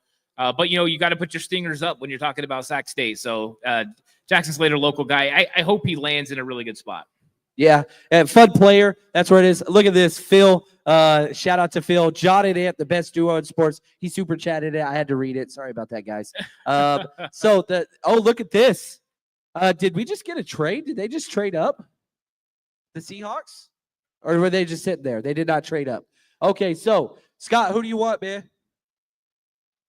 You want? Okay, there we go. I love it. I love Jack Sawyer's who he wants. Our resident Seahawks guy, great friend. Here's the pick. Oh, man, I hate the Seahawks. Oh, I hate the Seahawks so much. Man, I did not see that. I thought they traded up. Oh, Jalen Milroe. Jalen Milroe. He's dancing over there. So now you've got your Sam Darnold, and if that doesn't pan out, now you got Jalen Milroe. I think that's a value pick. Wow. Quarterbacks. That is huge. Yeah. There we go. What are your thoughts here? Don't watch the Senior Bowl practices if you're interested in Jalen Milroe, because it wasn't good. Inaccuracy all over the place. But yeah, I mean, when you're looking at athletic skills, this is a valuable potential player. And I think when you look at the success of Jalen Hurts last year, people are seeing Milroe as a potential developmental type of player. But in this range, right, this is where you're getting those guys that if you could get a tremendous upside, why not take a shot? And like you said, they've got Sam Darnold. He's not going to be a starter. There's no pressure on him. He gets to learn, and they get to develop the potential quarterback. I wouldn't have put him as a prototypical Shanahan-style offensive quarterback. But hey, let's see what happens with the Kubiak and how he works this guy. But again, who's the head coach for the Seattle Seahawks? Mike McDonald. Where did he come from? The Ravens. Right. Who was his quarterback? The best running quarterback in the history of the NFL. Michael Vick. Oh, sorry. Sorry. I'm going Lamar Jackson. I get that. That's an argument, but that's okay. But again, going back, like we said this earlier, like the Seattle Seahawks and Mike McDonald are replicating the blueprint that he had in Baltimore. You get the center, you get the freak safety, you get the athletic quarterback. It's just, man, that's what they're going to do. So now what's the trajectory here? Because Sam Darnold's deal was essentially, it was a 3-year deal, but there's outs after the first year. So now you have Milroe, and you just let him sit there. Like, the goal is Sam Darnold's their guy. That's what they're hoping for. But again, can Sam Darnold do? You're going from maybe one of the most quarterback-friendly coaches, O-lines, and wide receiver group at the Vikings to Seattle's got some pieces, but nobody's going to confuse them with Justin Jefferson and one of the top O-lines. What are your thoughts there? I think early they're going to use him probably in some some trickery, get him in there on some interesting things where he can operate around the red zone. I think that's probably something he can handle and add to the offense and make their red zone offense a little bit more effective. 3rd and 1, go ahead and put him in there, put him in the read option. That's going to be really tough with him and Kenneth Walker. So I think that in that category helps early. I think that this is a complete projection. This is going to take a while. I don't know how he's going to operate in this system in an offense that is completely timing, and you've got to get the ball out on time as soon as your back foot hits, and you've got to go through your keys and make your reads. And I don't know how he's going to layer some throws the way that Sam Darnold's able to layer throws down the field. So it's a very interesting pick, but you're going to get a lot of talent. So I'm interested in to see how this plays out. I'm interested to see what Jalen Milroe adds to this team in a couple of years. I will say this: I have a 3rd round grade on him. He went in the 3rd round. I think that it was a value pick. They didn't trade up for him. I think that teams that do not have if they're not 100% sold on their quarterback, should always be investing more capital. They always should. I think the 49ers, even though I love Brock Purdy and I want him to be the quarterback for as long as he plays in the NFL, I want a quarterback this draft. Now, the 49ers much more stable situation for a quarterback, but I want one in the 6th, 7th round. But I believe in drafting a quarterback every year, almost without exception. Probably not a 3rd round pick, but it makes a little more sense for them. Yeah, I didn't really rank quarterbacks for the 49ers board. until after round 4. I just didn't think that there was a chance they were going anywhere higher then. But, Jalen Milroe probably would have been a 4th-round grade for me because of the athletic upside. So I get it. To me, it's interesting. But honestly, in this draft, I don't know if I would draft a quarterback. I think that you could probably get someone as an undrafted free agent that could come in and compete. But how much spots you got is Jonas Sanker ends up getting drafted. This dude is a beast. So that was a he's good fun, pick by man. the Saints. I like Jonas Sanker a lot. So I don't think 49ers are going to go safety, so I don't think there was any concern about Jonas Sanker being one of their guys here. But, that's tremendous talent. I like it. Let's give away another jersey. Ricky B, bring it up, my friend. Let's give away a autographed Frank Gore. I wish they'd bring back these jerseys. I love the freaking Terrell Owens, Frank Gore, those jerseys with the gold around the edge. Oh, yeah. So clean, so clean. So here we go. Again, I want to say thank you to everybody that came out. This has been absolutely incredible hanging out with you guys. So autographed Frank Gore jersey. Get your tickets ready. Let's go. Let's go. All right, we're pulling yours. Now, if somebody wins twice, they get to win twice. They got the extra tickets. It's what it is. All right, we got to call it out. Let's go. Let's go. Who's got the lucky ticket? Autograph Frank Gore jersey. All right, 5, 7, 4, 0, 4, 1. One more time. Let's go. If they 5, left. 7, 4, 0, 4, 1. Bartender. Oh, there we go. That's what's up. There we go. Congrats. We got a winner. That's what's up. And on more positive 49ers news, George Kittle has reported and is in the building today for OTAs as they continue. That is a huge positive. That is a huge positive. The best tight end in football, baby. Future Hall of Famer, George Kittle back. I love that. That is good news. Any good news, I will take it. I love the fact that George Kittle just told everyone to. That's not true. I mean, when the news came out, it was like, this isn't true. And, I got to give credit to Matt Miyoko. He said he had talked to George Kittle, and Kittle had said way back that he was never going to report this early. And I think that George Kittle just reported because of it being an issue. And I love that fact for him. He's trying to make sure there's no drama going on. Brock Purdy's doing the same thing. They're trying to keep the drama out of this organization. And I think they're doing a good job because we've had a couple of off seasons marred by contract situations. And Fred, George Kittle, and Brock Purdy are handling this like professionals. And I got to give them a lot of credit for how they're handling. So bravo to George Kittle. One of my favorites for sure. I love this guy. Dude, and here's the thing. Yes, he wasn't there at the start of OTAs. He's never there at the start of OTAs. When they start doing on the field work, he shows up. So George Kittle, if you ever watch him on Instagram or whatever, all that dude does is work out, drink beers, and do wrestling. That's it. Right. Like, I mean, how is he going to show up right away when he had WrestleMania the weekend before? He can't do that. They got to respect the WrestleMania crew, and George Kittle was out there living it up with Claire and everything. And so I'm glad that he showed up, and I think that this was a much to do about nothing, just like usual. But it looks like the 49ers are trying to put the entire culture back together, because I do think it got a little rough there for a little bit, but they got Saleh back. It's like he never left, and now we're getting that whole entire environment's back. I love the positive vibes, and I think these 3 picks they've had kind of add to that vibe as well. Yeah, and interesting. I just saw this just got put out there. I don't know who did on Twitter, but the pick that the Seattle Seahawks took, Jalen Milroe, was the pick that they traded Geno Smith away for. So, like, out with the old, in with the new. It's just, it's kind of the way it goes, man. Ouch. Ouch on the Geno. So who are the guys now, right? We've identified cornerback as probably one of the key areas, and probably interior offensive line. Do you have any guys in particular you're looking for there? And is there a defensive tackle? I know Joshua Farmer is available. How high are you on Joshua Farmer? Because I think it's been kind of all over the place with who exactly he is and who he projects to be, even though he's a 3-tech. And the 49ers right now need a 3-tech in this draft. It's either Joshua Farmer, Aeneas Peebles, somebody. Who's that going to be? I'm really curious what you have to say. Yeah, I like Joshua Farmer probably more than you do, and he's from your team. Like, that's the issue with me. The reason why I like Joshua Farmer is he's one of the few complete defensive tackles that are 3-down guys. You want a run stuffer, he could do it. You want a pass rusher, he could do it. Now, you're talking to into the 3rd round type guy, so it's not like he's an all-star Pro Bowl player. He could become that, but he's a jack of all trades that could do a little bit of everything. And his elite trait is arm length, which if we're looking at, what the defensive line guys you've got, Mikael Williams, elite arm length. You look at Alfred Collins, elite arm length. Joshua Farmer, 100% fits that. 6'3", 305, 35-inch arms. Like, you're talking to Dikembe Mutombo, like type arms. Right. Yeah. Oh, Dylan Gabriel, the quarterback, just went. Shadur Sanders. That's 5 quarterbacks off the board. And Shadur Sanders.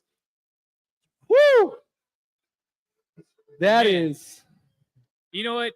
Yeah, Aaron Rodgers is now safe as the guy who had to wait the longest. I mean, this is crazy. Shadur Sanders is having the all-time tumble down, and this is crazy. He's going to become a meme. He's going to become a GIF. He's going to become everything right now. Very interesting. I think that this is an indictment on Deion. I really do. And not because, like, his son's not getting drafted. That's not what I'm saying at all. I don't think teams want to deal with what Deion brings in the open criticism. And if his son doesn't play right away, Deion's going to trash you on social media. And everybody's like, it's just an extra distraction. And that didn't apply to Travis Hunter because, let's be honest, Travis Hunter is a freak all-star at not one but 2 positions. I think that this is just interesting. I really, really do. Right, and it becomes a circus. You know what I mean? You get all these things, all these opinions that are going around it. The way that ESPN covered the draft yesterday was so much Shadur Sanders all the time. These teams don't want that. They also don't want is the backup quarterback to be the most popular player on the team. Ugh. And if they're starting to call for Shadur Sanders when he's the backup, it's going to create unrest. Nobody wants that. So I guarantee that's why. But it's a historic fall for Shadur Sanders. He'll probably go off one of the first picks in the third, in day 3. So we'll see what happens there. But Joshua Farmer, to go back to him, I actually mocked him to the 49ers at pick 100 in my predictive mock. And I think that this is a chance for him to go.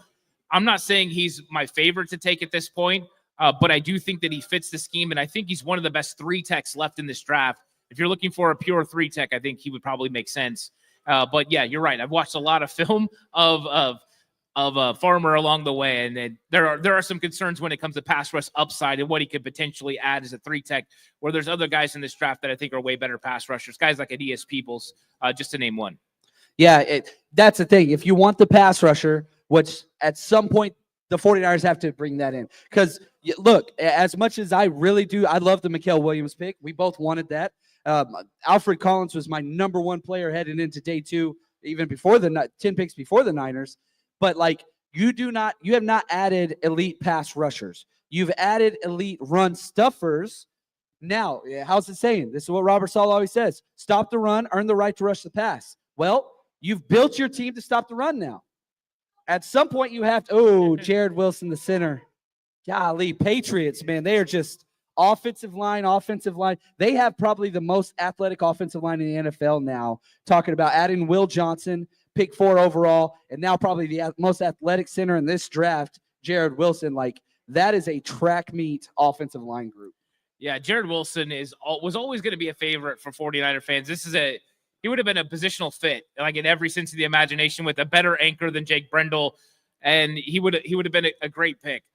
Would the 49ers ever consider going center this high? I just don't think they do. I don't think they put the positional value on center in the draft or having a young center come in and play like that. So it's disappointing because we love the player, but I don't think it was likely that he was going to be a target for the 49ers, unfortunately. But you're right. New England continues to add players that fit. And, with him and Will Campbell, they're definitely trading, as Atlanta just traded up to pick 96. So interesting to see who they're looking for. Man, the Falcons are drunk.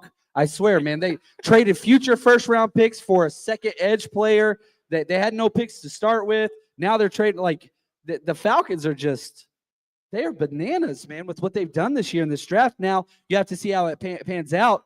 The Eagles traded with the Falcons. Meanwhile, the Texans just did a trade with the Vikings. So 2 trades just happened within the last minute. So I don't know what the Eagles gave up to get this pick, or for the Falcons to get this pick at 96, but The Texans trade. Texans gave up 102, 142. Vikings got 97, 187. Yeah, Vikings were going to trade back at some point. They They had needed no more picks. draft capital. Had 4 picks total heading into this. So Xavier Watts, what a tremendous pick that is, actually. Dude, he fell. He should have Wow. went a long time ago. Yeah, that is a great pick. Tremendous value here. And this was another one of those fallers. But this is a scheme fit for the Atlanta Falcons. And so I think he's a good pick. I don't think safety would have been a target for the 49ers. So this is another one of those picks that you're okay with going off the board. I think there's still some good ones available as well. I'm not 100% sure because I kind of walked away. Is Kevin Winston Jr. still available? No, he's at safety? gone. He's gone. Okay. Yeah, he went. He probably went a lot earlier. I did not hear that one, but I just thought I'd bring him up.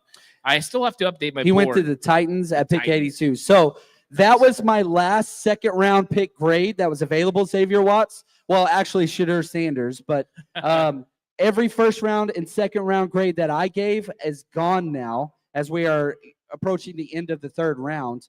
But so let's do this. The 49ers are 4 picks away. Give me a top 3 of what you think will happen, or if you want to go a different direction, who you want it to be. I think that there's a real chance they go defensive line Joshua Farmer. I think they still want to look on the inside. They still want to look for players that can help in the trenches, and I think he's one of them. I also think Miles Frazier is in the mix as well to play left guard for the 49ers. I think that they looked at guys who are this size that could move, and Frazier 6'4", 317 pounds. I think he fits the bill. So I think this could be the opportunity to go offensive line. It would be the first offensive pick in the draft, but it's a need. So I think Joshua Farmer's the best true tech left, a true 3 tech. I would not be opposed to Aeneas Peebles at this point either. I know it might be a little bit of a reach, but when you're talking about one of the best pass rushers at defensive tackle, I'm staying on the trenches because I think you could still get a Quincy Riley at pick 113. I think there's some guys. This Jalen Smith, cornerback out of USC, goes to the Houston Texans. Yeah, he was a good player. I didn't like him as much as other people did. Me either. But, hey, man, I'm glad that he's gone. That's okay. 49ers, 2 picks away. We got Raiders back-to-back at pick 98 and 99. Then the 49ers at pick 100. I'm going to say, if I could have it my way, I would probably turn in Denzel Burt, corner. Ohio State would be my number 1. I'm going to go Marcus Bow, the interior offensive lineman 2. And then I'm going to go Jalen Royals, wide receiver. Now, there's crazy value at the running back spot. This is where you got Trey Sermon. This is where you got Ty Davis-Price. None of those hit, but they go there. Cam Scatterboo, I think it's a little early for him, but the 49ers do not mind reaching here. If they go running back, though, DJ Giddens or Dylan Sampson, absolute perfect fits. I mean, but Cam Scatterboo is my number 3 running back left. So I got Dylan Sampson 1, DJ Giddens 2, Cam Scatterboo. But yeah, so Raiders got 2 picks back-to-back, and then the 49ers at 100. So the first Raiders pick is in. They haven't announced it yet. Man, here we go. Last player. 3 players added today. Let's go. Now, they could trade out. That is true, but I wouldn't be mad if they traded out, to be honest. Yeah, let me ask you this about Marcus Bow. I think it's interesting when people talk about him, because what is he exactly? Is he an offensive tackle? Is he an interior offensive lineman? I kind of seen him more as a center prospect. My biggest fear is him playing guard, not having an anchor enough to play against guys like Alfred Collins, who will absolutely eat his lunch because I don't think he has a big enough anchor. Do you feel the same way when you watch the film of Marcus Bow? Is it tackle or center, or do you think he has upside to play guard? I want him as a center. That's where I want him eventually. But you talked about the anchor. Here's what I wrote in my draft write-up. Could add more weight, which would help with his anchor issues. He's built exactly like Colton McKivitz and that Jalen Moore, that Justin School. He's that mold player. So the 49ers fit is there. He's played right tackle. He's played right guard. So he's played outside, inside. But yeah, that's why he's fallen. He doesn't have the elite anchor, which that's what makes Dominic Pooney so special. He's a developmental player that I would like at center eventually. I think he could play left guard and then maybe eventually move to center would be my goal there. But you don't like him as much. I do like him at center. I don't like him at guard because I think I think when you look at Ben Barch and you look at Nick Sakel, I think both of them have better anchors than Marcus Bowe. And I don't see him as a plus athlete compared to those two guys either. So it's almost like you're drafting the same guy that you already have. If you're going to draft him to eventually take over for Jake Brendel, that's where I think it makes sense. I think he's intelligent enough. He's got the athleticism. He's got a better anchor than Jake Brendel, and he can get to the second level. But I worry about drafting a guy that can play guard initially. And so I don't know if Bow would be my guy. And I think that's why I kind of like the bigger guys. I know Dominic Pooney's not huge, but getting a bigger guy that can play guard, because I don't want people getting into the face of Brock Purdy with that interior pass rush, because Brock Purdy's not the tallest guy. He's not, Trey Lance or one of those guys that's 6'5" that can see over the top of everybody. He needs space to be able to operate. And I think that's one thing I have a concern of with left guard, even with Ben Barch. Nick Sakel's got the best anchor of all of them, but run blocking wise, he doesn't have it. So that's my concern with Marcus Bowe. Yeah, and so do you just get another Nick Sakel? I'm curious, where did you put him in your round? Because it sounds like you're describing a 5th round pick. Yeah, I was looking for him right now, Marcus Bowe, and I think I did put him in the 4th round. So this is, wouldn't be a reach for him, but I was lower on him. I put him in the same round with guys like Chase Lunt, who I'm a huge fan of, but I like Chase Lunt as a tackle. I don't like him as a guard. The guys that I like later on is guard Jack Nelson. I love Jack Nelson. I talked about him before. I think that there's a potential for a guy like that later. So I don't know. I think that's one of my concerns with Bowe, but that's why I was interested, because maybe you saw more of an anchor than I did. And that's one of my concerns, but I do see him as a potential center prospect, and we would all love to get a potential center prospect. Man, any center prospect would be great. Right. And, it's funny because you talk about how Kyle Shanahan was asked about Jake Brendel, who gets a lot of scrutiny for stopping in the middle of the play and watching his players play football. And he's like, no, there's no competition there. Like, no, this is his job. Like Kyle and, our Chris Forster, our offensive line coach, absolutely love Jake Brendel. And so, but he's only on roster for this year, next year. And, he's older. How many 33-year-old players get better? I don't know the answer to that, but it seems like he's going to be around for a while. Here is the first Caleb Rogers pick. Just came in. There we go. Sorry about that. It got tipped off. I ruined that one. Caleb Rogers, guard to the Raiders. The chat. I got to put the chat away. The next pick for the Raiders is also in, which means the 49ers are currently on the clock. And Caleb Rogers would have been a guy the 49ers were in on as far as offensive line.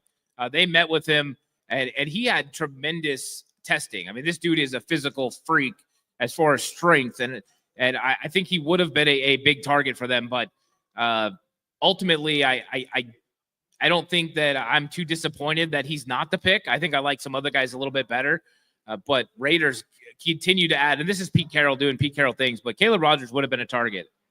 Yeah, I like that. I like that. So the Raiders pick is in their next one, but I do like how the NFL, just because the team's picking twice, they give each player their kind of moment for the montage and all those things. And so now we're at pick 99. The Raiders, one more pick than the 49ers, are currently on the clock, but the clock's kind of lagging behind a little bit. But I'm excited because, I'm just hoping as long as it's not a kicker or a punter.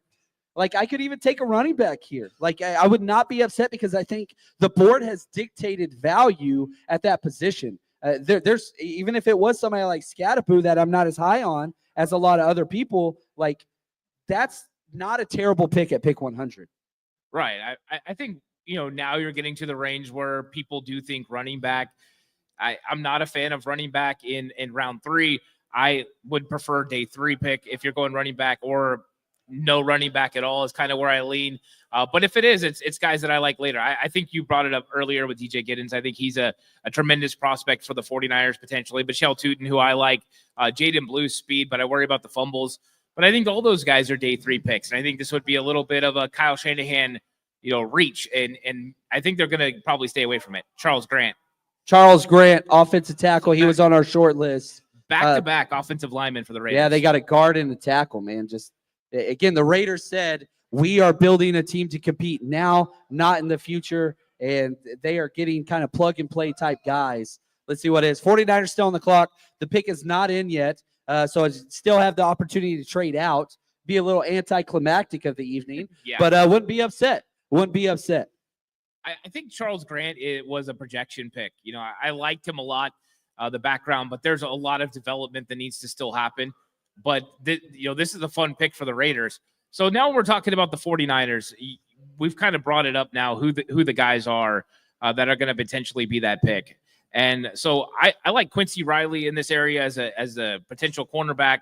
And then I like Miles Frazier. And then I'm just going to throw out there. I would normally go Joshua Farmer because that's what I did in my mock. But I'm going to say Aeneas Peebles because I think they need a pass rush defensive tackle. The pick is in for the 49ers. They are not trading out. Let's go. Let's go. So we're going to turn the audio on when they walk to the stage.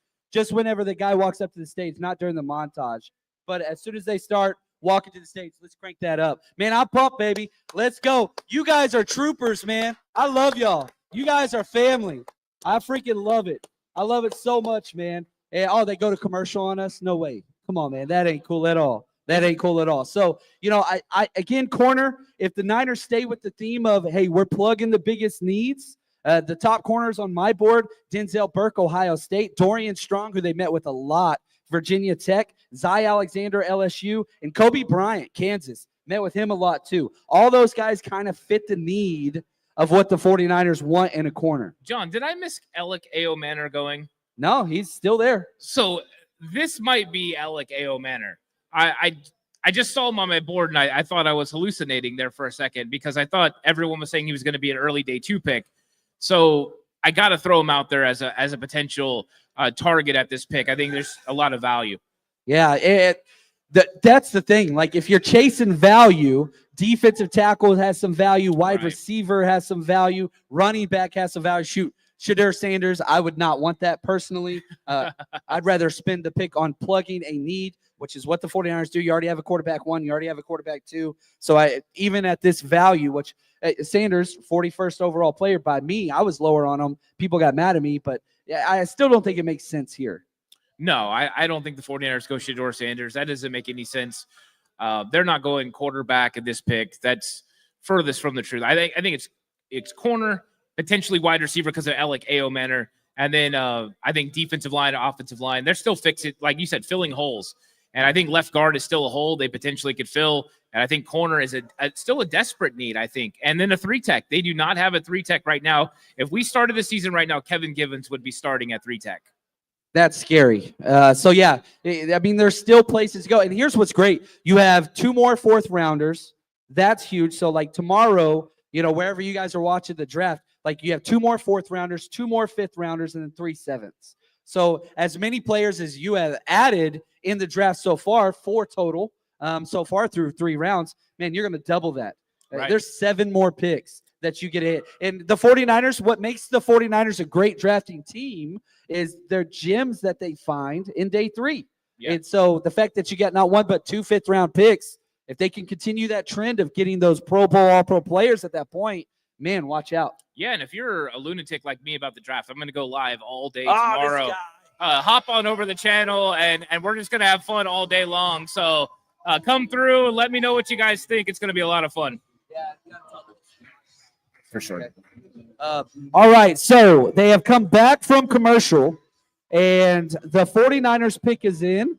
They're doing a little bit of a recap here. That's all right. I love it. One of my favorite things about the draft is just seeing the look in on the families and the celebration. And, I mean, you got to remember, like, these are names and football players to us. These are family members, sons, like, it's amazing watching these dreams come true real time. I absolutely love it. And, man, Green Bay, raining in the cold out there all that time. Some troopers, man. It is impressive. Yeah, I'm just so curious. They didn't trade. Here we go, baby. 49er selections in. Let's hear it, baby.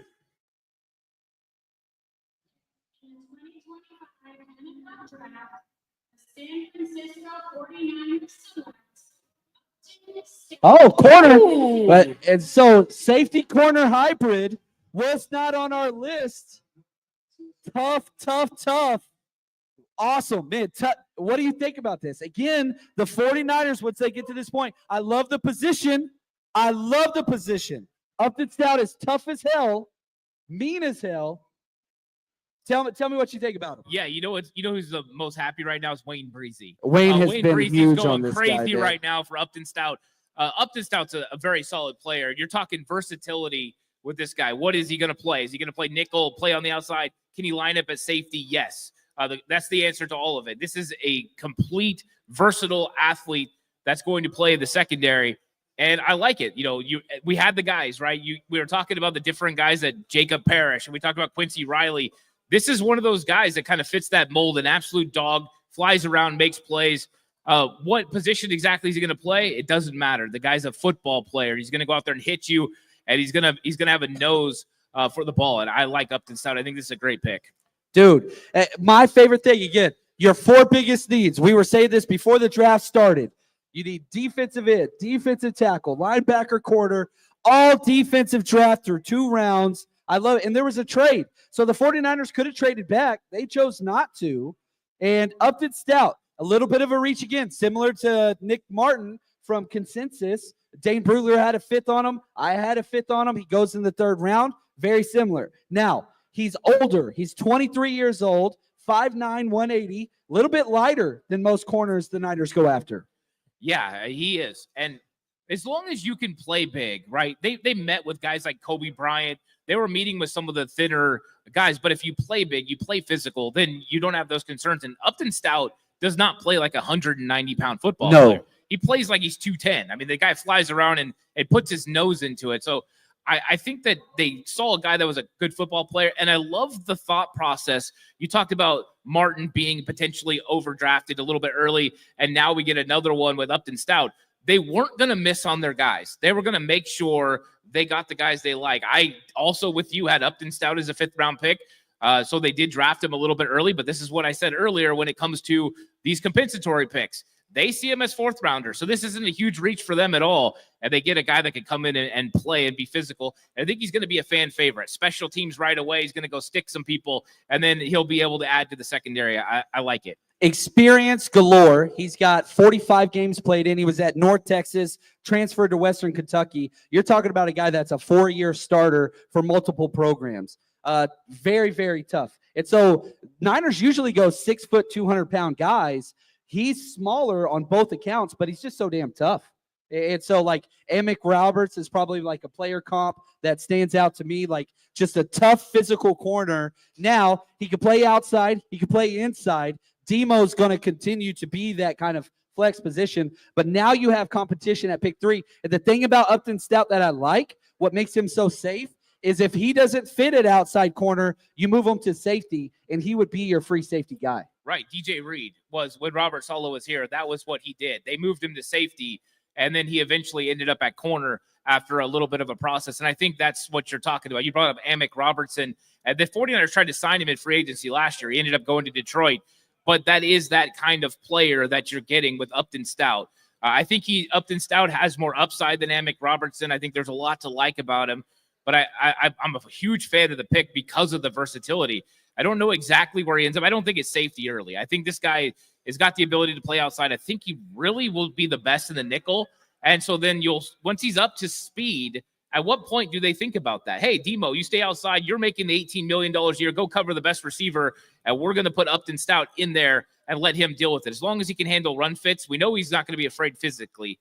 In physicality wise, but that's going to be one of the question marks. How quickly does he translate to playing nickel? I love it. This is the last pick of the draft, guys. Ty Felton, wide receiver. 4 hours, 15 minutes on the live stream. You guys are troopers. Love y'all. This has been an absolute blast. Thank you to everybody that watched it from home. That's going to do it. And any closing remarks real quick before we bounce out of here? Hey, thanks everyone for coming out. I had an absolutely great time. I hope you guys will come to more Rush Road Trips. It's a lot of fun. So thanks everyone for the support. This was a great time. Looking forward to more. And if you're crazy, join me on the live stream tomorrow. Man, this is awesome. Thanks to everybody. And as always, stay strong, faithful.